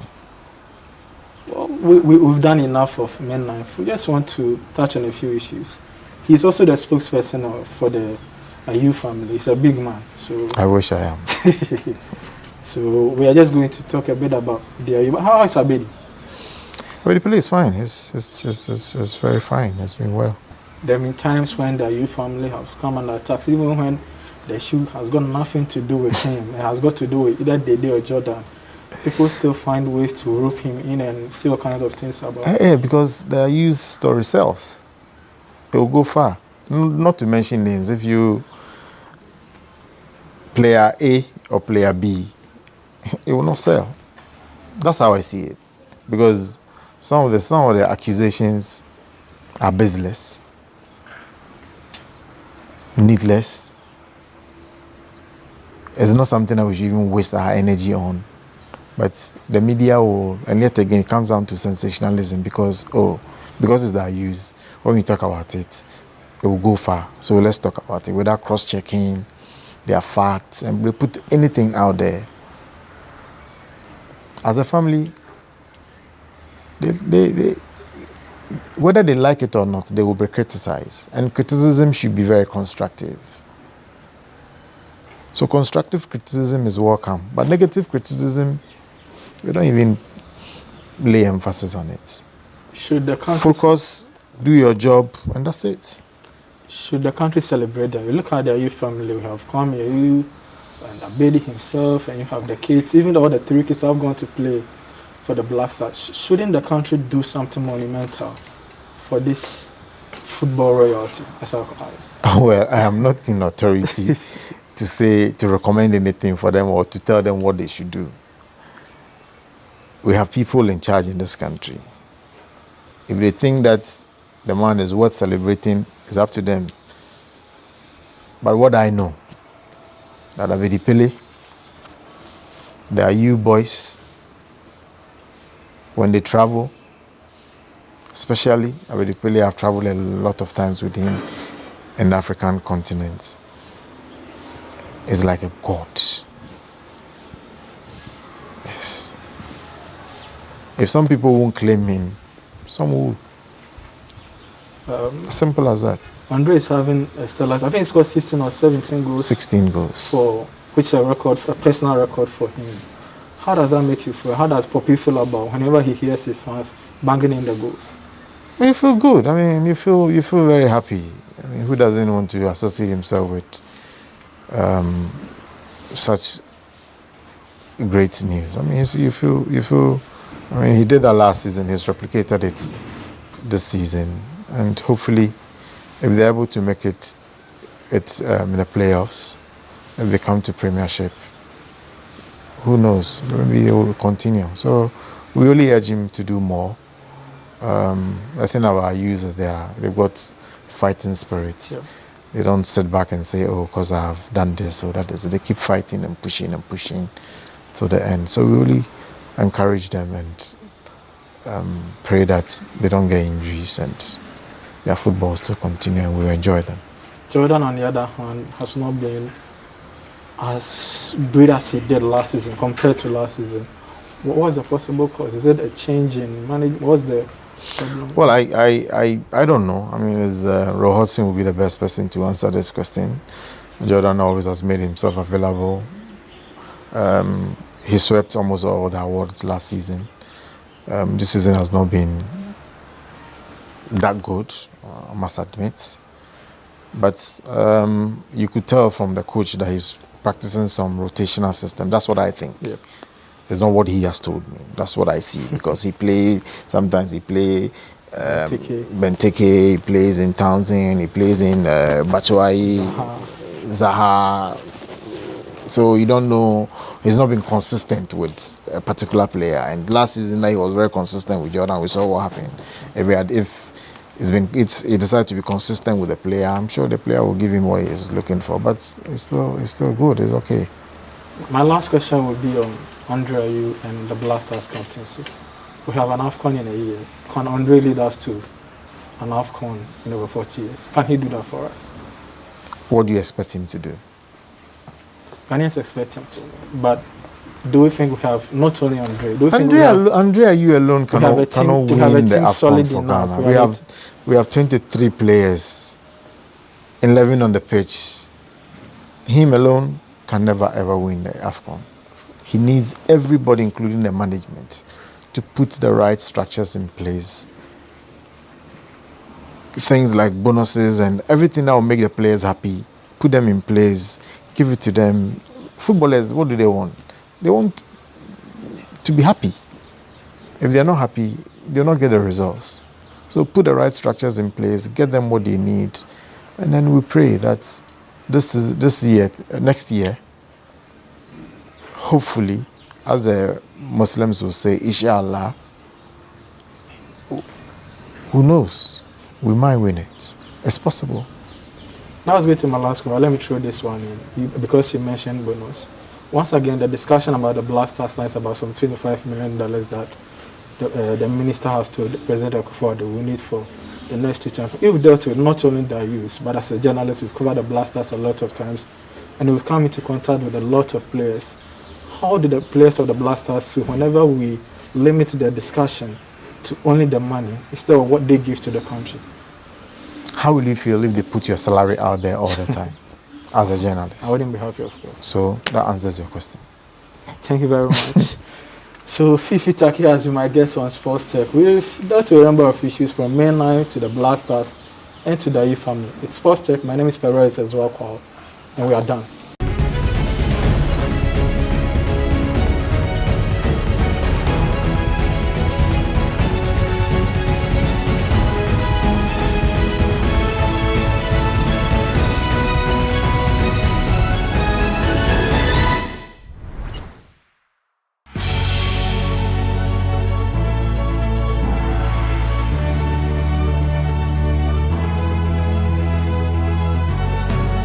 From the dawn of time, people have engaged in several businesses. With the onset of technology and innovation, life has relatively been made easier. By using debit or credit cards, mobile banking. Thank you. And your favorite mobile money? Tech has indeed married business. On BizTech, we spend time with faces behind known and upcoming businesses in the country. Learn more about the new technologies and innovation, as well as find out about the trending issues in the world of business. Join us as we serve you with a variety of compelling interviews, projects, and others right here on GhanaWeb TV.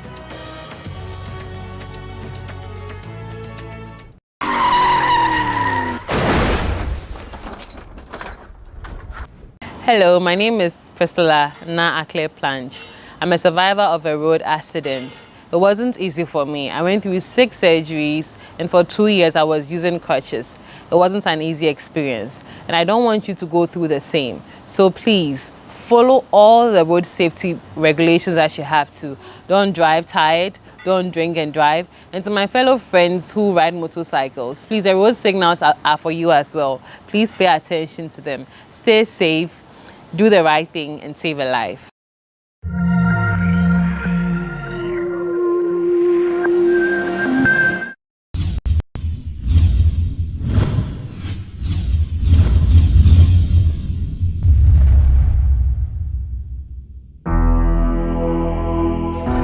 Let me tell you a story. A 6-year-old boy wakes up one morning and loses his ability to use his legs. On another day, very hungry of course, he calls some other kids in his community and asks them to get him oranges from a tree. The owners of this tree find this small boy, physically challenged of course, and beat him up. The next time, he decides to take his own life because for him, there is no need staying alive again. Today, he's the head of his family. A position he's confident to tell us about has only come about by the grace of God. Welcome to this week's edition of The Untold here on GhanaWeb TV, where we speak to Mr. Emmanuel Jikunu, the founder of Future Life for Disabled. My name is Eche Atisu. There is more details after this break.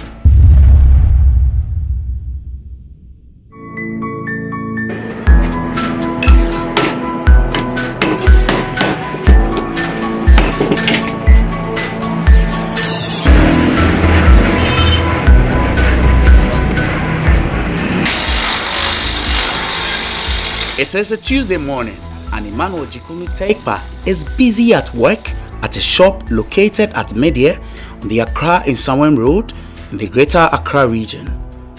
Emmanuel has been a shoemaker for almost 20 years, and with that, he is able to take care of his family. Shoemaking is not a lucrative job for many in Ghana, and for the physically challenged like Emmanuel engaged in this trade, they face double the challenges their able-bodied counterparts deal with on a daily basis. Yeah, Juma say cry, yeah, binum obey Juma no cry, send your pen or the amount. And yet, what to me by have a year the opet via no. But for now, the immediate me go a Juman market.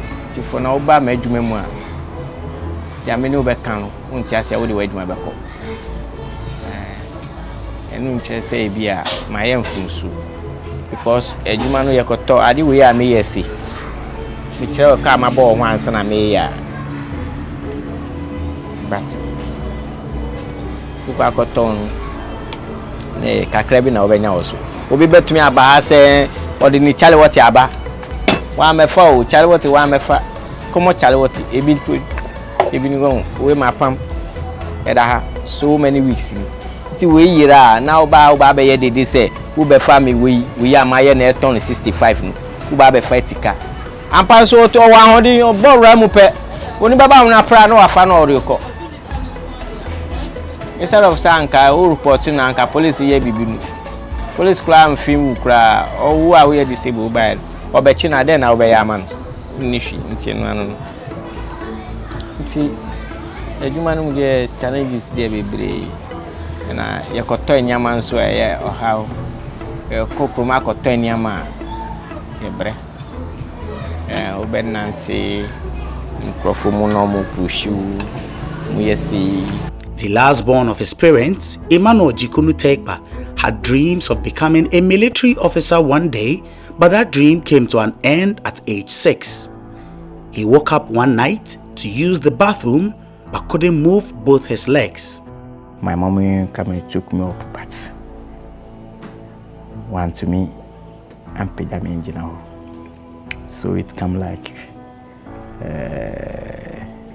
I collapse. So before I realized, me quiet Arabia. Sa omoyewi menesu tete me. Me na me wo coma 2 weeks. Sana me bad life. But me bad life no. Bia na chese. See na menyan. Tineye. Ti me mama family grow somehow. To shame so. Shame. He never stepped foot into the classroom due to the distance from his village to the nearest school. Manko school cry. Manko school. That means a one class cry. Manko KG. I mean step to school them because my place and where school is almost 4 miles from my village to Nsao. So mean to me, yeah. Emmanuel, who used to crawl on all fours, wondered what would become of his life when his mother, who was his primary caregiver, was no more.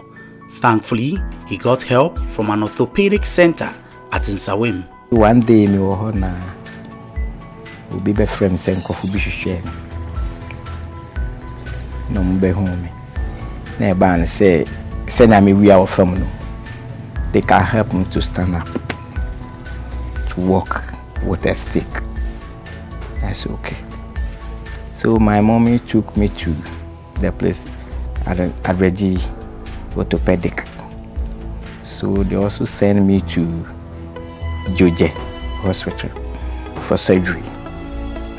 From Georgia, I came back to Nsam at Reggie again before they prepare caliper. They call this one caliper, and the clutches for me. And I was training small. After returning home, Emmanuel needed help to start a small trade, but with no help in sight, it pushed him to the point of attempting suicide. Ababoni beyedene come very difficult for me. Even what to eat is very difficult. And at that time, if I look at my age, I did not grow yet too much, but I'm facing those challenges. What about if I've grown up? So in fact, I decided no, it should have been like this.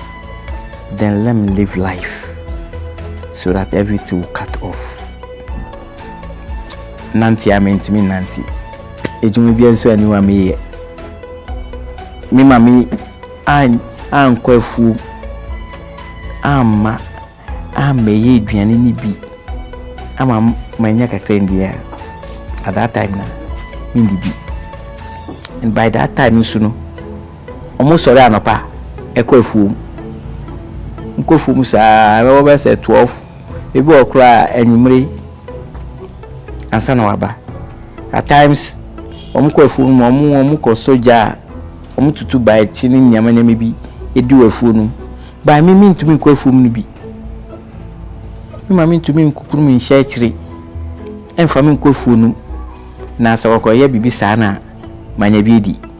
On to say, wa Ben Murray, our bay Adriani, and Sana Minibidi. Baby, I will never to fool her by them, Kutu or her.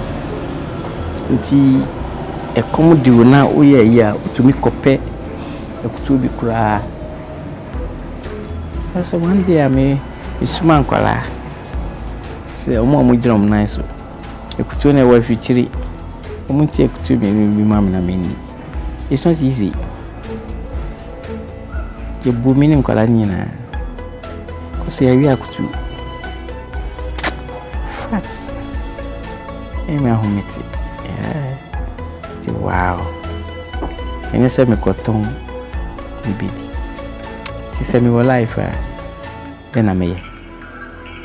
You say, Titim Temuno, me knew her. You then young punk as I say. Maybe. Timmy Crawford drew no DGT. Tinaya Mammy Sue, or Muddy be share brew. No Marco Dias, and every moi. You rear Bruno or for Mammy didn't be na me fry. Maxim Quaco. Timmy do baby, na me cotelet, na me cathedral. Baby, she's here, na me bra.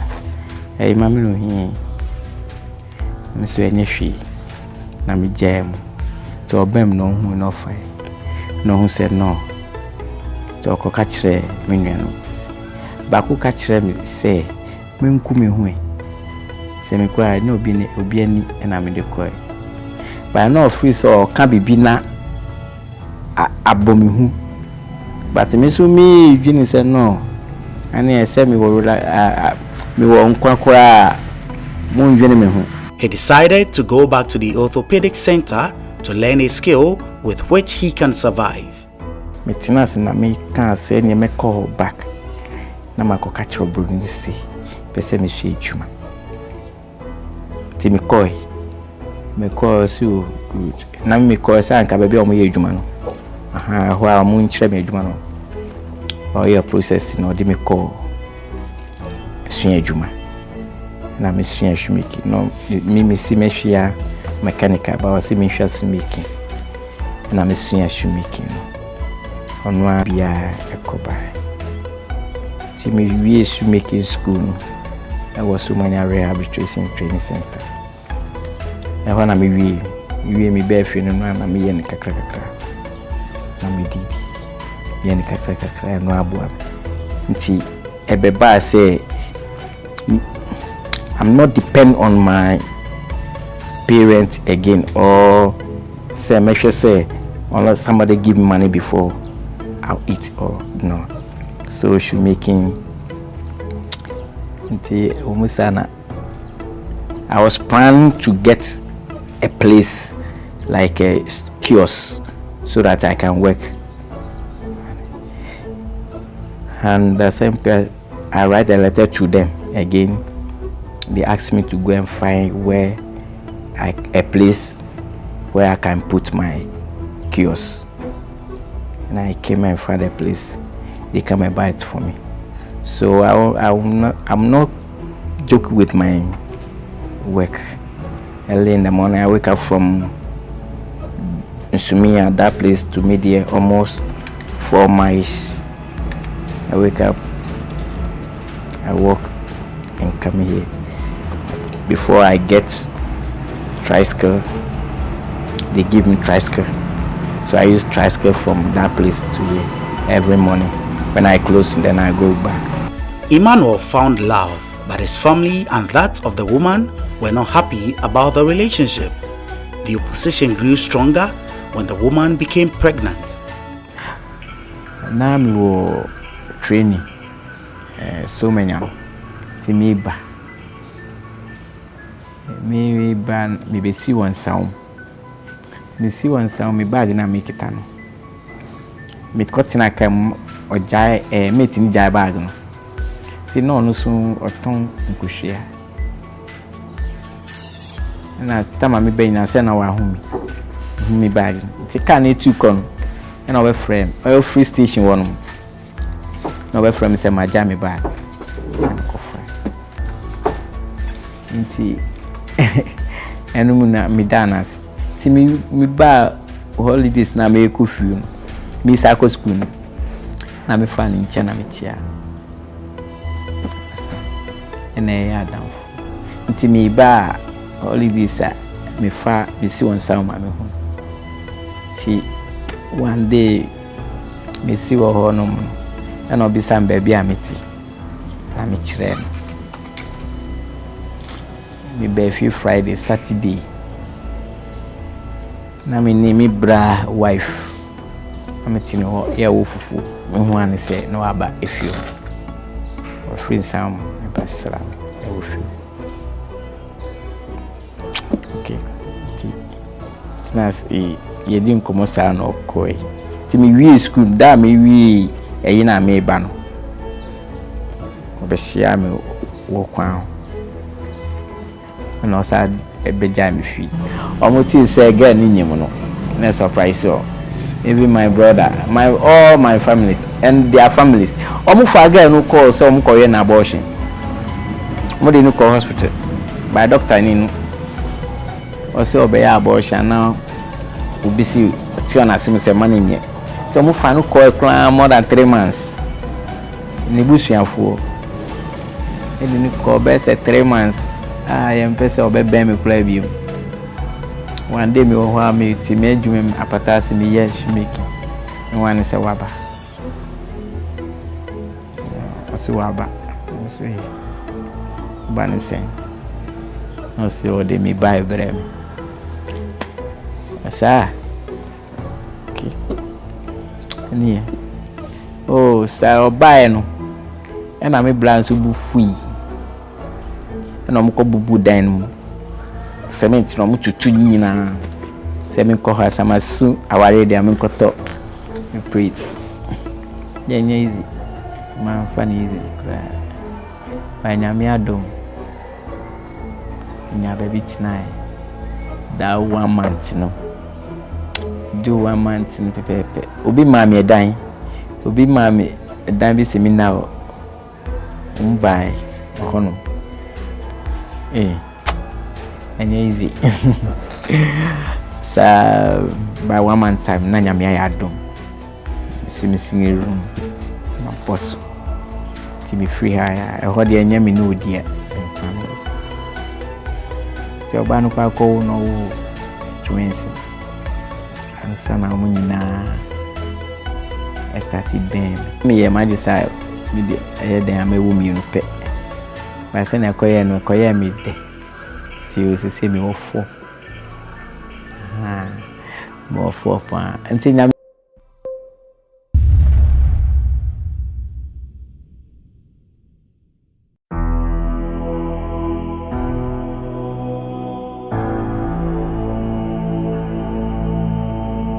After getting some supplies for his business in Accra one day, he met some fiscally challenged young men begging for alms, and that was when he hatched the idea to set up an organization that will help the disabled in society acquire skills they can depend on to make a living instead of begging. Mr. Nina never meet stream say Miss David. Timi hu omusa na me call anyama na me to eno na me yi polish na me yi blush na ma me bi twem na me gi nimpabwa na me polish we no mo ntimi kasa o me nedness so mo nti na me polish ma me nimpabwa na me di man na me gi by then e coin 20 pesos na me gi 20 pesos no is 50 pesos na me gi ma o mo say o mo nya ni si ya ni sign ma so o mo nya ni si na me di polish no we no e job ko a week time me call no mo polish e wo hon o manya table kakra bia o mo polish o ti e hye me nkura say na se ma me so mama nkrofo bi adwuma ti me koto ade na me ba no bi sa be fa ho na me kire o mo se ne aye pam chale wote hwini na me di pani ani we no si jao na me sakoi 3 weeks time me ko no mo gusuye so okay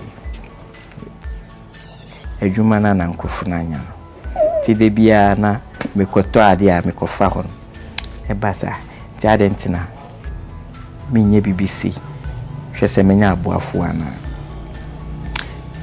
by then mi chiro mo ade sa no obi twem o kan say mu ye BBC a e beboa mo Tienu to masum tienu na me fry ti me ba na me dwene usa na me sino eni esese ye bibia ebetumi aboa disables ebeboa ye esane se nye nyina na ebetumi aye adwuma deni nti mi ko hu mi nuanom bi na me pes mi ka chom se me pese ye bibi ti se adwuma eye disables or lead for disables ye be kire ye ho adwuma no mi nim shoemaking se bia wo so nim dia wonim no na e dia attach na e dia ye so ye no ye nya shoemaking more shoemakers more na mi nyom ba mi yes any set sa e betumi apa obi amana be kire ti ye hia ni pa mi ensabi na mi dia adwene twom omo ampopo muti na mu jitu ti ye start wo medwuma mu ho. As their numbers increased, Emmanuel tried to get a bigger place for them to operate. He wrote letters to various individuals and institutions, but no help came until a good Samaritan passed by his shop one day. Baby wo ho amedu ho no mapam mi. Baby wo ho bedu no mapam na aba fi. Sa. Na one day man bi be twem wo ye adwuma mu. Na odi ni card ma me se me mra. Na me koi no se adwuma na ye pese se na ye pese ye no. Na me ni chinas me chechine sei. Na se ni me ko pasasi. No nto mame.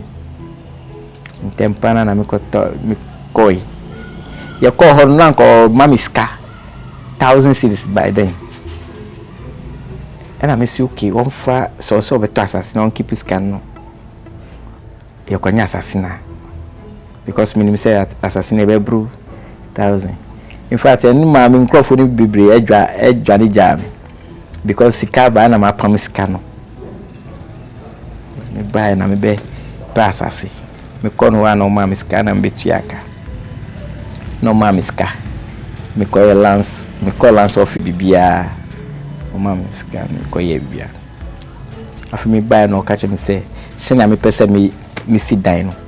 In fact na em nwa say na me pese me sit down no me call drawing office no mo draw na me ko ye bia na drawing omo ye no chiaka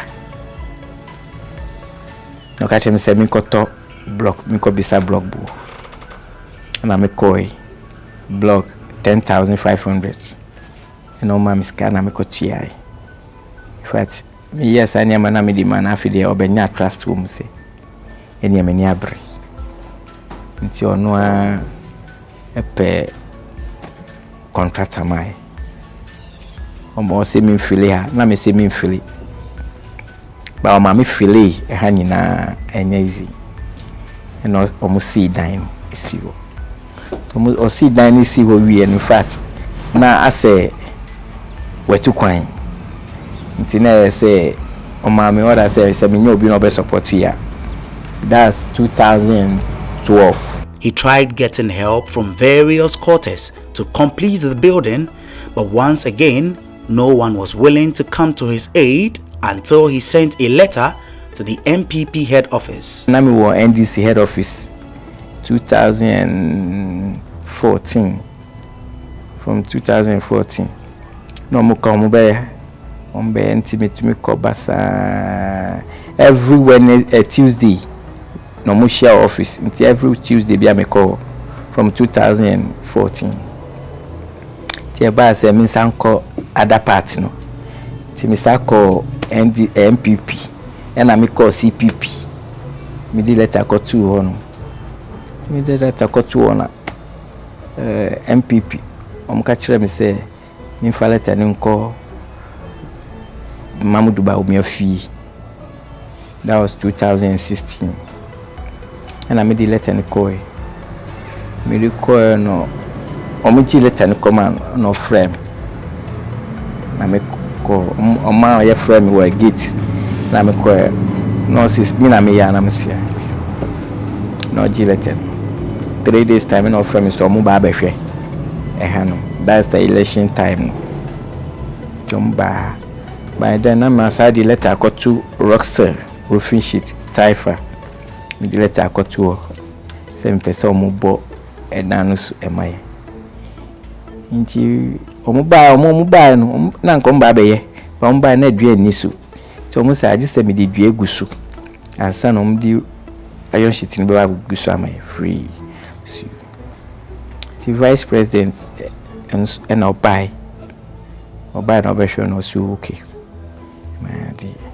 so no so by my iska my 20,000 na koto nnua I was koto nnua no by me manage say metumi nya dua na me bossily jet na manya a damn new door set never started. Timmy and sir, and my boss legend Bibiana, yes, 32 rooms. And when you say 30 Ancasabat, ye bo door free door a tarian and a use. Tia gusu, a crack, afidie. A ban sano, a bayet say echo a bet call so. Na almost start to say his zeal to help the physically challenged in society has earned him the admiration of many, and this is what some persons he's worked with had to say about him. When we came, the New Patriotic Party won the elections in 2016, we came to power, and then in government, the assembly, I became a government appointee. And apparently, within the structure, you need to have somebody representing people living with disabilities as government appointee. Immediately, I just mentioned his name as a consulting chairman by dimension. Look, let's put this guy there because he can offer a lot to his people. Yeah, as I'm representing on as a government appointee at the assembly. And truly, too, he was made a government appointee. That was then he became a honorable assembly member to the GhanaWeb Municipal Assembly. That's from 2017 coming. At least for the first term of the Nanado's administration, he was a governor. You know, the second term of Nanado, he couldn't come back because we have a lot of them. He's not the only person living there, so we need to give the opportunity to other people. That is why. But during his tenure as a governor appointee and in fact a member of the assembly, he contributed his quota. If you go into our books, you realize the sort of contributions that he made on the floor of the house. He's never deterred by his disability to do. He just goes in, give all out. Then from there, when the term ended, in fact, that thing brought some sort of relation between my good self and him. So sometimes you call me, you come with this, oh, I want to do this to my people. I want you to sort of, if you have, you can fine tune it for me. I'm doing this is the letter. Can you look at it? Can you do it? I say, wow. So every day in, day out, I become impressed by what my good friend here is able to do. In 2007, you formed a group B war media. And I call meeting. A honor me a share.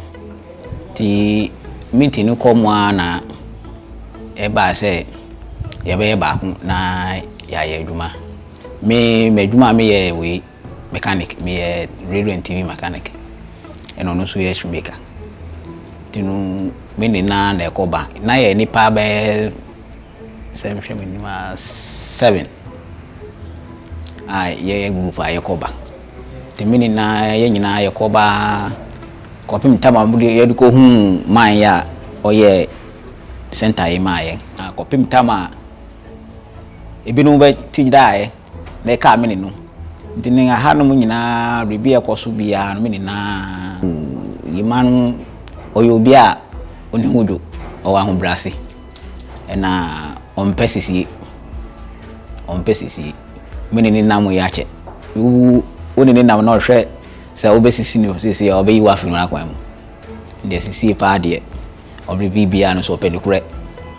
calling for help from Ghanaians to furnish the future life for disabled center, Emmanuel urged the public to not look down on the physically challenged in society.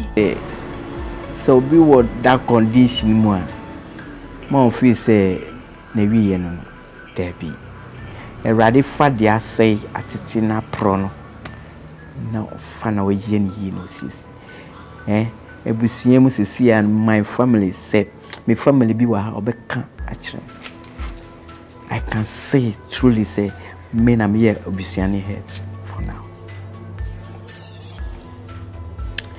nyame ayebi enti mo mfa ne say udi dem a asa nanu no my sister baku bisame enti sanka ojina unaso a anka obetumi ayewe me say anka me more than this no see David we want to me here hwe wonuanu so omo gina omo naso na me say soro bia me yo kristoni omo so omo nyi kristoni Mr. a person with disabilities and no bia what condition bi musa David I didn't say ya mo nyame subo nyame wo botanti a obo onna ba wiase pe onim de yema sanka me kun me ho a anka me sure say disabled as at now my training base 25 years 25 omo nyame sa na adwuma de ye adwuma anka omo nyina ebi omo anya sa adwuma ti dia me wo kan say adofonum ene nuanom ohu disable ni bi na o hye ba bia na de mo wa buano me at times me ka say me hunu wo kwan emma no 20 cedis 10 cedis so say ye all right but that moment na ebe buano ofri ai mpemfo ka sem bi say tira kwara no se na yi nam no na so nia ti so odi be man okwan fan baby fi ko baby man ye nyina e pedwuma ye obi eni ho obeka so pedwuma nye onye dwuma onye da nanso se na be ya ye dwuma ti me ka kire Ghana man ni mpemfo nase disables enye yempe se ye be kod tibia we mu aso abasa enti yampuma eni omo mu na ebe som na di ananti enti omo hu bi sebo ni bi oba bia omo mbisa no ni how kakra obetumi di aboa no amana tumi agina ho ana wa free especially omo wo kwan ho no me mpe obi a oye dwuma dada na asa ko support no obi a oye na asa se no na support no ko buo binsu nyesa tikakra work and a future life for disabled we need a lot to complete we need machines materials and student bed we need those things to training them because they need they want to train, they want to learn, but we don't have that capacity.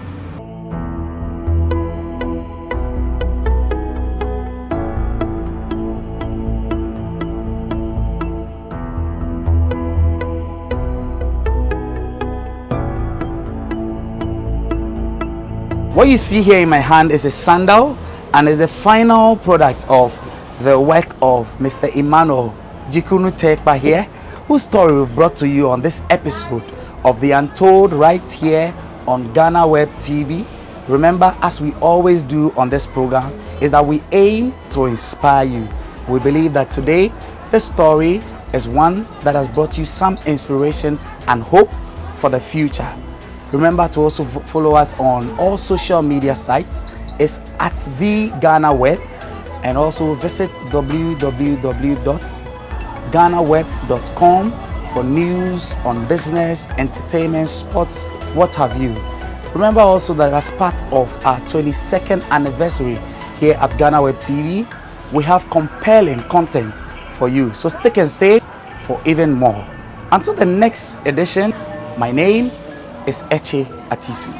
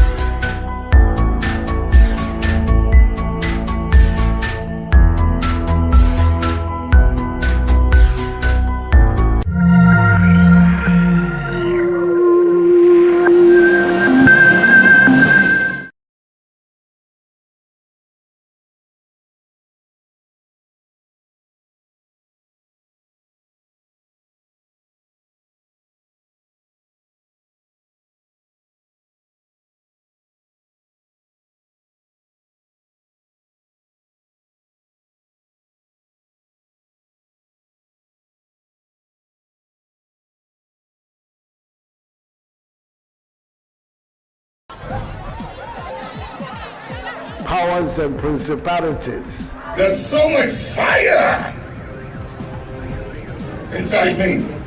Tragedy struck when part of the largest hillside at the kosher rubbish dump collapsed. It's going to be fun to see how he goes about approaching this game.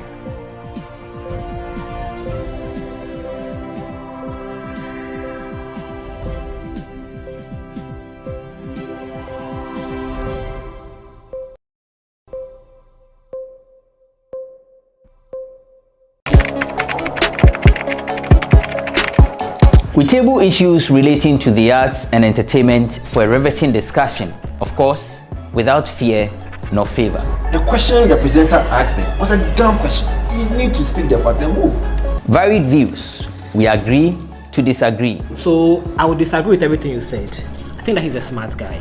I think what he did. No, but I also said he's a smart guy. Yeah. I guess that I'm waiting for the what next. Yeah, I don't think that we have to wait for what next. It sometimes gets confrontational, but that's the beauty of the game. Today you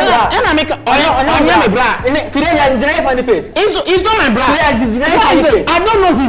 You don't know funny face. It's not my brother. You don't know funny face. It's a package. We meet, we sit, we dialogue, we learn, we progress. My name is Benefo Abrantepa, a proud blogger, and this is my forum.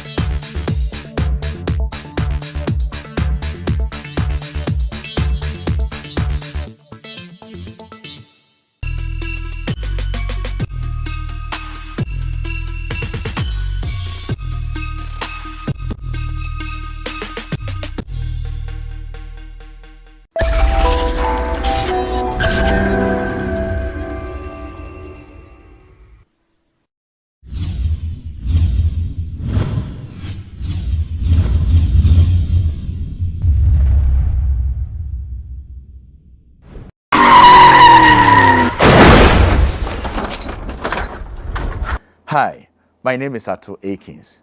Road accident is taking more lives than COVID-19. So be very careful on the road and stay safe. Do the right thing. Save a life.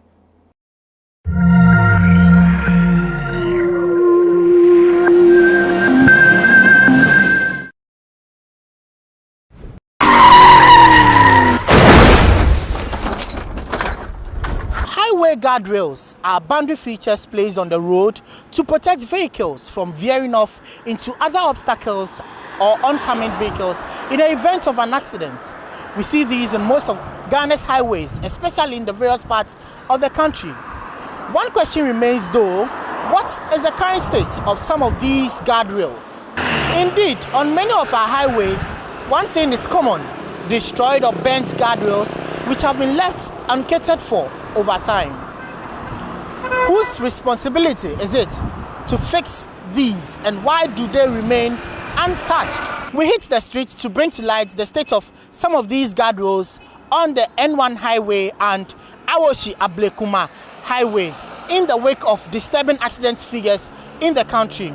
Later, We will get in touch with the appropriate authorities to speak to them on the issue and get a possible solution.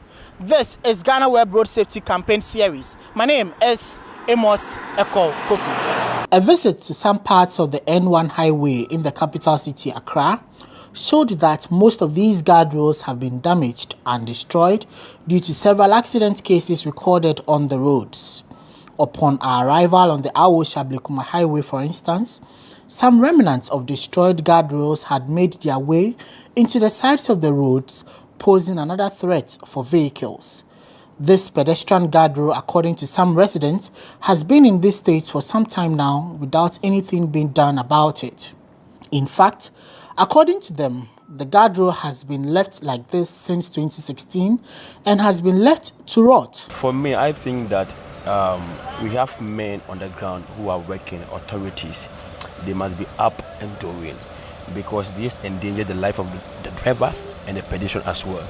So for me, I think that they should be proactive in doing their work for us to be safe on the road as well. Sometimes it affects you, the drivers, a lot, because when driving on that N1 on a very tall speed, and maybe you lose concentration a little bit, and you see it maybe on a short notice, you see it, maybe it can cause accident. Maybe you're trying to dodge it, maybe you veered into somebody's road and it might cause accident. That's my view.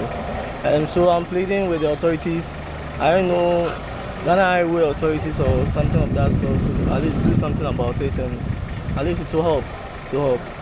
Sometimes trying to get into the outer lane becomes a little of an issue. Oh, me, I can't remember baby son cause more accidents. Last I was teaching once, and I'm losing accident. Be happy on so I can be sana. I can be with me from Kubiana Bisa, no matter African one, with me a boy.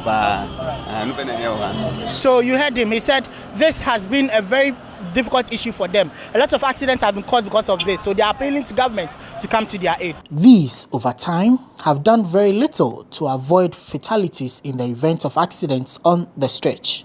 Another stop by the news team on the N1 highway opposite the Abrantier spot revealed some other destroyed guardrails. This is the N1 highway opposite the Abrantier spot.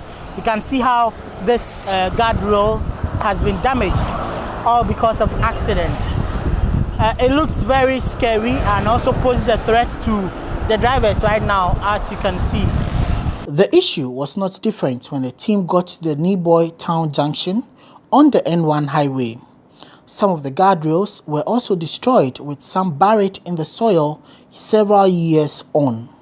Just at the Niboy Junction, you can see how it is damaged and exposed to the streets. A lot of drivers use the streets, and this can cause another accident because it's really close to the streets and vehicles are moving here and there. This is the Achimota overhead. The guardrails here are not in any good shape either, and for many years, nothing has been done to reconstruct them. Authorities have been tasked to ensure the safety of road users, but in circumstances like this, who is to be held responsible? A street hawker who spoke to the news team explained that the guardrails pose a danger to them and authorities must fix them. And then today, so be say, no, Emma to form and said, say, go on, Cassie, and Swan, and Carson got a lot of the air found. Just a band to me at the found mine.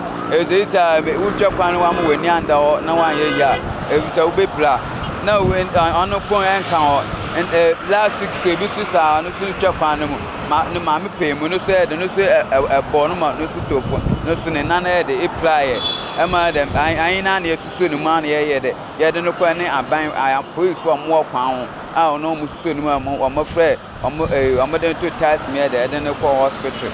It's just a band to be here, be at the found. Some drivers who spoke to the news team called on the appropriate authorities to tackle the situation and bring a solution in the immediate future.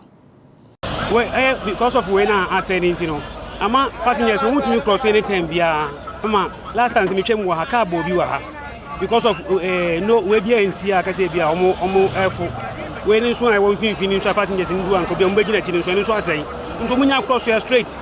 normal cross na car bomb me hu be 5 times or ha car bomb say aban to ye bibi fa ho eni manim ya because I say ache. You can join the conversation on road safety by following us on Facebook, Twitter, Instagram at the GhanaWeb, and also subscribe to our YouTube channel for more videos on road safety at GhanaWeb TV. My name is Amos Eko Kofi.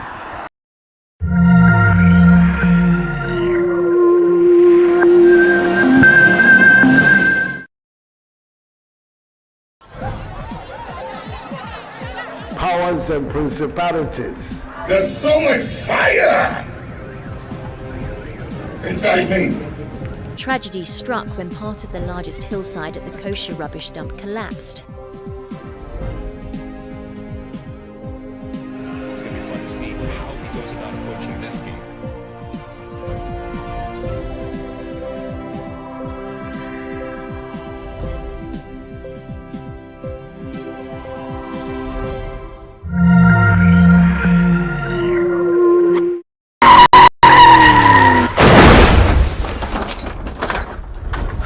Statistics on accident-related deaths, as provided by the Metro Transport and Traffic Department of the Ghana Police Service, have been very staggering, and I'm referring to figures for March 2021.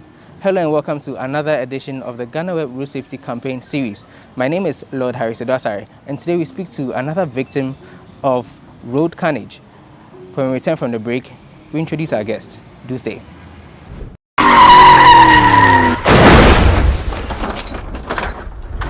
Welcome back. Our guest today is Emmanuel Tony. Well, everyone knows him at Pulse Ghana as Kojo Emmanuel. Emmanuel, thanks for agreeing to do this. You're welcome. How was the entire thing like? Your accident? It must have been a terrible one. Yes, it's been very, let me say, disastrous, but I survived it. Let me start by narrating how everything started. It happened on the 3rd of April 2016 when my big bro said he got a lady, so he wants to do wedding or marry. So the whole family went to Nkoko, all the way the eastern region. Where were you? Where did you move from? We moved from Tema to Nkoko. Okay. My aunties, my dad, my uncles, my bro, and my sis. We are all seated in the vehicle. That is an oven, and looks like a family vehicle. Okay. So essentially, how many were you in the vehicle? We were about 14, 15. Oh, it must have been a big oven then. Yes. More like a bus. Okay. 14, 15. They're sitting in the oven. So we left here on Friday, did the marriage ceremony on Saturday, and then Sunday we went to church at Nkoko, the same place. I forgot. The name of the town is. I've forgotten the name of the town. That's fine. Okay. But if I remember during the process, I'll tell you. Sure. So we did everything on Saturday. Sunday went to church, and we must leave that very Sunday and come back because people will be going to work on Monday the following day. So we set off that Sunday around 4 or 5 p.m. thereabouts. So you had the, let's say, wedding lunch on the Sunday, the Thanksgiving service and all that. Exactly. And right afterwards, you decided to set off and come back to Accra. Exactly. I see. So we set off. That was around what time? Around 4 p.m., 5 p.m. Okay. 4 p.m., 5 p.m. We set off all the way from Nkoko. And then when we go to Mama Saman or Popasi, my sister got down. She alighted over there. I think it was around 6:30 to 7 when she alighted. And then the rest continued to this place. Was it a commercial vehicle or it was a family kind of van? Let me say it was a commercial vehicle, but it was rented. We rented it to the event. So the driver was not a family member? The driver is also a family member. Okay. Actually, he's the one who owns the car. Okay. He drives as well. Okay. So, on our way back, around 7 on the motorway. We passed the motorway, the toll booth, headed towards Trasaco on the motorway, and there's a junction called a place called Coca-Cola and KICC, because I'm a regular user of the motorway. Okay. I use the motorway. I've been using the motorway since 2010. Wow. So that's yes. a long time. So, and I've been seeing a lot of carnages. Maybe a minute before I get to where our light, an accident happened. So the motorway is something I've been using since 2010. And my event sadly occurred in 2016. So when we got to KICC, in between Coca-Cola and KICC, I don't know how the thing happened, but the back tire burst and the front tire removed at once. Back tire and front tire? At once. At once. Were they all at one side, or? Let me say the right side of the back tire and the front side of the left side. The left side of the front tire. Hey. Boom. At once. And to me, I've seen that when such things occur, the driver needs to leave the car to go freely until it stops. But I think the driver, out of fear, he panicked.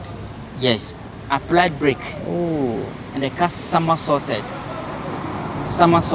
and threw everyone out of the vehicle. What? It threw everyone out of the vehicle. It was disastrous. My mom, my dad, my aunties, everyone. So this was about 14 people since your sister got off? Yes. It threw everyone out. Did you have your seatbelt on? No. Okay. No seatbelts. Definitely, you ask yourself how many commercial vehicles have seatbelts for all passengers. So there are no seatbelts, functioning seatbelts in the van that you were in? Oh, perhaps the driver might have, because when that thing happened, it threw everyone out, the car mangled. So the only person left after the car somersaulted was the driver. He was the only one left in the car. In the car, because he had the seatbelt on. I think so. Even short of words, I'm talking to you. Front tie, back tie, both. Yes. And so the driver hit the brake. Did he turn the vehicle? That's why someone assaulted, or just when he hit the brakes and then the car just sprung?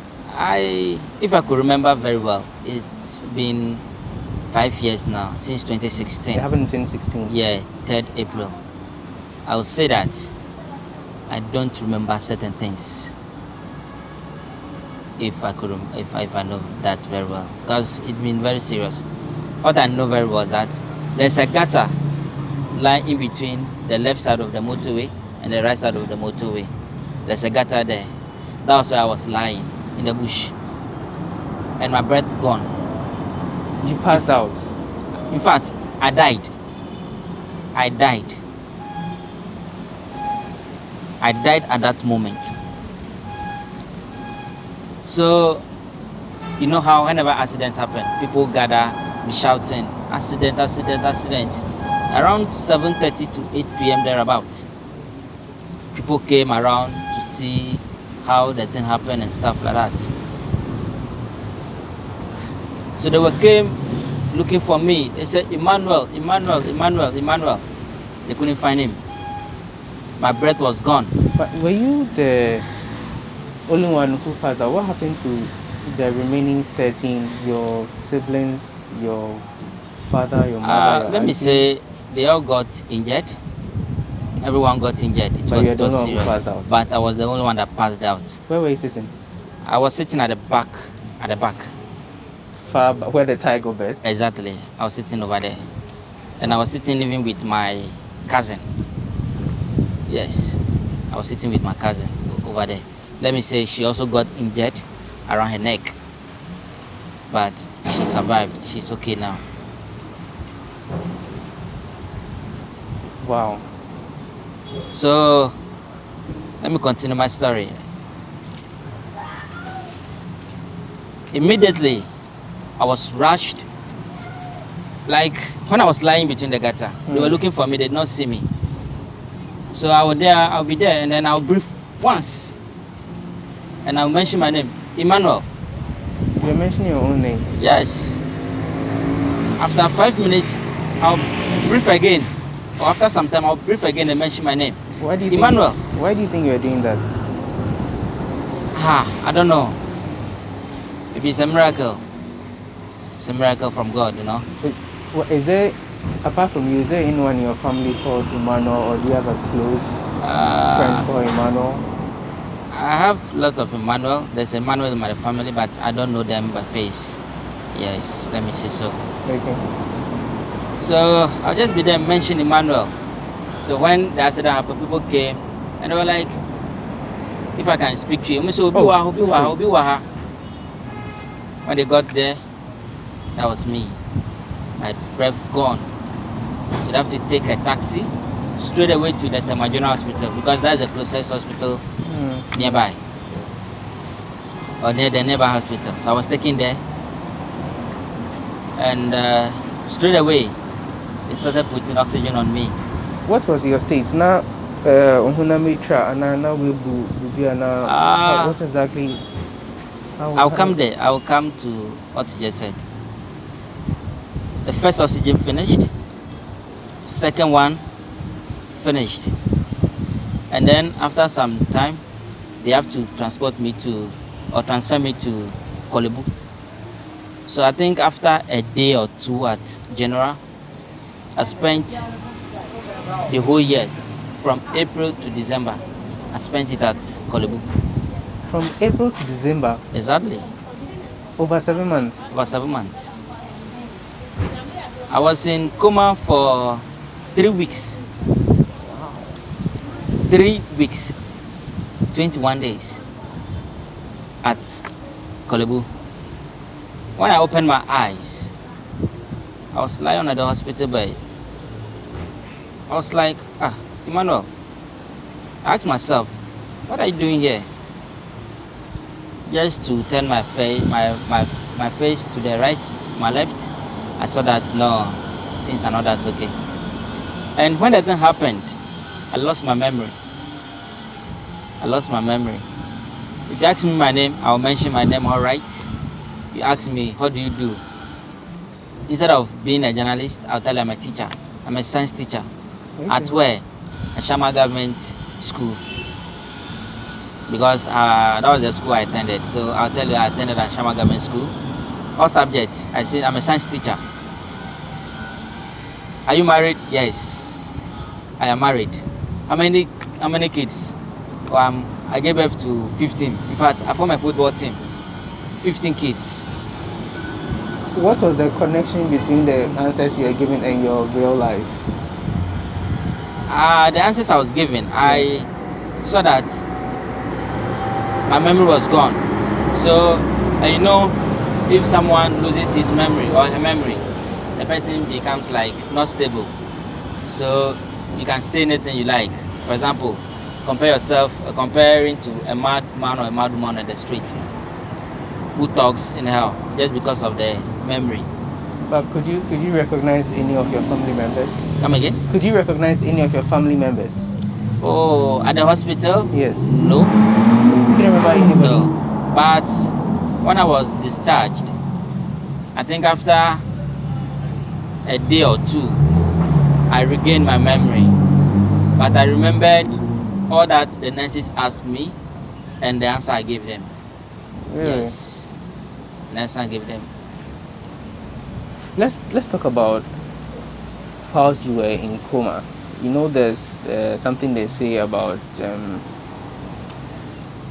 perhaps life after death. Yeah. Well, for want of a better word. You were in coma for over 7 months, from April to December. No, 3 weeks. It's for 3 weeks, pardon me. How was it like? Well, it was tough. It looks like if you are dead,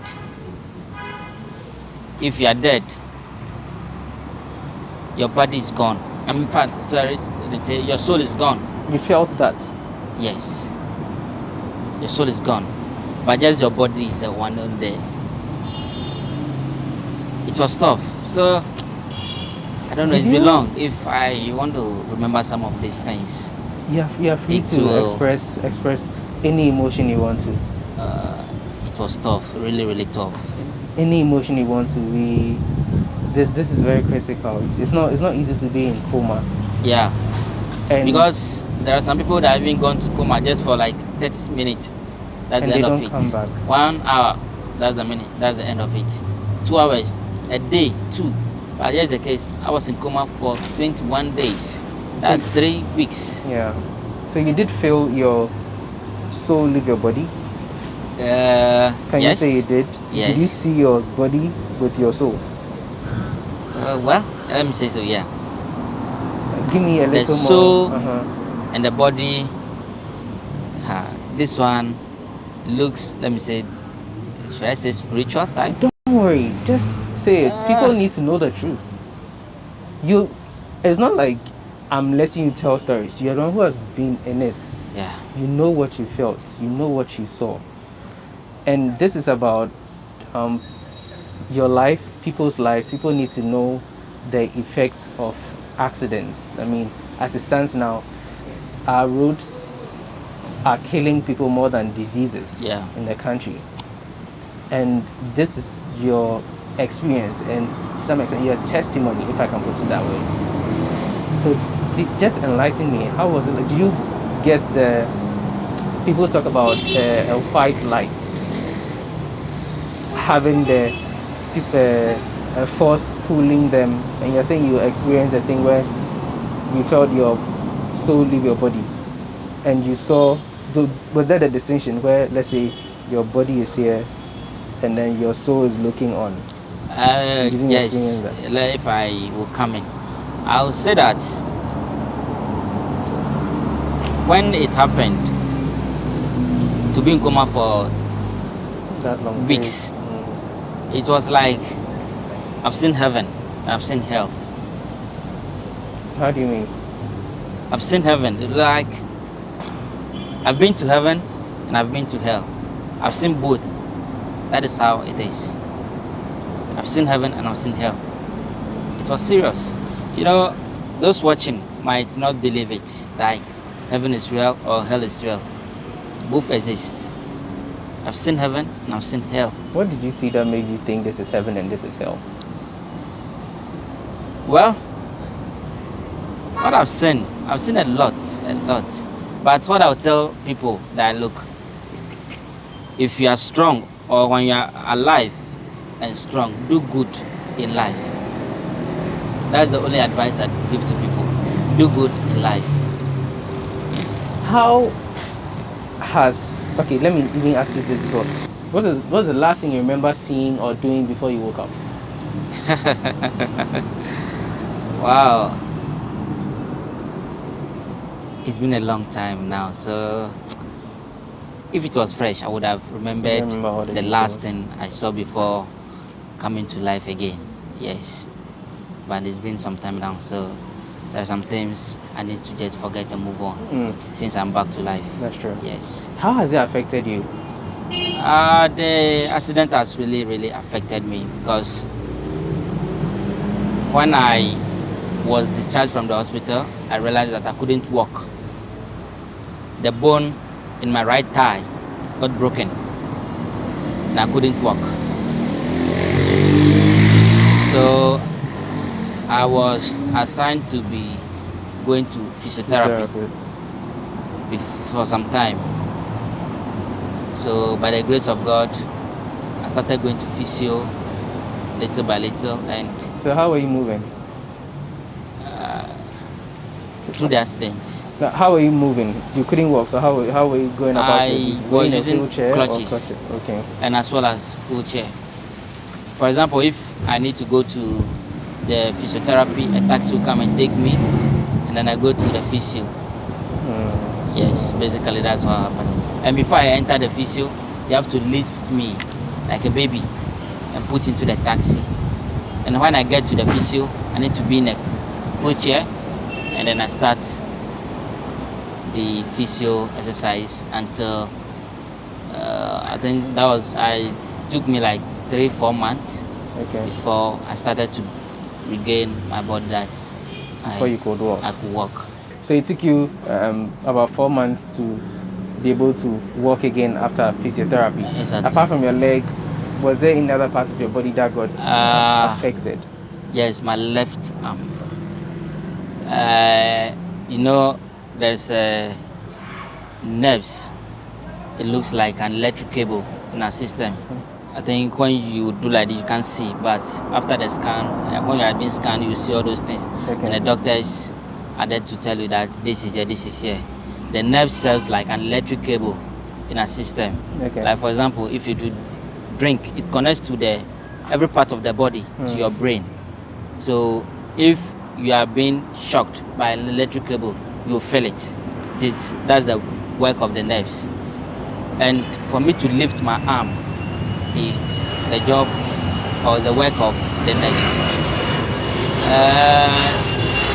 When it happened, my left arm, after the scan and everything, I noticed that it pulled out from the joint. Pulled out. Your arm pulled out from the joint? Yes. The left arm? Yeah, from the shoulder. Pulled out. If you look at the scan clearly. And the nerves got damaged, and that is called brachial plexus. The doctors or the scientific, that's the term given to it, brachial plexus. Brachial plexus? Yes. I believe you can Google it and then you check the functions of the nerves. That is basically what it does. And so basically I can walk, but the major thing now is just on my left arm. So is it that you cannot use it at all? I can't. Basically, that is it. That is what has affected me. So you can't lift your arm? You can't do anything? Nope. But if I don't tell you my story, you wouldn't know that, hey, this guy is coming. This is what is wrong with him. I am even stronger than someone who is physically able, you know. Do you feel in the arm? Yes, I feel it if something pinch me. I feel it, yes. And, you know, let me say, I feel like, you know, after the accident, I was discharged from the hospital. You know, families, friends will come that, oh, let us go to this spiritual pastor, spiritual doctor, or whatever they call themselves. People who say they see things spiritually. Let's go to them to see what they can do. And my mom and my brothers, my fathers, everyone was concerned about me. So we've been to some pastors. I don't want to mention their names. We've been to some pastors, and all that they say is, one, the accident is not a natural accident. So I was the main target to be killed. I was like, what have I done to people for them to kill me? Yeah, about that, you were the only one who was gravely injured to the point that you went to coma. Yeah. But there were 13 or 14 in the vehicle. What happened to the other passengers, your other family members? Oh, they all got minor cuts, but they're okay. Nobody got seriously damaged? No. Not even the driver? No. They all got minor cuts, but I was severely injured. Your cousin was sitting next to you. What happened to her? Was it a man or a female? A female. What happened to her? Her neck. Okay. Yeah, neck. So, but I think she's okay. She's okay now. Yeah. Wow. So we've been to, as I was saying, we've been to some pastors, and they said you were targeted to be killed. I was targeted to be killed because the accident wasn't that, you know, natural thing. If it were to be natural, everyone would have been eliminated, or would have died in the process. But I was the main target to be killed that day. So that is how it is. And when we go to this pastor, he'll say, oh, I can do it. I can do it. Oh, I can do it. And they charge, and they take your money. They take our money, and after doing, they'll give you anointing oil, water, powder, soap, mineral drinks, You tried it all? You tried everything. Some of them even you buy calendar. You take a date on the calendar. Then you're supposed to take and then you pray to God that this let's say I'm marking 25th, and by 25th I want everything should be okay with me. You mark the date will pass. Nothing. It's the same. It's even worse. Why don't you want to mention the pastors' their names? Yes, the pastors. That's what I'm talking about. Why don't you want to mention their names? Well, if I'm to mention one, there is this pastor called Ejadan. He's at Kaswa. We slept over there. Ejadan. I see that guy as a crook. Oh yes. To me, currently I don't fear anything in life. I don't fear anything. I don't fear any human being. For example, they say war is coming, fight is coming, so people will be running. Me, I'll stay. Whatever happen, let it happen. Okay. What do you think you could have done differently to have not ended in where you ended up, as far as the accident is concerned? Of course, it wasn't your fault that the tie got burst, but what do you think you could have done? The circumstances are different. Yes, what I believe should have been done was when I'm about to set off, the driver should have checked that everything was okay with the vehicle before setting off. Yes. Okay. And basically that's what happens every day. Every day accident that happen on our main roads or on our roads. The drivers don't check whether their vehicles are in good condition or it's in a good condition or not. They just load, put passengers inside and then straight off.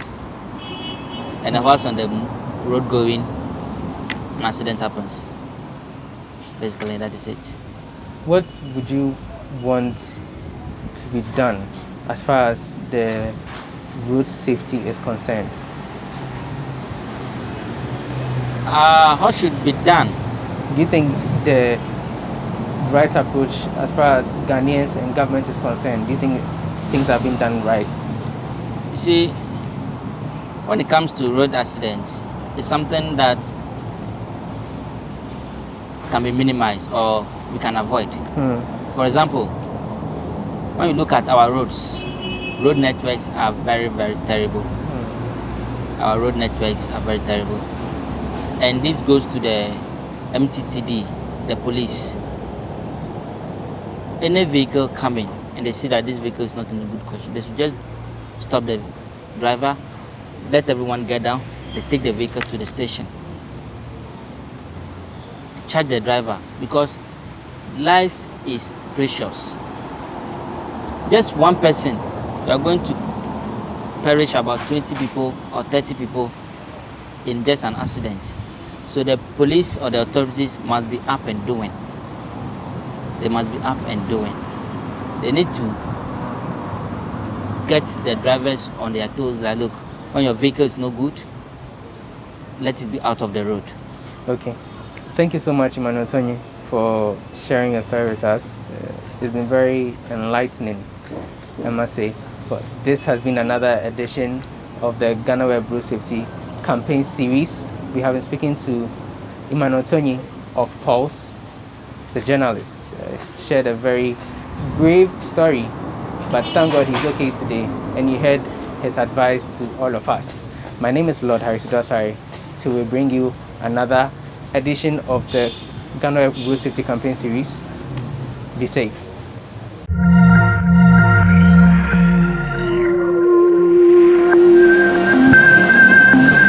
You all realize that this is an eco-friendly environment, even though we are producing cement here. And that tells you also some of our core values, which is actually hinged on excellence. And excellence, I mean quality products, quality services, and anything we do will be quality. And that describes us. And then the other leg of it, which is the eco-friendliness nature of the whole thing, is about the fact that we also think about the environment and then safety.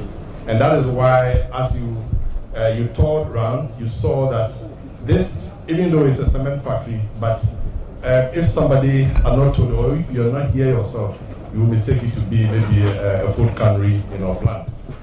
Now, the fact is that a lot of investment have gone in this, and it also will tell you that this will be the only and wholly and solely owned Ghanaian company, run also almost by wholly Ghanaian management, and this is the first of its kind in this country. And so our slogan or mantra has been that we are building for generations. It's because we have started this in the year 2021, and I believe it will linger on or to go on for generations even yet unborn. There are so many plans, and for this particular phase, 1.2 million tons capacity. Very soon we'll double this capacity, and that is only for the bag segment. If we add selling directly to project site, the capacity in the next few years will be 3 million tons. And by far, our vision is to make sure that we become number one in this country in the next few years. And then we are going to work assiduously towards that, and then also solicit the support of government.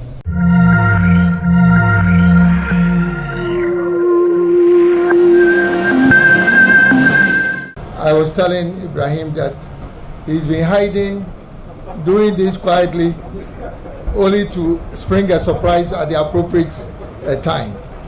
But I must say that this is a remarkable investment. And I say so for a number of reasons. First, this industry is dominated by global foreign companies. And that's the way it is globally, all over the world. So this is the first investment in the cement industry which is wholly Ghanaian owned. And I think that alone is very significant. Yes, as a government, we very much understand and appreciate the importance of foreign investment capital. But there's no evidence of any country anywhere in the world that has been able to achieve superlative growth without supporting their own indigenous entrepreneurs. And that is why I think that this particular investment is something that should pave the way for investments in industries that otherwise have been dominated only by foreign companies. So kudos to you.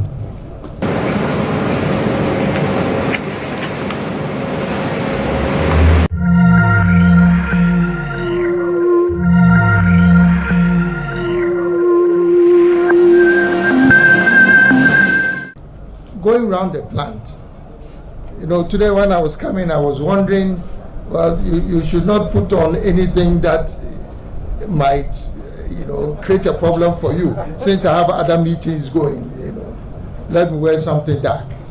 Now I step here, it's almost like a food packaging factory. No evidence of dust, nothing.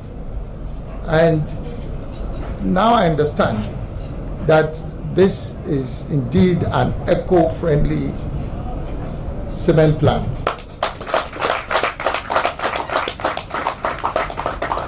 And so it shows you that it's not just the fact that this is an indigenous entrepreneur doing this, but that he's taking the trouble to invest in the state-of-the-art technology, which also is important for us as a developing country. But it goes beyond these 2 points. This is going to create high-skilled jobs for Ghanaians, high-skilled jobs. And, every year 300,000 young people graduate from our tertiary institutions. If you add the number of people who are graduating from second cycle institutions, nobody should tell you that our number one development challenge is to identify job opportunities for our teeming youth. And that's why I'm happy that this is going to also contribute to the potential for job creation. But again, you also realize that even though this is a high-tech state-of-the-art company, I only see 3 foreign, I would say, management experts here. The rest, they've all been introduced to us. It means that the top management team, it's all Ghanaian. Our friend from Morocco, I realized that he now wants to stay in Ghana. He now wants to stay in Ghana. But the beauty is that it's not just Ghanaian owned, it's also wholly managed by Ghanaians. Again, it goes beyond that. The level of investment is very significant. I think when it's completed, you are talking about an investment of over $100 million when all the phases of the project is completed. And you can imagine that this is not chicken feed. And just the courage to get into this level of investment, I think, is worth commending. I think it's also significant that the initial phase, which is a back-end plant, is only meant to open the way for something greater to come. And I understand from the management team that the second, third phases would also actually result in the installation of a grinding plant. So in this regard, Sir Ibrahim and your colleagues, I would like to encourage you, once you get to that level, to be able to explore opportunities for using local raw materials, not to completely substitute for clinker, but then it will complement whatever you are importing into the country. So this is, I believe, an investment that all of us as Ghanaians should be proud of. And I hope that once you are fully installed, that the commissioning will be done in a grand way. So this was only meant to be an inspection, but I'm very impressed. And you'll see me back here at the appropriate time. So congratulations.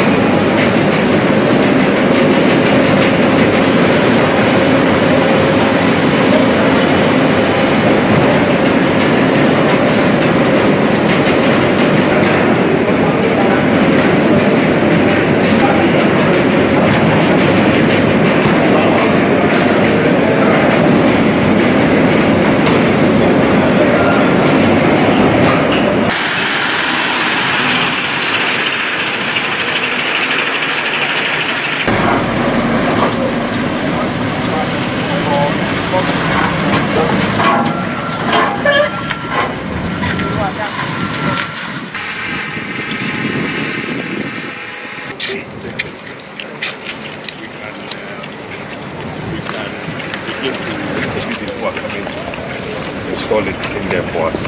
Dangote has one. This is from Sweden. Yes.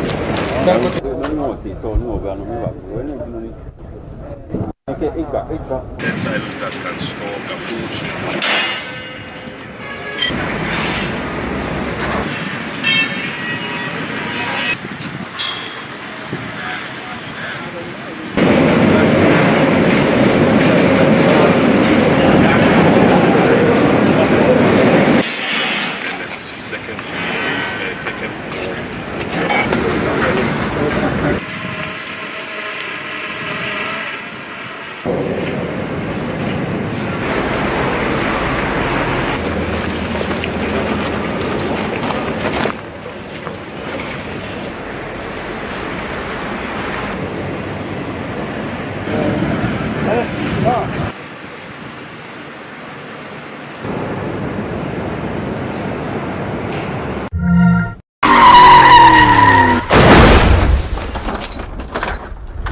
Tell us the problem you have with this road.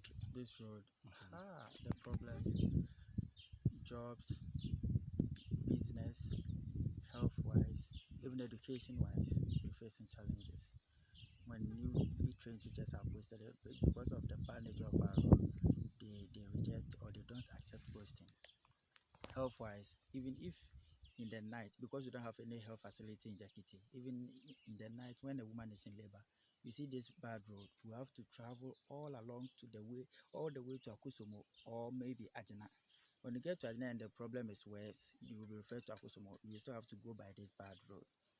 Jobs, because of the bad nature of our road, we don't even get companies or even government-sponsored projects here.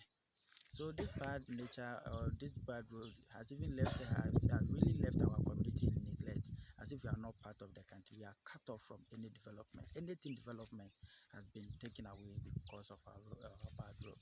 All we do here is that it has been awarded, it is in the pipeline. You see political language, everything is in the pipeline. We are wondering the kind of pipes they use to connect this project to our electoral areas these days though. I can see this portion of the road on the other side has been constructed. Yes. Or it's under construction.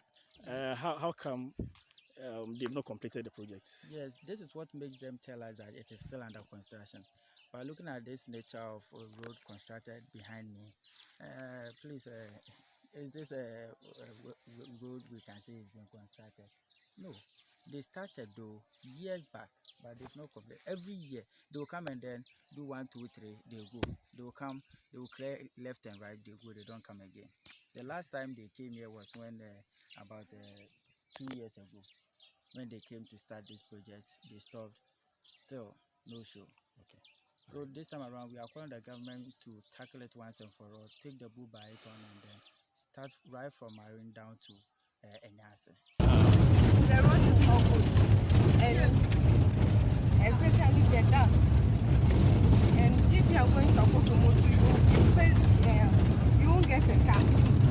So, even yesterday, I was going to Atimpoku Council. Almost 4 hours. I didn't get any car to go. Why? Because the road is not good. So the drivers don't like to use the road or what? Yeah, because of their problem. They have to help us because the MPs and some people are going to Jakiti, especially the MPs. They know that the road is not good. So we beg them that they should use the road so that we will be free. Our challenges or our difficulties about this road are many. First, I would say that the road is rough, and due to that, drivers applying the roads sometimes face difficulties about buying papers. What they've been buying, well, maybe it should take them about a year before they change it. Within 2 or 3 months, they have to change it. And due to that, the fares that is not meant to be charged are charged. So we the road users, we the passengers are suffering.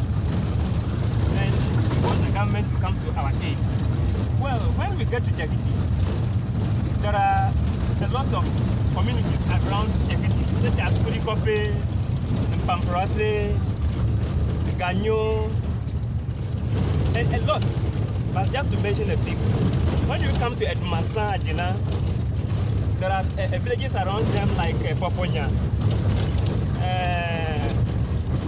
Akada, Manyayoyim, and others. All right. You see, here our main activity is farming. Yeah. So sometimes our foods got rotten because of the nature of the road when it rains.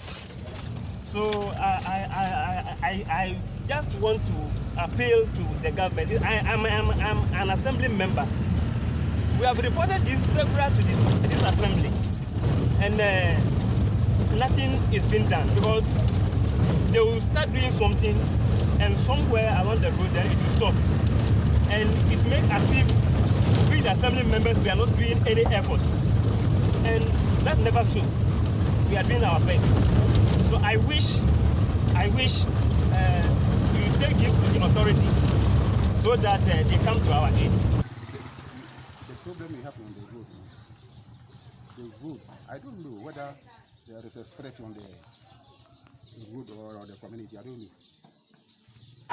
If the government came to do the road, if the engineer and the what do you call contractor? The contractor came to do the road, as well as the contractor take his machines and everything, then he go. If there's no rain, when we took the car to Akusumu, the dust and then the bumping on the road. Before you get to Akusumu, you become this thing, white man because of the dust. And now we are called the government to come and do the road for us. It is fair as a watch here.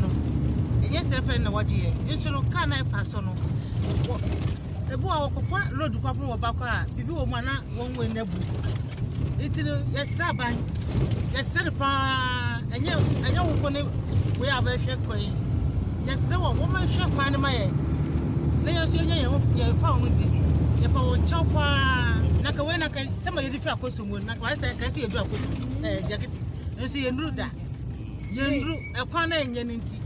Yes, Saban, yes, Sanpa. Oh, my share, young Quanamay. Near bread, where I say, Yen, the beer, what they yet, what you put there. One yet, all quantity, your cousin high and your boy. Titu Cranny, but I can't put another say. Uko market now, but I said they can't balance no can hear my wedding. Ashi. And now, would if you support baby a quantity beano. Yamen Quan, come Mrs. Tayefim. So, Yari is serious. You could only sooner time a quantity, a jiracha say. Ye who share a ye. And my see free can coaching about Gunsionim. Na Mr. Nat told him more than can more and who share ye. Into a quantity jess realm. Mumboy. It's this if I say, Quan or more day, or more. Or the kind of say, Mutti chocolates or my ye. Into a them put one cousins worth through Abbe who say, Quan or more day, or more ye. Unya almost ye. A do about what? Ye be breast because of your quantity, ye jay a jumato. Ye, yes, I don't buy a quanamay, so more yet.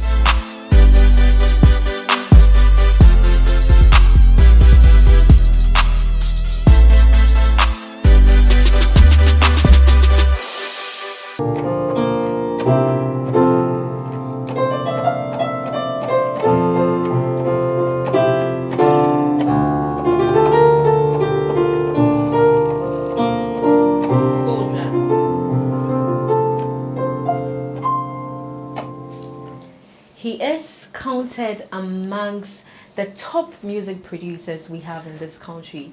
Today's guest is responsible for most of the big hits we have on our airwaves and on our screens. Yes, you must have heard his name in some of the popular songs on our radio. But how well do you know this gentleman? Let's all find out after this breather. I am El Silama, and this is Talkatainment. Don't go away. Benjamin Mensah Gazi, popularly known as Mix Master Gazi, is here with us. Master Gazi, where's all? Quello. Ode kunkode. Unkonyenya LC. LC. Africa lecho. Machoho. Oh, nice. To those who don't understand, he's asking me what's my name and where I come from. You know, he's my brother. We all come from, let me not say Transvolta Togoland before they come for us. Number 9. We are number 9. So tell us, how is life so far? Recording, you know, life as a music producer. How has it been so far? Yeah, it's been great. You know, life has been great.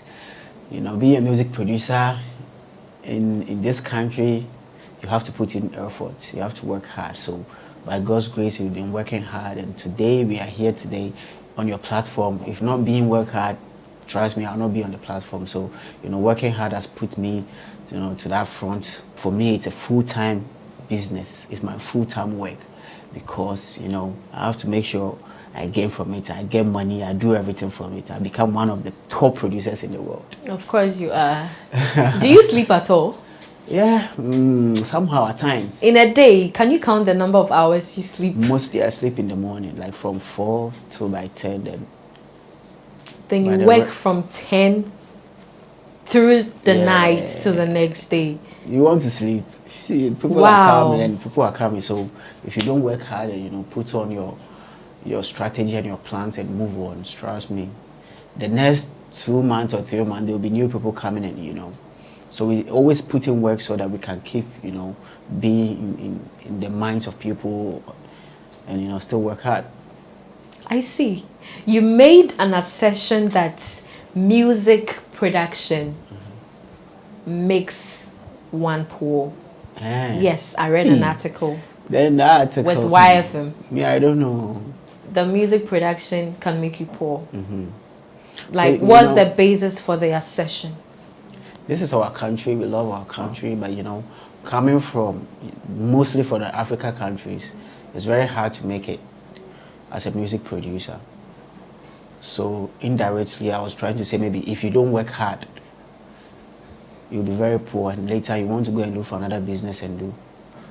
You understand? Because when you check on jobs, that's, you know, you want to do. I think music production is a job that everybody needs to take it serious. But, you know, other people want to be like, oh, I'm a bank manager, but I want to do a part-time music. No. If you want to be this, be that. If you want to be this, be that. You can't be a salt and sugar at the same time. You understand? I mean, I'll be very sharp in school and all that. From SHH, 7-1s to SSS, the secondary school. When I was informed to, I wrote exams with the seniors and boom. So just imagine, as a science student. What SSS did you attend? This day. Oh, Madas. Yeah.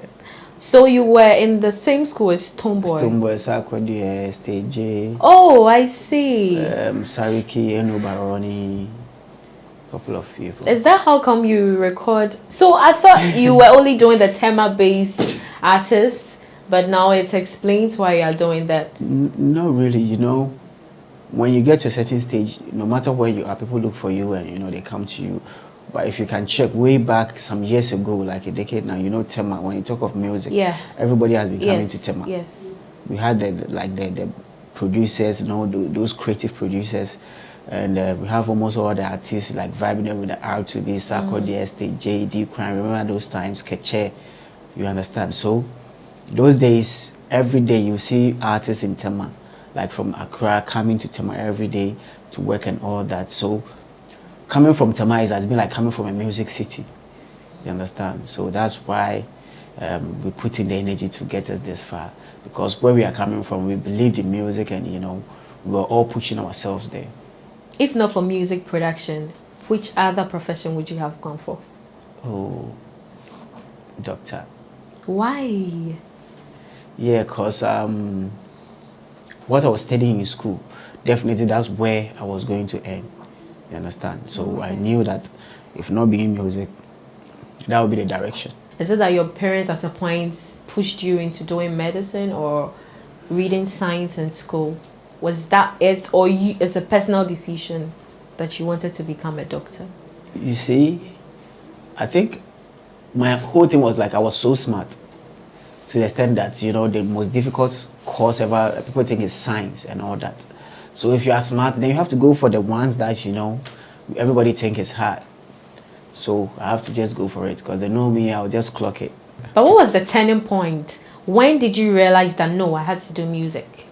Music has been part of me way back from like the primary and all that. When I was in school, when we go to like the church or when we do any gathering or anything, like I have to be there as DJ, I have to be there as drama or instrumentalist and all that. I'll be in class, then there's a church nearby, I have to run there and just go and play for them and run back to class and all that. So it has been like that, yeah, you know, the Shabo boys. Have you received any Gamma royalties yet? No. Why? Because our system is not really well connected. That's the problem. Because, you know, when you are on a international royalty system, when you sign up with them, you have an email that's, you'll be getting an email from them with your update of whatever your song has been doing, like where it's played, where and this and that. But I think here, some of the system is not really in place. So if my song is playing somewhere, Gamro doesn't send me any email that they play this your song that you produce for maybe Stoneboy, and this is whatever everybody is getting in it and all that. But have you followed up? It's not like we followed up. The thing is not there. What they do is they just go and take the money from people that plays music, like, you know, the restaurant, the bar, the radios and everything. Then when they come and sit down, they'll see which people are have been there for some years. Oh, Sakode is doing well, Stoneboy is doing well, oh, that Lumba, okay, let's give them. Then they will even share it for them. They also don't even get any reports on how the song will play and how the money was made.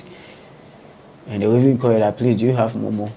And they will send you without showing you how the song was played, no records, no anything. So it's very difficult to understand. To an extent, you must have followed how the systems work in terms of music in the Western world. Yeah. Looking at it from where you are sitting in Ghana, what do you think that we are lacking here? Right now, I think we are lacking the system of, you know, connecting everything together so that we can have a report of it. Because if every radio is playing a song, automatically there have to be something paid back for, because it's my content and I've given you the radio to play. So anything that has to come on, I have to get somehow royalties on that. But here, you have to go and pay that radio or that DJ with another money, and they'll play the song and you don't get any money from it. You understand? So it's just that the system is not well connected. There's no system. It's like everybody's making it for your song to be heard, and when your song is loud outside there, you'll now get a couple of shows or a couple of appearances in some way so that you can get some money from there. When we come to the streaming digitally or online, I think we have the stores that, you know, probably they don't even belong to us, it belongs to international platforms, you know, like the Boomplay, the Apple Music, the Spotify, and all those things. And those ones too, it depends on the country that the person is listening to the music from. That's where you can get money. So if the person is listening your song on maybe Boomplay from Ghana, and later when they summarize everything they have to pay you, they will make sure they have to convert it into whatever currency it has to be before they pay you.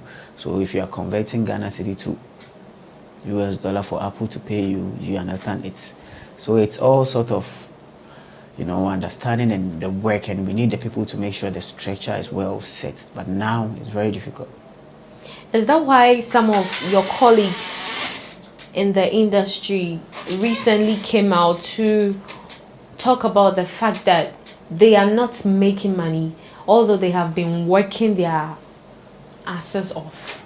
Right now, the artists making money in Ghana is, they have their own strategies, because you can't really relax and follow the system because there's no system.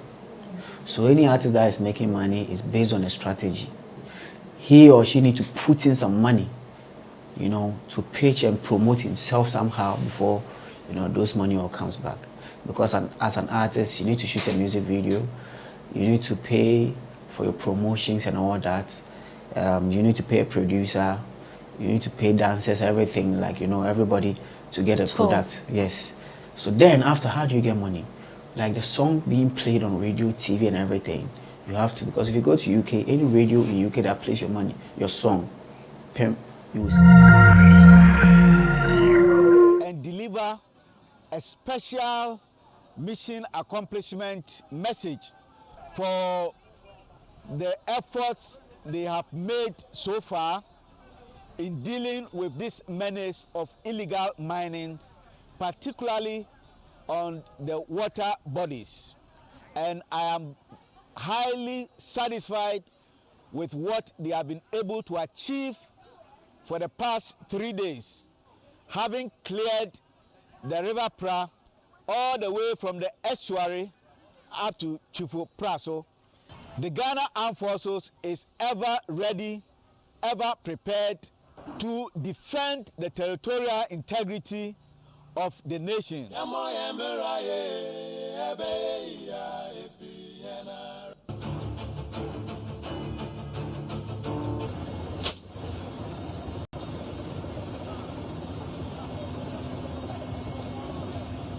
You would recall that at the end of the first exercise, no, please keep playing. At the end of the first exercise, the ministers announced that there will be armed air patrols and advised all persons to desist from going onto the water bodies to mine. The air patrols, the armed air patrols have started. And I think that advice will be reiterated. It will not be in your interest to go back on the water bodies to mine.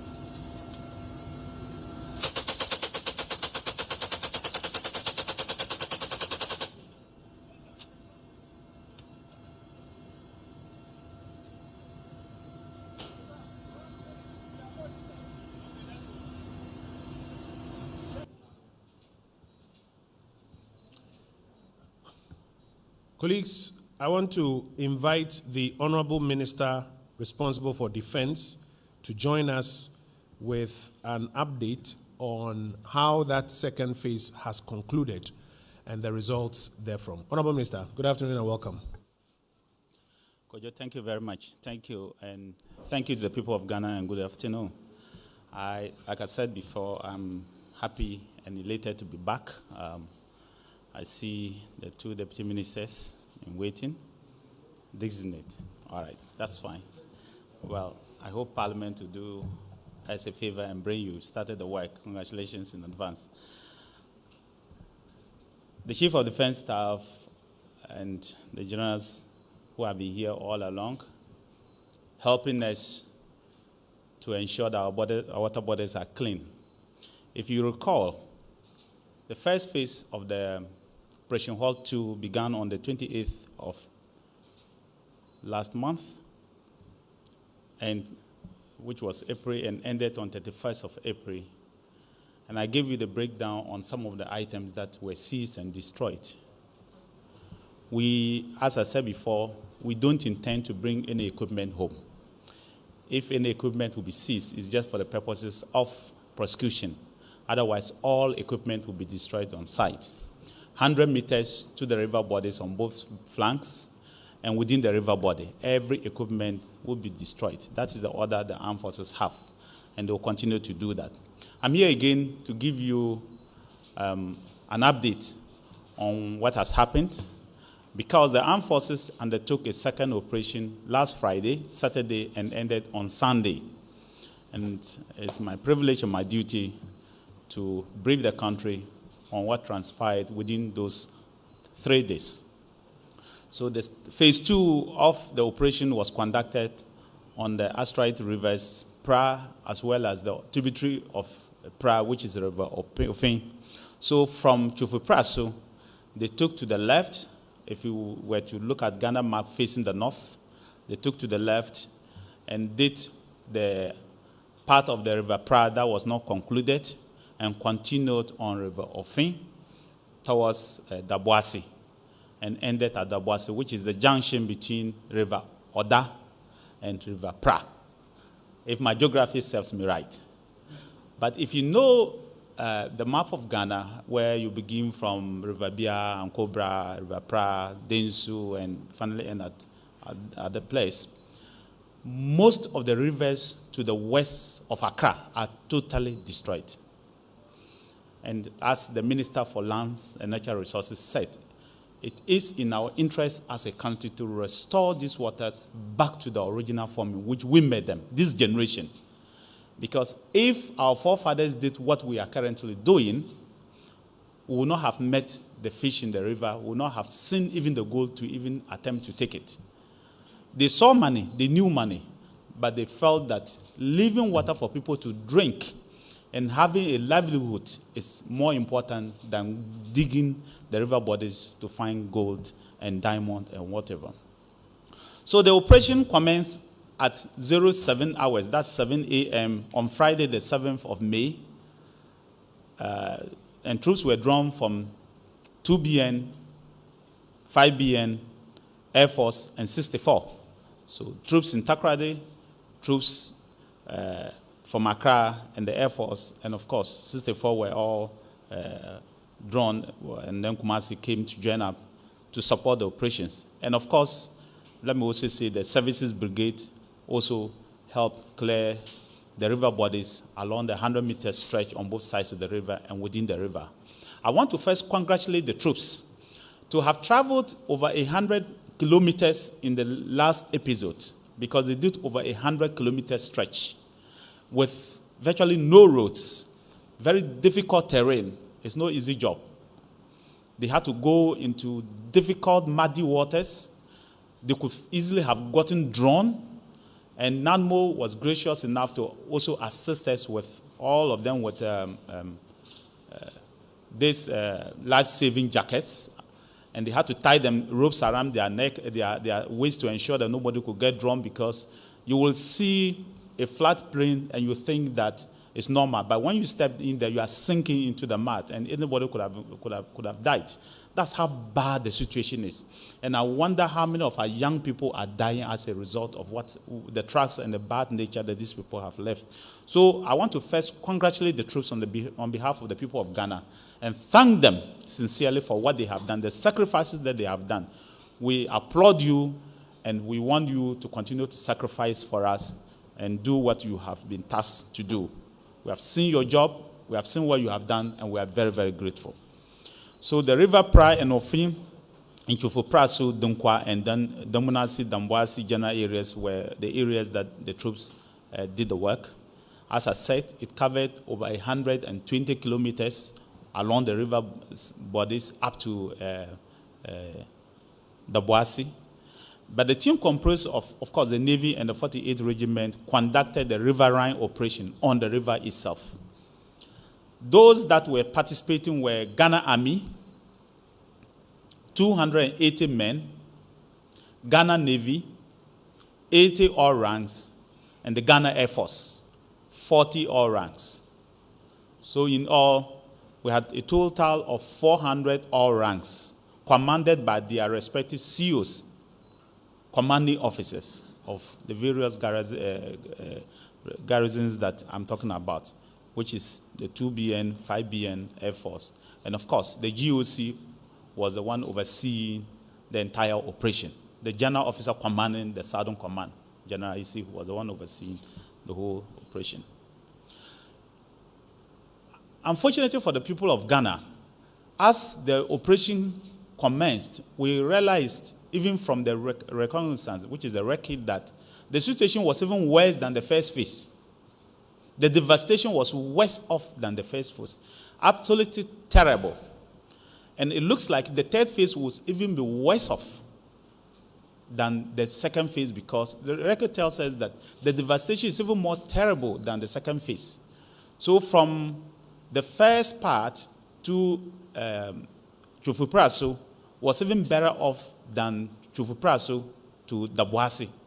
It was terrible, totally destroyed. The river silted, too many champaigns.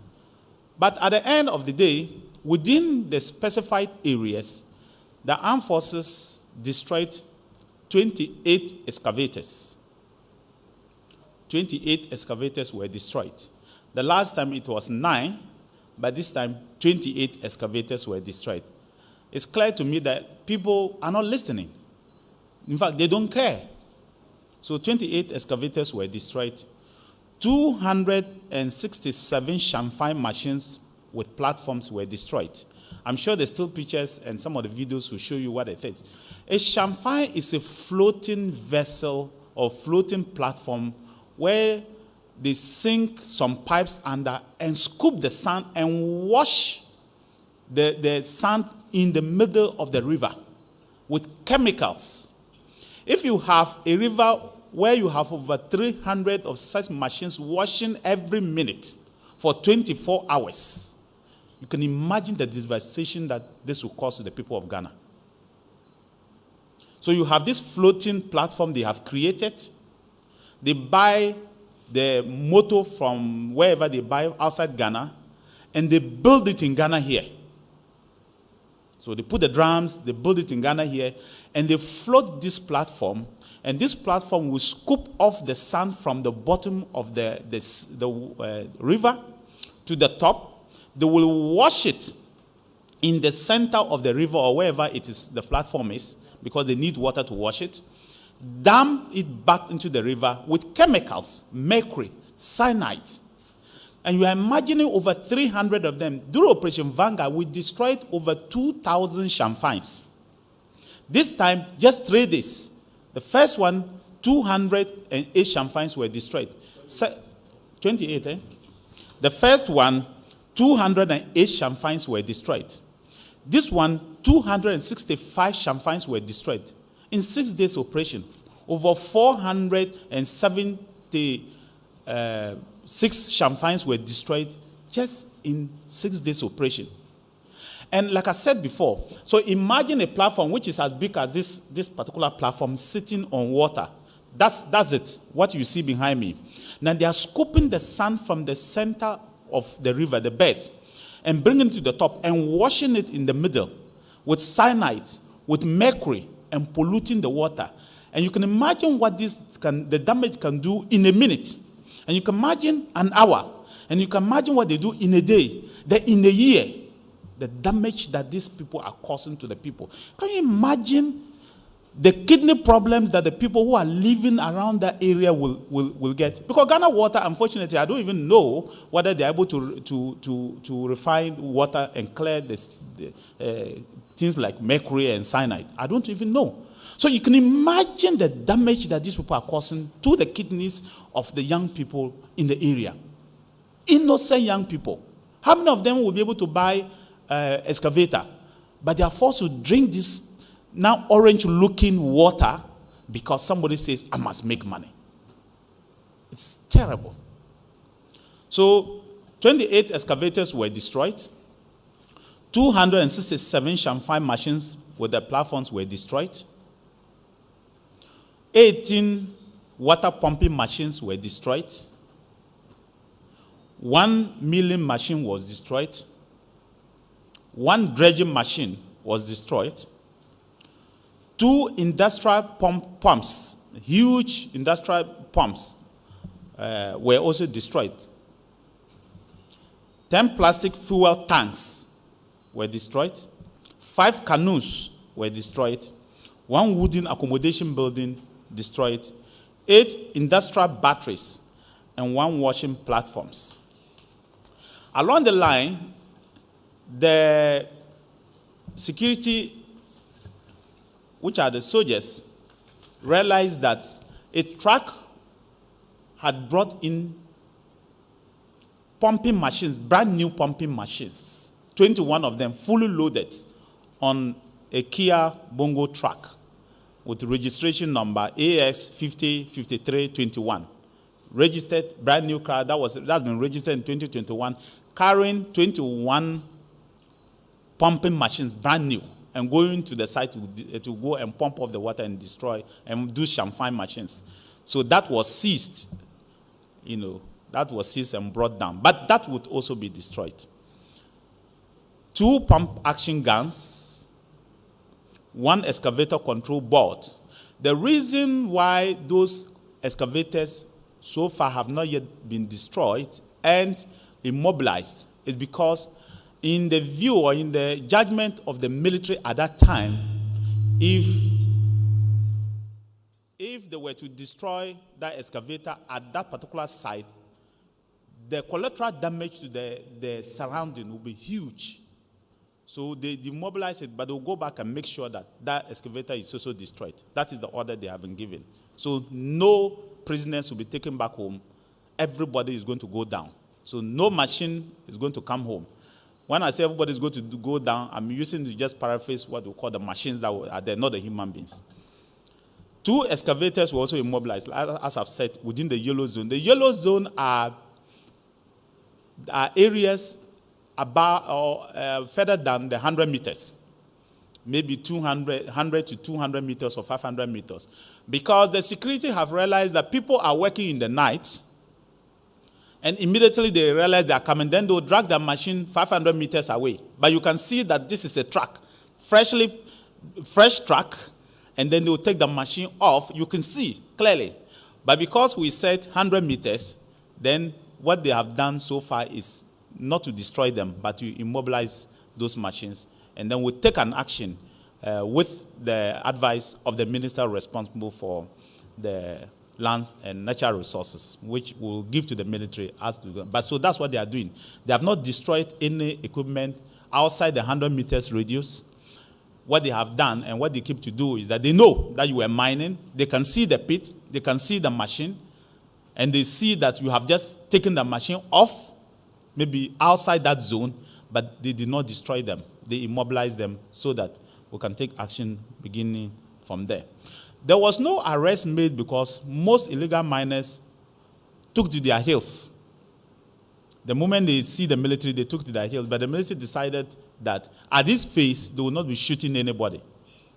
So they ran off, and so they couldn't get people to arrest. And for even the safety of the troops themselves, they decided that if somebody is running into the forest, into the bush, you don't know where he's carrying, you don't know what he's doing, the only thing you could have done was to have shot him. But they decided that no, this is not the time to do that.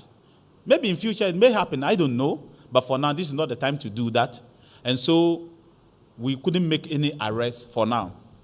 But take that not to be a witness. Arrests will be made and people will be prosecuted. Of course, some makeshift camps, as I've already said, were also destroyed within the red zone. People decided to build buildings around to house their workers, and then they are doing mining in the river bodies or within all those structures were destroyed. So some of the things you see, they're actually new structures people built along the water bodies, and they were doing that. But we observed a few things, as I've already said. Heavy mining equipment being used for illegal mining activities on the water and along the river bodies have been withdrawn to hideouts and nearby communities upon hearing of the military presence. And they come back in the night and mine again. Most of the locals do not know or appreciate the dangers associated with the irresponsible mining. And particularly a community called Chichiwere, I think, is that the name? Chichiwere, where the local chief tried to mobilize the youth against the military. You have 400 soldiers, and they are helping you to clean your river body. They didn't go to seize your house to sleep. If they did, I will not be against it. But they are trying to sleep in a secondary school. And you, the chief, insists that they have no right to sleep in that structure. They should leave your town. That the nation has sent its troops to go and do this exercise. And you think that the soldiers have no right to sleep in the classroom in your town because you claim two of your excavators were bent on the river body. I think that people like this must be answerable to their communities and their people. That chief who took that action and made the announcement that the youth should mobilize and go attack the 400 soldiers who were lying down there, what was he thinking he was doing? You are sending them to their death, their graves. I just want to advise people that this is a national exercise. Our water bodies are being destroyed. In the next 5 years, if nothing is done to preserve these water bodies, people will not get water to drink. In fact, Ghana Water will not be able to manage and give you clean water. It is in your interest that these things are cleaned. Maybe one or two people may get some money because they are the people doing the mining. But the general public will suffer in the next 1 year if nothing is done. And it's in your interest to clean up these rivers for you to at least have good water. How can you explain to the kids you are giving birth today that this is the water you have bequeathed them to drink? What explanation are you going to give to them? When even countries outside are threatening us, what we sell today, they are threatening to ban those products. I think that we rather need their help, the help of the chiefs, the opinion leaders, the assemblymen, the youth. Because as the soldiers gave me a brief today, most of the young people in the villages are those who are assisting them and showing them where the equipments are. They are not happy about what is happening. They are devastated that their own towns that they have seen clean water is now turning into things like this. And I thank those people for at least ensuring that they protect their heritage. It is your land. You must protect it. Don't allow anybody for the sake of money to destroy them. I do know that some of the mining companies have decided to form gangs, and they are having gangs. Report, and the military will flush those gangs off you and take them off your land. But like I said, the allowable distance of 100 meters aside the rivers designated as a red zone are in most cases not operationally practical, as physical mining is done well over 100 meters along the river. Illegal miners are quick to move mining equipment beyond 100 meters into hideouts. There are also illegal mining sites that are not within the 100 meters from the river, but they lay long pipes into the river bodies. Huge, big pipes into the river. Suck the water, mine off, pour the contaminated water back into the river. So far, what the military has done is to destroy all those pipes. But I think that we need to take a decision about some of these activities. You can drill your borehole and mine. Nobody cares if you are mining a kilometer away. If you are irresponsible, small-scale mining or big mining. But don't come and take water from a river using these big holes and pour the contaminated water back into the river. It is dangerous, it is unethical, and it will kill people. But what is the impact, as we have seen, the assessment? The impact of this operation has been very substantial, as excavators and other mining equipment that were used to perpetuate the illegal mining activities within the red zone, that's the restricted areas to River Ofin and Pra, were destroyed. And when the Recce team went back, as Kojo said, to check on the River Pra, essentially champagnes and people have not returned. And we'll keep monitoring to see whether they will return. But so far, all the area of operation that has happened, they have not yet returned, and we hope they will not return. The illegal miners obviously disregarded government directive to stop illegal mining and remove all equipment within the red zone of the rivers. Several Garanse pits along the rivers have been abandoned as a result of the military presence. This is a good sign of massive success, but surveillance will continue to be maintained to ensure the sanity of the areas that are cleared. The operation will continue until we are fully satisfied that the objectives of His Excellency the President has been achieved. The Ghana Armed Forces was tasked to conduct operations on the river bodies and 100 meters aside the river bodies and to flush out illegal miners. Not just on only River Pra, but most of the major rivers you see in the endemic areas, it will happen. And as I said, the operation commenced on the 7th, at 07 hours on the Friday the 8th and ended at 3 p.m. to allow the troops to be able to get out and go home on Sunday the 9th of May. Several mining equipment, as I said, were seized and destroyed. But as I always do, I will believe there are certain considerations that the military and those on operation will want the people of Ghana to consider and approve through the Minister for Lands. I believe that it is essential that this operation should be sustained to prevent the return of illegal miners to the water bodies. The operation should be extended to all the tributaries of the major river bodies, because we have realized that River Pratt, the tributaries are even more destroyed than the rivers itself. In fact, for the River Ofin, they don't have any tributary again. All of them are gone. The tributaries to the River Ofin itself. River Ofin is a tributary to River Pratt, but the River Ofin also has tributaries. The small, small rivers that link to the river, they are gone, totally gone. They've destroyed virtually all of them. So we believe that we should extend all these operations to all those tributaries to flush out people. Further directives will be given to take for action to be taken on equipment that have been withdrawn by illegal miners from the mining sites. Whilst the military operations are ongoing, the key leaders must be engaged, and I believe that the minister is engaging them tomorrow. Is in Kumasi to do that. He will announce it, and he wants your support to continue to engage all of them, to engage the chiefs, and we're appealing to the chiefs and all the opinion leaders to do that. And then we may have to really look at the 100 meters allowable, because the law says that you cannot mine 100 meters. But if somebody is mining 110 meters away and polluting the river, what do we do? The military are having some difficulty because they don't want to have anybody accusing them of moving beyond the 100 meters. So they are sticking to the 100 meters. But they've seen that people just mine and park the machines 150 meters away. You can see the machine. You can see it. I just mined. That's mined 50 meters away. But what do you do? So these are some of the things that we are there. We are not capturing every prisoner. There are some prisoners who are outside our reach, not because we cannot capture them, but it is because that is the directive and that's what the law says, and we want to follow the law. So those who think that the law is not being followed, the law is being followed strictly. That is 100 meters, and we are doing that as such. So, Minister, I want to thank the people of Ghana for listening to me.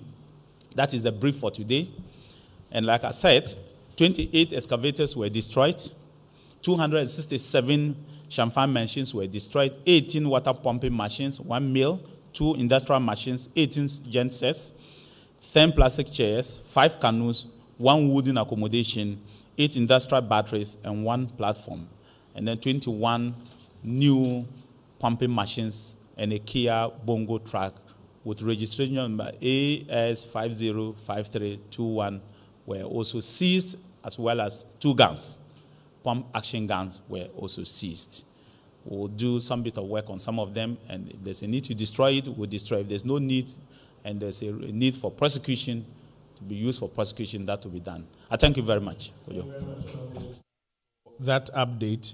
Honourable Minister, while you resume your seat, I want to invite the Minister responsible for Lands and Natural Resources, the Honourable Samuel Abu-Jenapo, who would also share with us some remarks. Briefly, however, let me share with you some reports that you yourself have carried out, which are linked to some of the matters that the Honourable Minister is just speaking about. Medical staff of the Sewum Health Center in the Aowin district in the Western North region are beginning to record a high number of newborn babies without vital body parts due to the activities of illegal mining, popularly known as galamsey, in those areas. According to the health center, pregnant women in the community are continuously losing newborn babies because the women are drinking water contaminated with chemicals used by the illegal miners. And there's a quotation from Gifty Adjoa Ajano, midwife in charge of the Sewum Health Center, who is giving an outline of newborn babies without noses, eyes, ears, mouth, etc. And it links directly to what the Honourable Minister has been speaking about and the reasons, among other things, for which His Excellency the President has authorized these operations by the Ghana Armed Forces. Honourable Minister, welcome from Kumasi. Thank you very much, Minister, for information. Minister for Defense, Minister for Information, Chief of Defense Staff. Let me first of all begin by thanking the Ministry of Information and its exceptional minister, the Honorable Kojo Ponkroma, for putting this together once again. These are very important engagements which we have with the media. Indeed, we have with the Ghanaian people through the media. Today, I have a few comments to make, though. First of all is to say a big thank you to the President and the Commander-in-Chief of the Ghana Armed Forces for taking this step, and also the Minister for Defense, the Chief of Defense Staff, and the Military High Command, and the Ghana Armed Forces. I say this big thank you because what they are doing is so important. And I've made this point repeatedly, which is that the mandate of the Ministry of Lands and Natural Resources really is to formulate the policy framework. You can't mine in 100 meters. You can't do this. You can't prospect in forest reserves. You can't do that. But the enforcement continues to be the mandate or the responsibility of the national security architecture. And the kind of enforcement we are seeing today can only really be executed by the Ghana Armed Forces. So the complementary role that the Ghana Armed Forces is playing as a wing of the national security architecture is really refreshing for us at the Ministry of Lands and Natural Resources, and is highly welcomed. And so we thank them very much. The issue of red zones, I don't have to repeat it. We've explained what the red zones mean, water bodies, forest reserves. And I want to respectfully submit that these decisions were taken after careful interrogation and broad-based consultation arising from the National Consultation on Small-Scale Mining, consultations within the government itself, learning some lessons from the past effort we made, the contemporary issues, which resulted in this designation, which is that we need to categorize the levels of infringements, which is that red zones are really about the survival of the nation, the water bodies and the forest reserves. We have another set of strategy for the everyday illegalities in the mining industry. The people in Western region, when I thought was, they call it Koluko or something. Koli, the everyday galamsey here and there, shovel and that. We have a way of dealing with it. That we are getting Minerals Commission, regulation, community mining, in some cases, some sort of enforcement, and so on and so forth. But the red zones, which are the water bodies and the forest reserves, we are absolutely determined that those ones are no-go areas.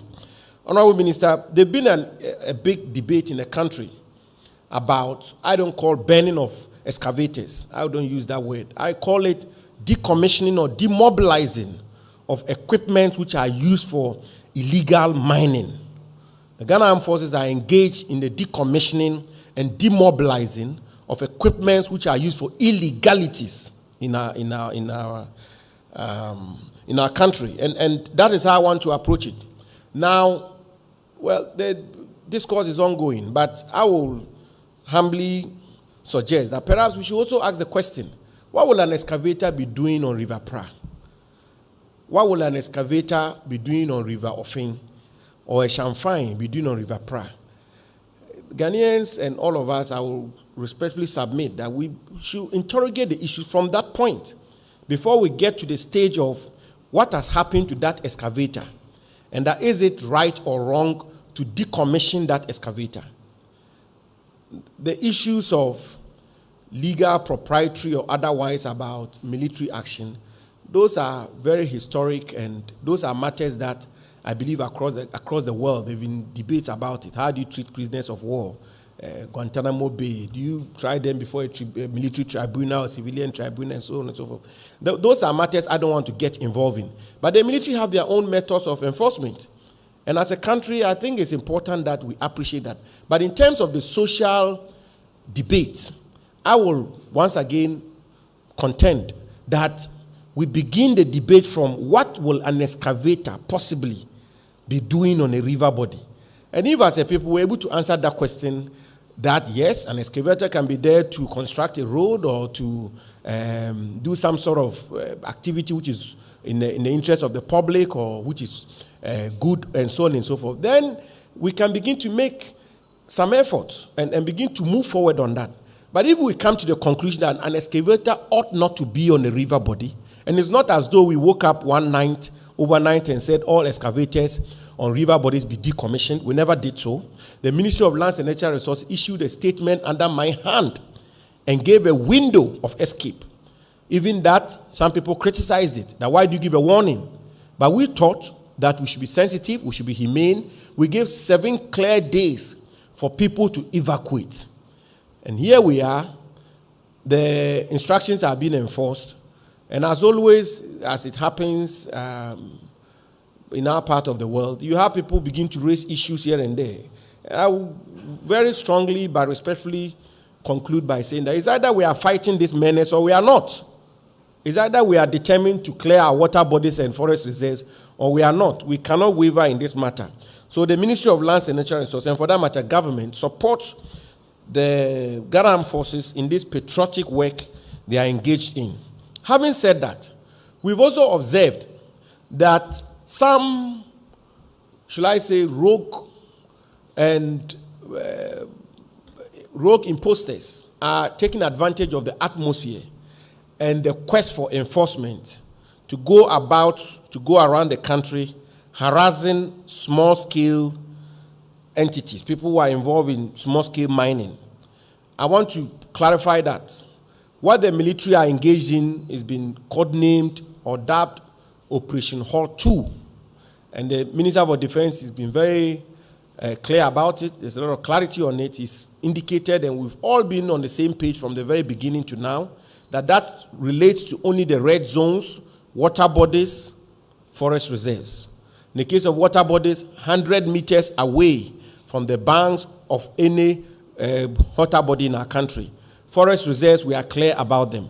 So that is the current ongoing operation. The military are not involved in any other operation. If there's going to be any other operation outside the Operation Hall 2, that will be sanctioned by the official authorities, either by myself, the Minister for Defense, or National Security, or whoever, or the government establishment. So I want to make it very clear that task forces which are moving about the country, harassing small-scale miners, whether they are involved in legal or illegal mining, the Ministry of Lands and Natural Resources has not mandated the operation of any task forces. I believe that is very clear. The activities and or operations of Operation Vanguard has been suspended for the time being. Operation Vanguard is no more in operation as we speak. We had a meeting between myself, the Minister for National Security, the Minister for Interior, the Minister for Defense, and the Minister for Information. The conclusion, which is the committee that the President has put together to spearhead this effort, we came to the firm conclusion that the activities and or operations of Vanguard are to cease. All other task forces continue to remain disbanded. There are no such task forces anywhere. I'm privy to the concerns of the Small Scale Miners Association, and I've had occasion to interact with their leadership, and I've made it abundantly clear to them that there are no such sanctioned security operations anywhere in respect of small-scale mining. And I want to repeat on this note that the government of President Akufo-Addo is not against mining. We are not against mining. We are not against small-scale mining. On the contrary, we are working to regulate, sanitize, and promote a viable, sustainable small-scale mining which has regard to the preservation of the environment of our country. I think these matters have to be made very clear, and we are moving into another phase because we've given the warnings, we've given the clarifications, and if moving forward it turns out that people continue to take the law into their hands and begin to move about the country, they will be made to face the full rigors of the law. Reg 6, we've made that point already, I need to repeat it. The regional security councils across the country are responsible for the everyday security operations relating to mining. That has not changed. But every other operation is supposed to cease. So this is where we are. It's a tough battle, no two ways about it. But we are on it. And the fact is that this is really about Ghana. This is, if you examine this matter carefully, it cannot be about anything else other than our country. We are talking about water. We are talking about forest reserves. And so the resolve and the commitment required to realize the vision of the president in protecting our country, that commitment is total, is unflinching, and it's unwavering. And we will have no, and I believe that the Ghanaian people are beginning to see that this is a genuine effort, this is a very honest effort, to have no regard for political coloration or status in society, and we are determined to move full swing. Thankfully, tomorrow, by the grace of God, we are going to have the second national consultation on small-scale mining, and His Majesty the Asante has been gracious enough to open the event for us in Kumasi tomorrow to back our effort with his huge moral clout, and I believe that will also help. But let me conclude by reassuring the President, his government, and the good people of this country that the Ministry of Lands and Natural Resources, working closely with the security agencies, the Ghana Armed Forces, the Minister for Defense, National Security, Interior, and my good friend, the Minister for Information, are totally committed to ensure that we sanitize this industry for the good of our country. Thank you. Honorable Minister, grateful for your update. As you resume your seat, we'll prepare to take some questions. We'll take 3 batches of questions, not more than 4 per batch.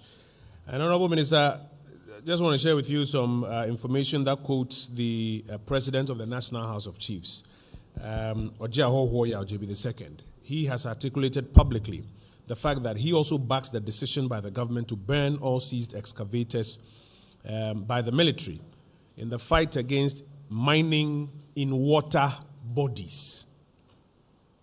Speaking to the media when the officials from the Forestry Commission called on him at Ahriaso, Ojiahohoya Ojebi, who is also Paramount Chief of Siri, Ahriaso urged the military and the task force to go tough on persons who are mining in water bodies.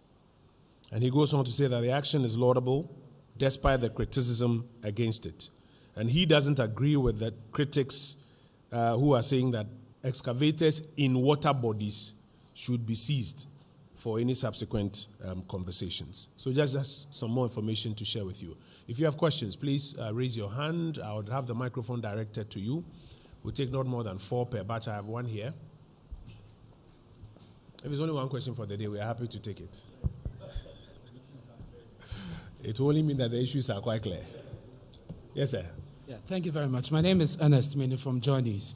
I'll start off from the Land and Natural Resources Minister, talking about the harassment of small-scale miners. Indeed, we engaged them yesterday, and they mentioned that they feel betrayed because the engagement or the understanding they had with government was not to use the military to harass them. And they issued a 7-day ultimatum to rectify some of the issues they raised with us. You mentioned that you had met with them. Is this meeting in the wake of the concerns or earlier?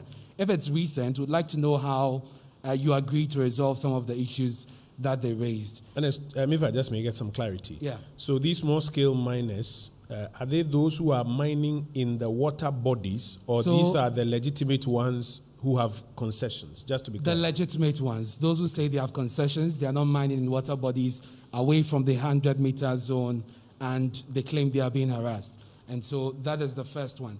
The second one is that because you say that some of the machines will be, earlier the defense minister I think mentioned that some of the machines will be kept for prosecution purposes. I'd want to know if any equipment has been kept for the purpose of prosecution. And on the issue, linked to that is the issue of burning of excavators. For those who raise the propriety or otherwise of it, the argument is that you don't want to have the operation hit a snag legally, and you talk about going to court. And so the suggestion, for instance, from Kenashibe is that will government consider either amending the law or passing legislation to back this action so that in the future you don't have such challenges legally going forward? And so maybe the Lands Minister will want to take that. Okay, thank you. And the very final question, Mr. Oponkruma. I'd want to know if the small-scale miners have actually written to you officially with respect to these matters that they raised, because they indicated they were going to do so. All right, thank you. Are there any other takers? Yes, sir. That's TV3, right? Yeah. Yeah, so my name is Godfred. Please speak up, Godfred, so that we can hear you. During the last briefing, we were told that some 2 Chinese nationals were arrested, and then also 8 of them escaped. I want to find out whether there's any information about these 8 Chinese nationals who have escaped. And also, some arrests were made where some people were suspected to be national security operatives, and then the clarification came out that they were not. The question I want to ask is, how easy, how difficult is it for somebody to impersonate, the national security, decide that he's a national security operative and then go to the extent of engaging in illegal mining? How easy is it for people to do that? Thank you. Yes, sir. Good afternoon, Honorable Minister. Honorable Minister of Defense, I want to ask a certain question. Now, from what you have seen describing the whole situation as very terrible and very devastating, would you advocate for suspension or ban of service mining for the meantime until the situation improves? Because whatever you do, people will get their way out of it. They will just cut corners. You can't arrest the situation now. So would you advocate for complete banning of surface mining or suspension of surface mining in this country? Thank you. Thank you. Final one for this batch.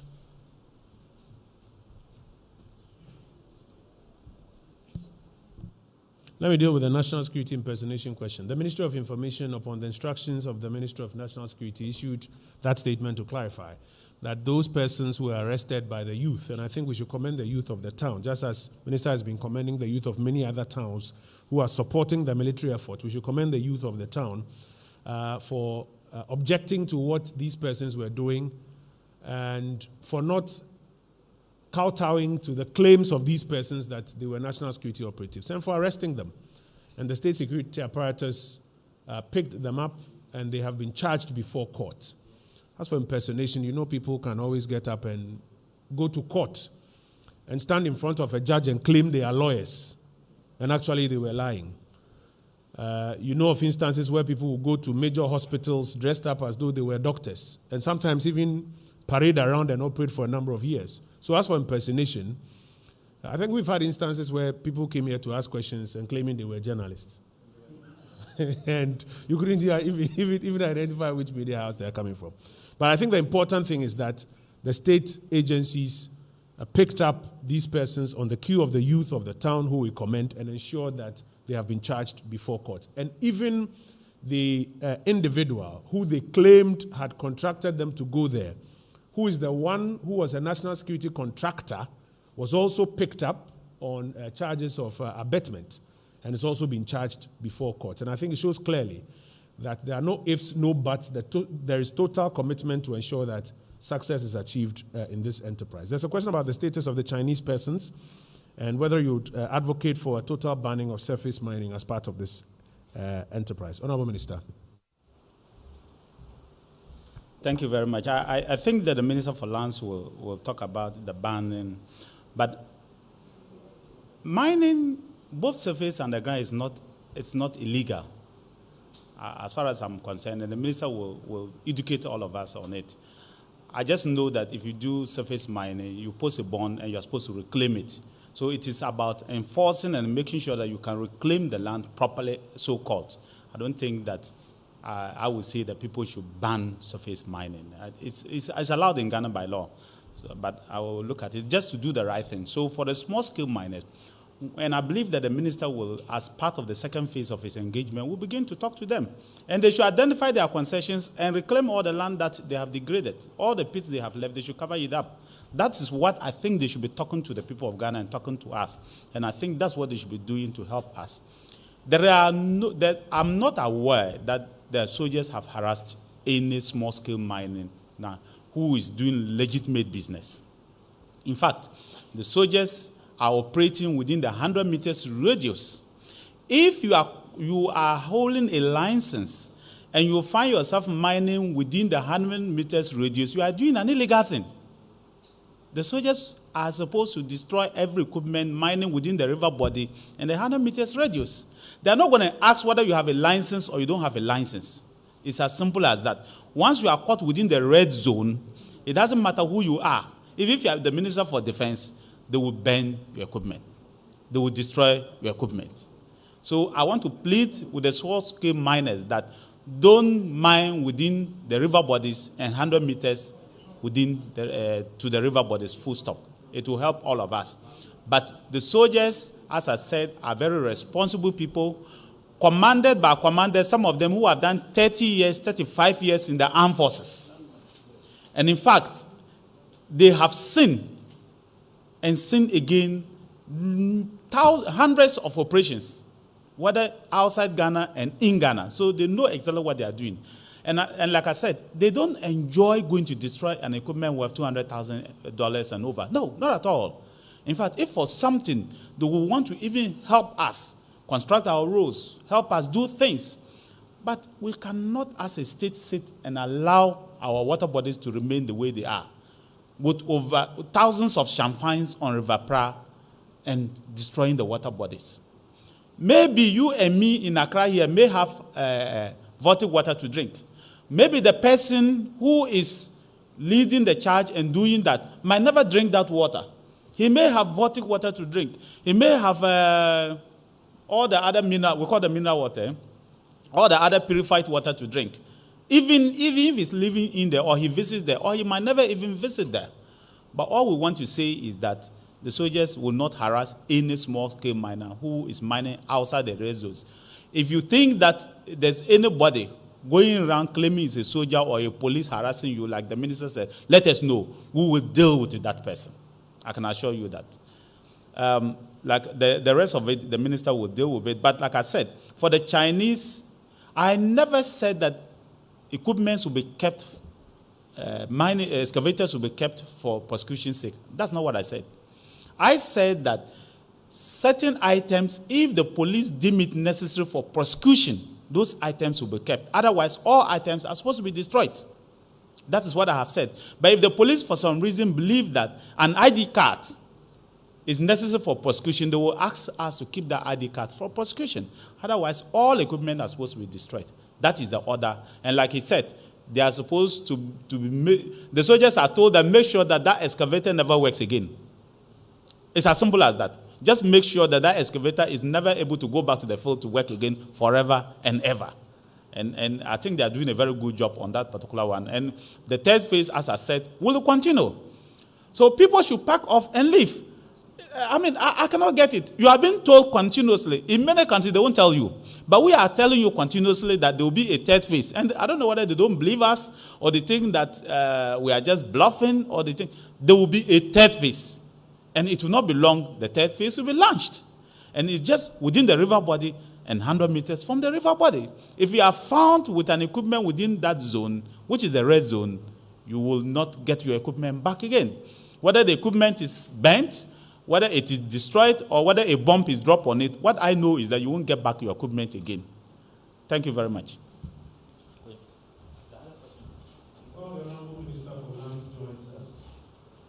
I think there's another part of it that people are not paying too much attention to. It appears people are worried about the destruction of excavators that are mining in water bodies. Please bear in mind that the armed air patrols have started. I think that that's even more dangerous. You may be worried about your excavator that is 2 million cedis or 3 million cedis. But the people's children, sons, nephews that you have asked to go and sit on your champagne, the armed patrols have started.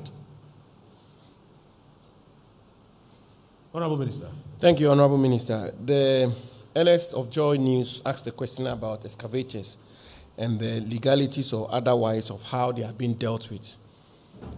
First of all, the Minerals and Mining, Minerals Operation, Tracking of Earth Moving and Mining Equipment Regulations 2020, LI 2404, requires that all equipment used for mining should be registered with the Minerals Commission.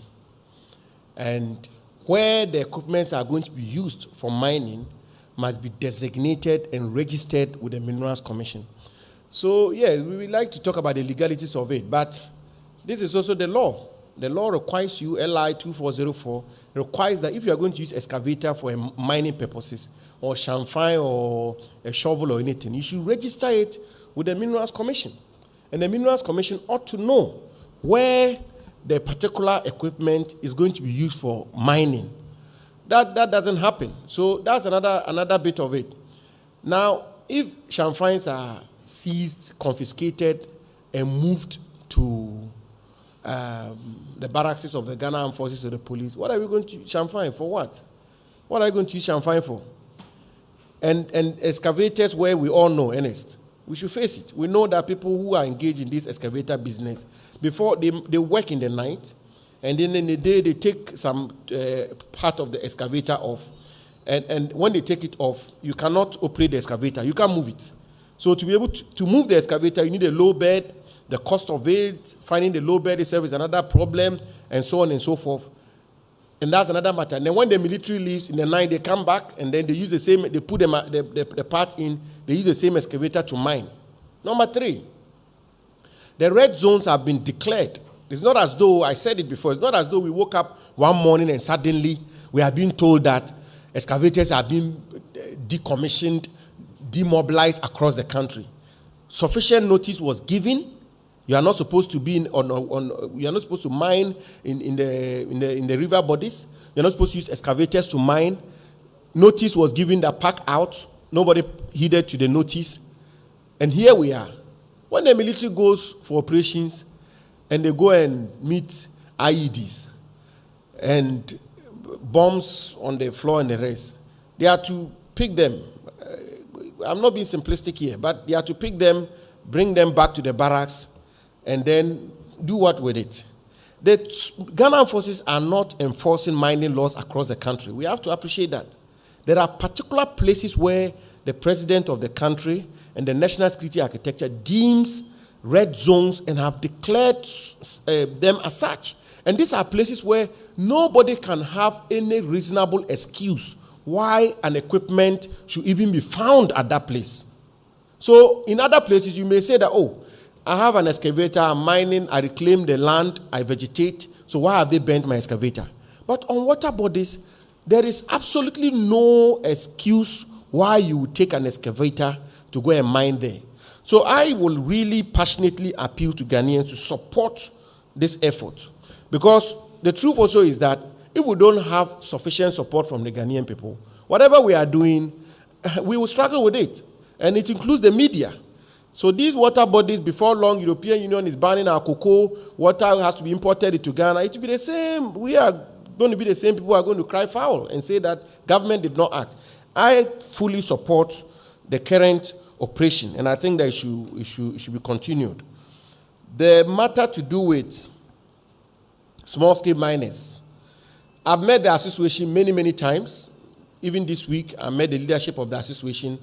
Next week, I intend to sit down with the association. And the association, they continue to be partners of the ministry. Even before I appeared before the appointments committee, I met them, and I made it clear to them that I'm not in the framework of having an adversarial relationship with them. My relationship with them is on the relationship of the ministry and the government with the Small-Scale Miners Association. Ought not to be adversarial. We are supposed to be partners, and we are supposed to work together. And whatever I've been, I've said it. And I said it to them that they have to help us to help them. Because if the small-scale mining enterprise is regularized and is sustainable, the country will support them. And it's not as though there is no small-scale mining industry elsewhere.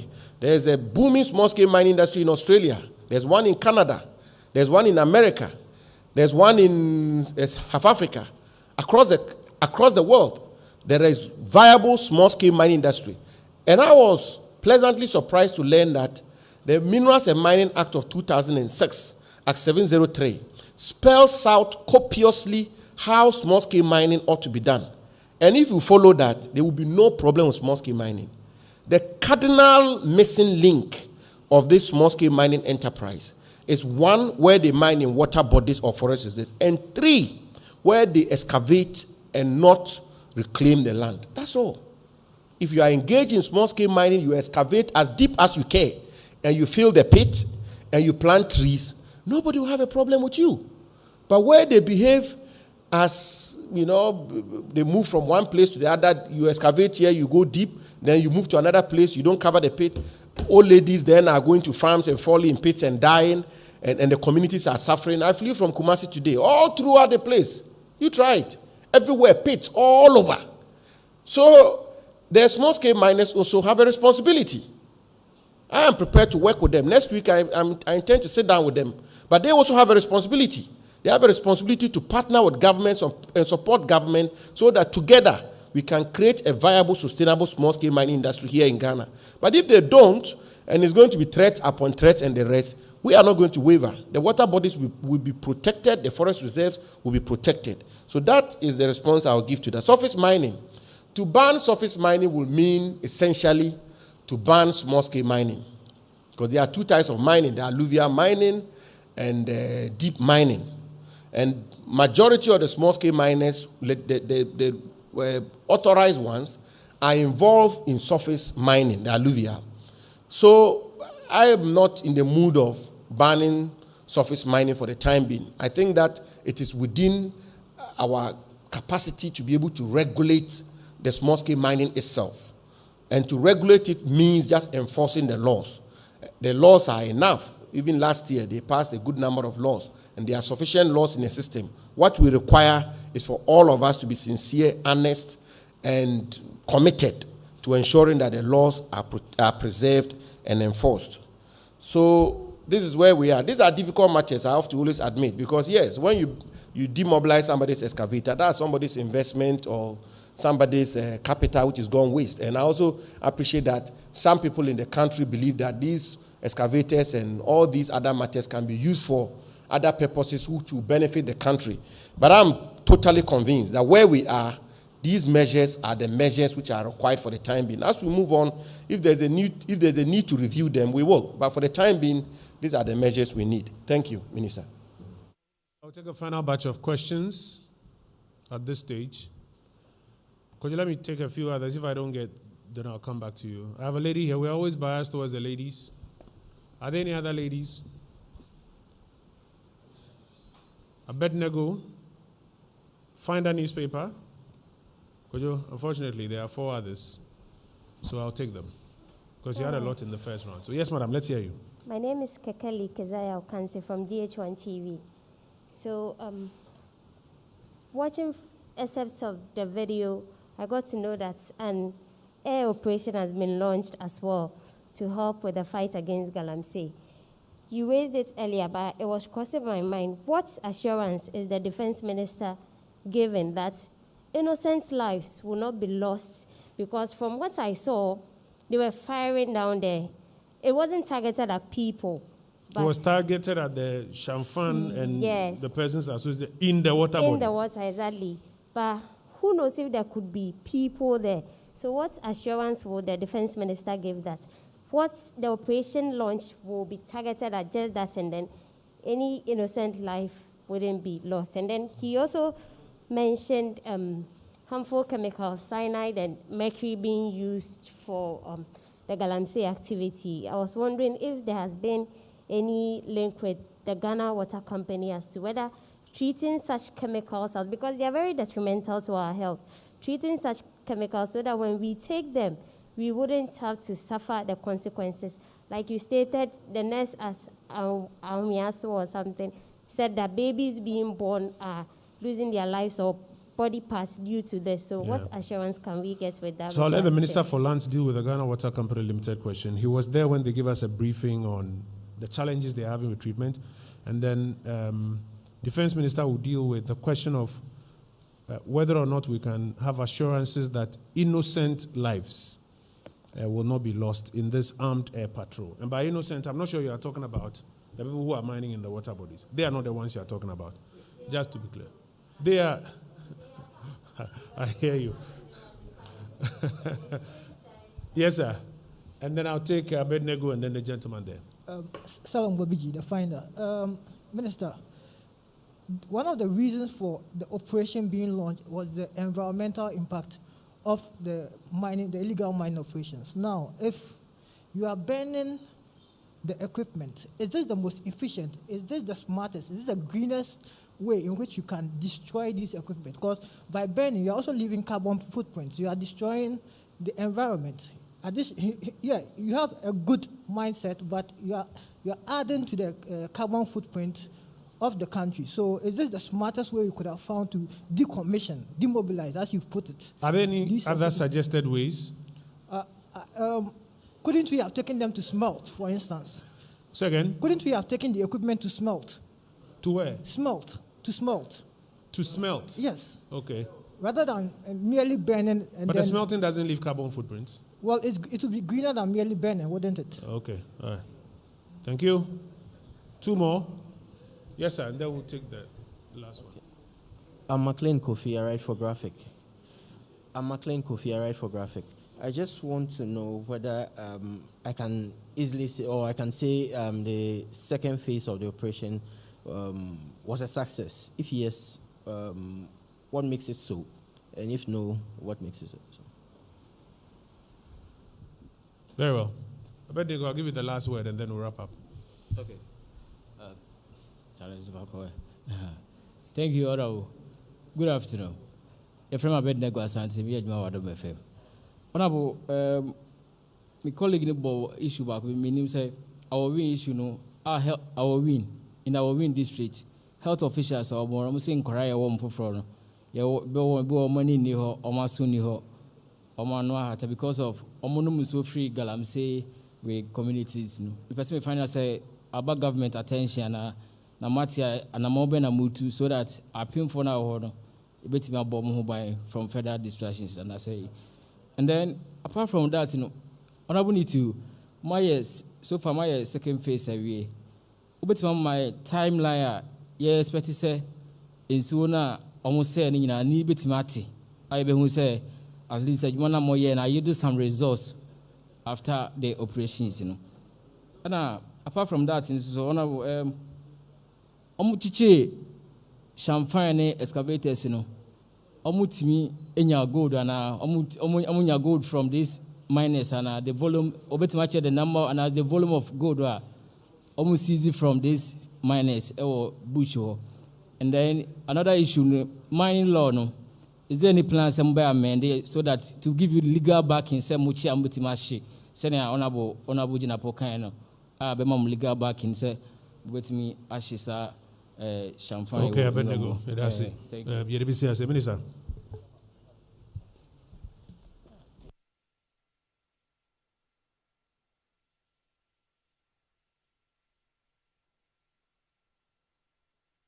Minister, thank you very much. Let me assure the people of Ghana that no innocent lives will be lost. I hope that your question is innocent lives, so I'll stick to that, innocent lives. But I can't guarantee whether lives will be lost or not. And that one, lives could be lost even from the military side, even from the civilian side. You can never tell. And lives could be lost if somebody attacks the military with a gun, for example. You can never tell. So that I can't guarantee. But what I can guarantee is that no innocent person's life will be lost. The military will continue to do what they have to do on the water bodies and 100 meters off it to ensure that all equipment seized are destroyed. But the military will not target innocent people, will not even target to take lives.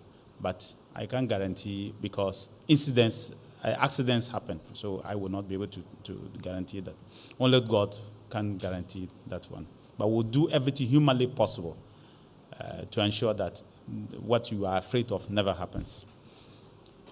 The minister will talk about the timelines for the water because he has been working on it.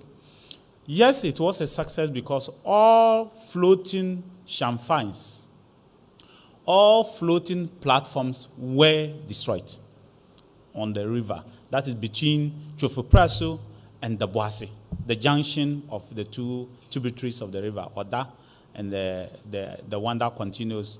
You know, the Ofin continues into even Ashanti, part of Ashanti region, or part of Western Ashanti.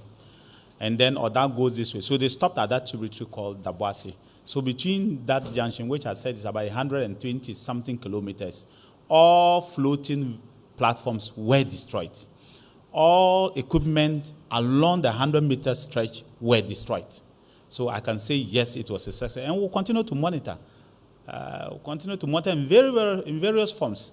On a daily basis, the military and the security agencies are monitoring what is going on.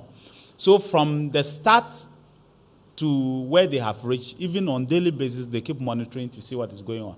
That's why I kept saying that it's not in your interest to go back, because if you go back, you will called out, and we'll come back. And this time, we'll come back by air. So I want to say that don't go there again. It's not necessary. Don't risk your life. Just don't go within the 100 meters so that the river can regenerate itself.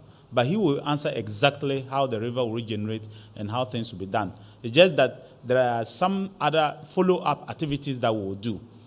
Those champagnes that have been destroyed, they may have to be removed. The excavators that have been destroyed, they may have to be moved off. Maybe scrap dealers will get a lot of market, but whatever the case, we'll see how it will do. So, Minister, thank you.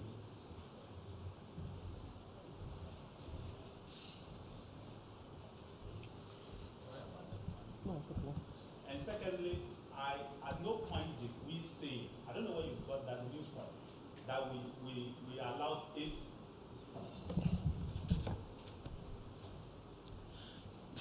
Secondly, I don't know where you got that information from, because I never at any point say that we allowed 8 Chinese to escape. Not on this platform. I said 1 Chinese was arrested at that time. Then in the forest, another Chinese was arrested and they are being processed.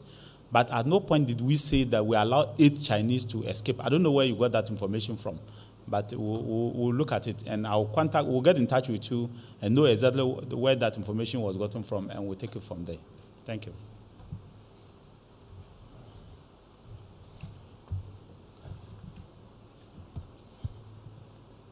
So, Mr. Asante asked the question about the legal grounds on which excavators are decommissioned or demobilized. I think my own considered conclusion is that there is sufficient legal justification for the methods being employed by the military. I'm not the final arbiter when it comes to the interpretation of the law. So until somebody tests the law, my conclusion is that if you take the totality of the legal regime, there's absolutely ample legal justification for the course of action of the military. In any event, whenever the military intervene in a matter, you should know that it's an exceptional situation, and therefore it's not as though their actions cannot be questioned, but quite clearly the decommissioning of these excavators and other equipment, for my reasoned conclusion, justified under law.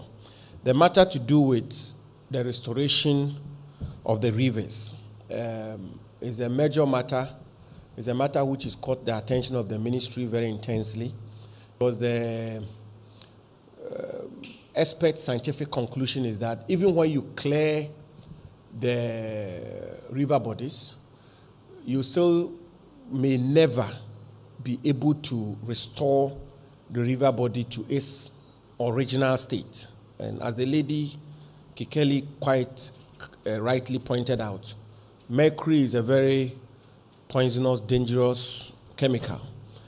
Cyanide is even worse. And the experts tell us that some of the particles can never settle unless you deploy measures or have a mechanism that will compel them to settle. And so the ministry has put together a committee, and the committee is working. There's institutional representation.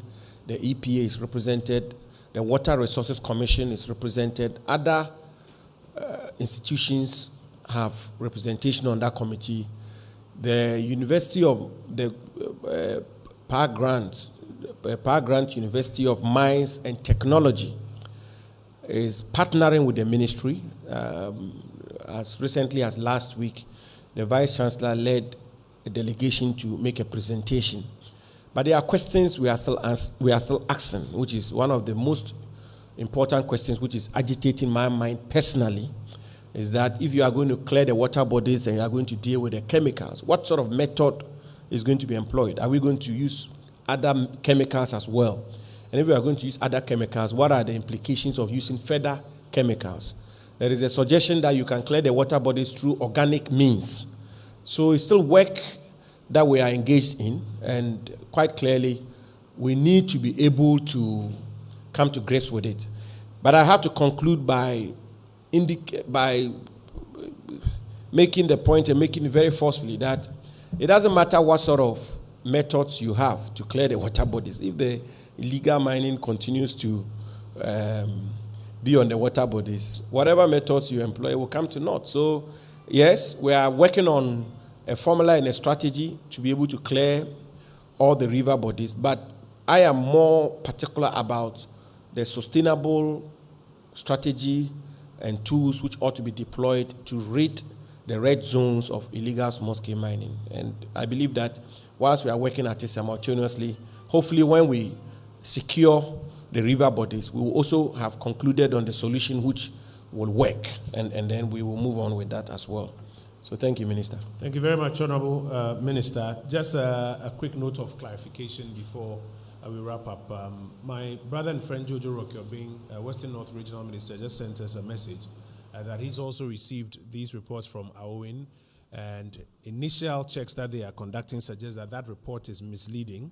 They've asked the Health Directorate to come up with the actual specifics so that we can all be guided accordingly. So that's just a quick clarification of that news item that I shared with you earlier. The Regional Minister has taken notice of it. He's met the Regional Health Directorate. He says the initial report he has is that it's misleading, and he's instructed the Health Directorate to get out the actual specifics so that we're all guided accordingly. Colleagues, I want to thank you for your time. During our presentation, the Deputy Minister Designate for Lands and Natural Resources, the Honorable Mrikuduka, joined us. The Honorable Benito Ousubio, Deputy Minister Designate for Lands and Natural Resources, also joined us, and we're grateful to them. We're grateful to you all, especially for those of you who've carried us live this afternoon, including the Ghana News Agency's Facebook page and Ghana Television, so that the country is apprised of the efforts that are currently being made. The Vice Admiral Seth Amwama, Chief of Defense Staff, Air Vice Marshal Frank Hansen, Chief of Air Staff, Rear Admiral Issa Yakubu, Chief of the Naval Staff, Brigadier General Mahama Abdullahi, Director General Joint Operations, Brigadier General Michael Eisi Amoa, General Officer Commanding Southern Command, representing the Chief of the Army Staff, the Minister responsible for Defense, the Honorable Dominic Nitiwo, and the Minister for Lands and Natural Resources, the Honorable Samuel Abujinapo. We're grateful to you all. God willing, we will reconvene sometime soon with some more updates. Thank you.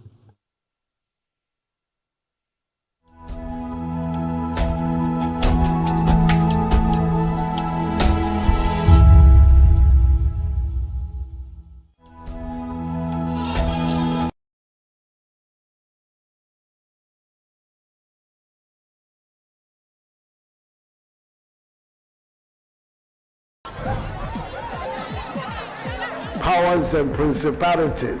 There's so much fire inside me. Tragedy struck when part of the largest hillside at the kosher rubbish dump collapsed. It's going to be fun to see how he goes about approaching this game.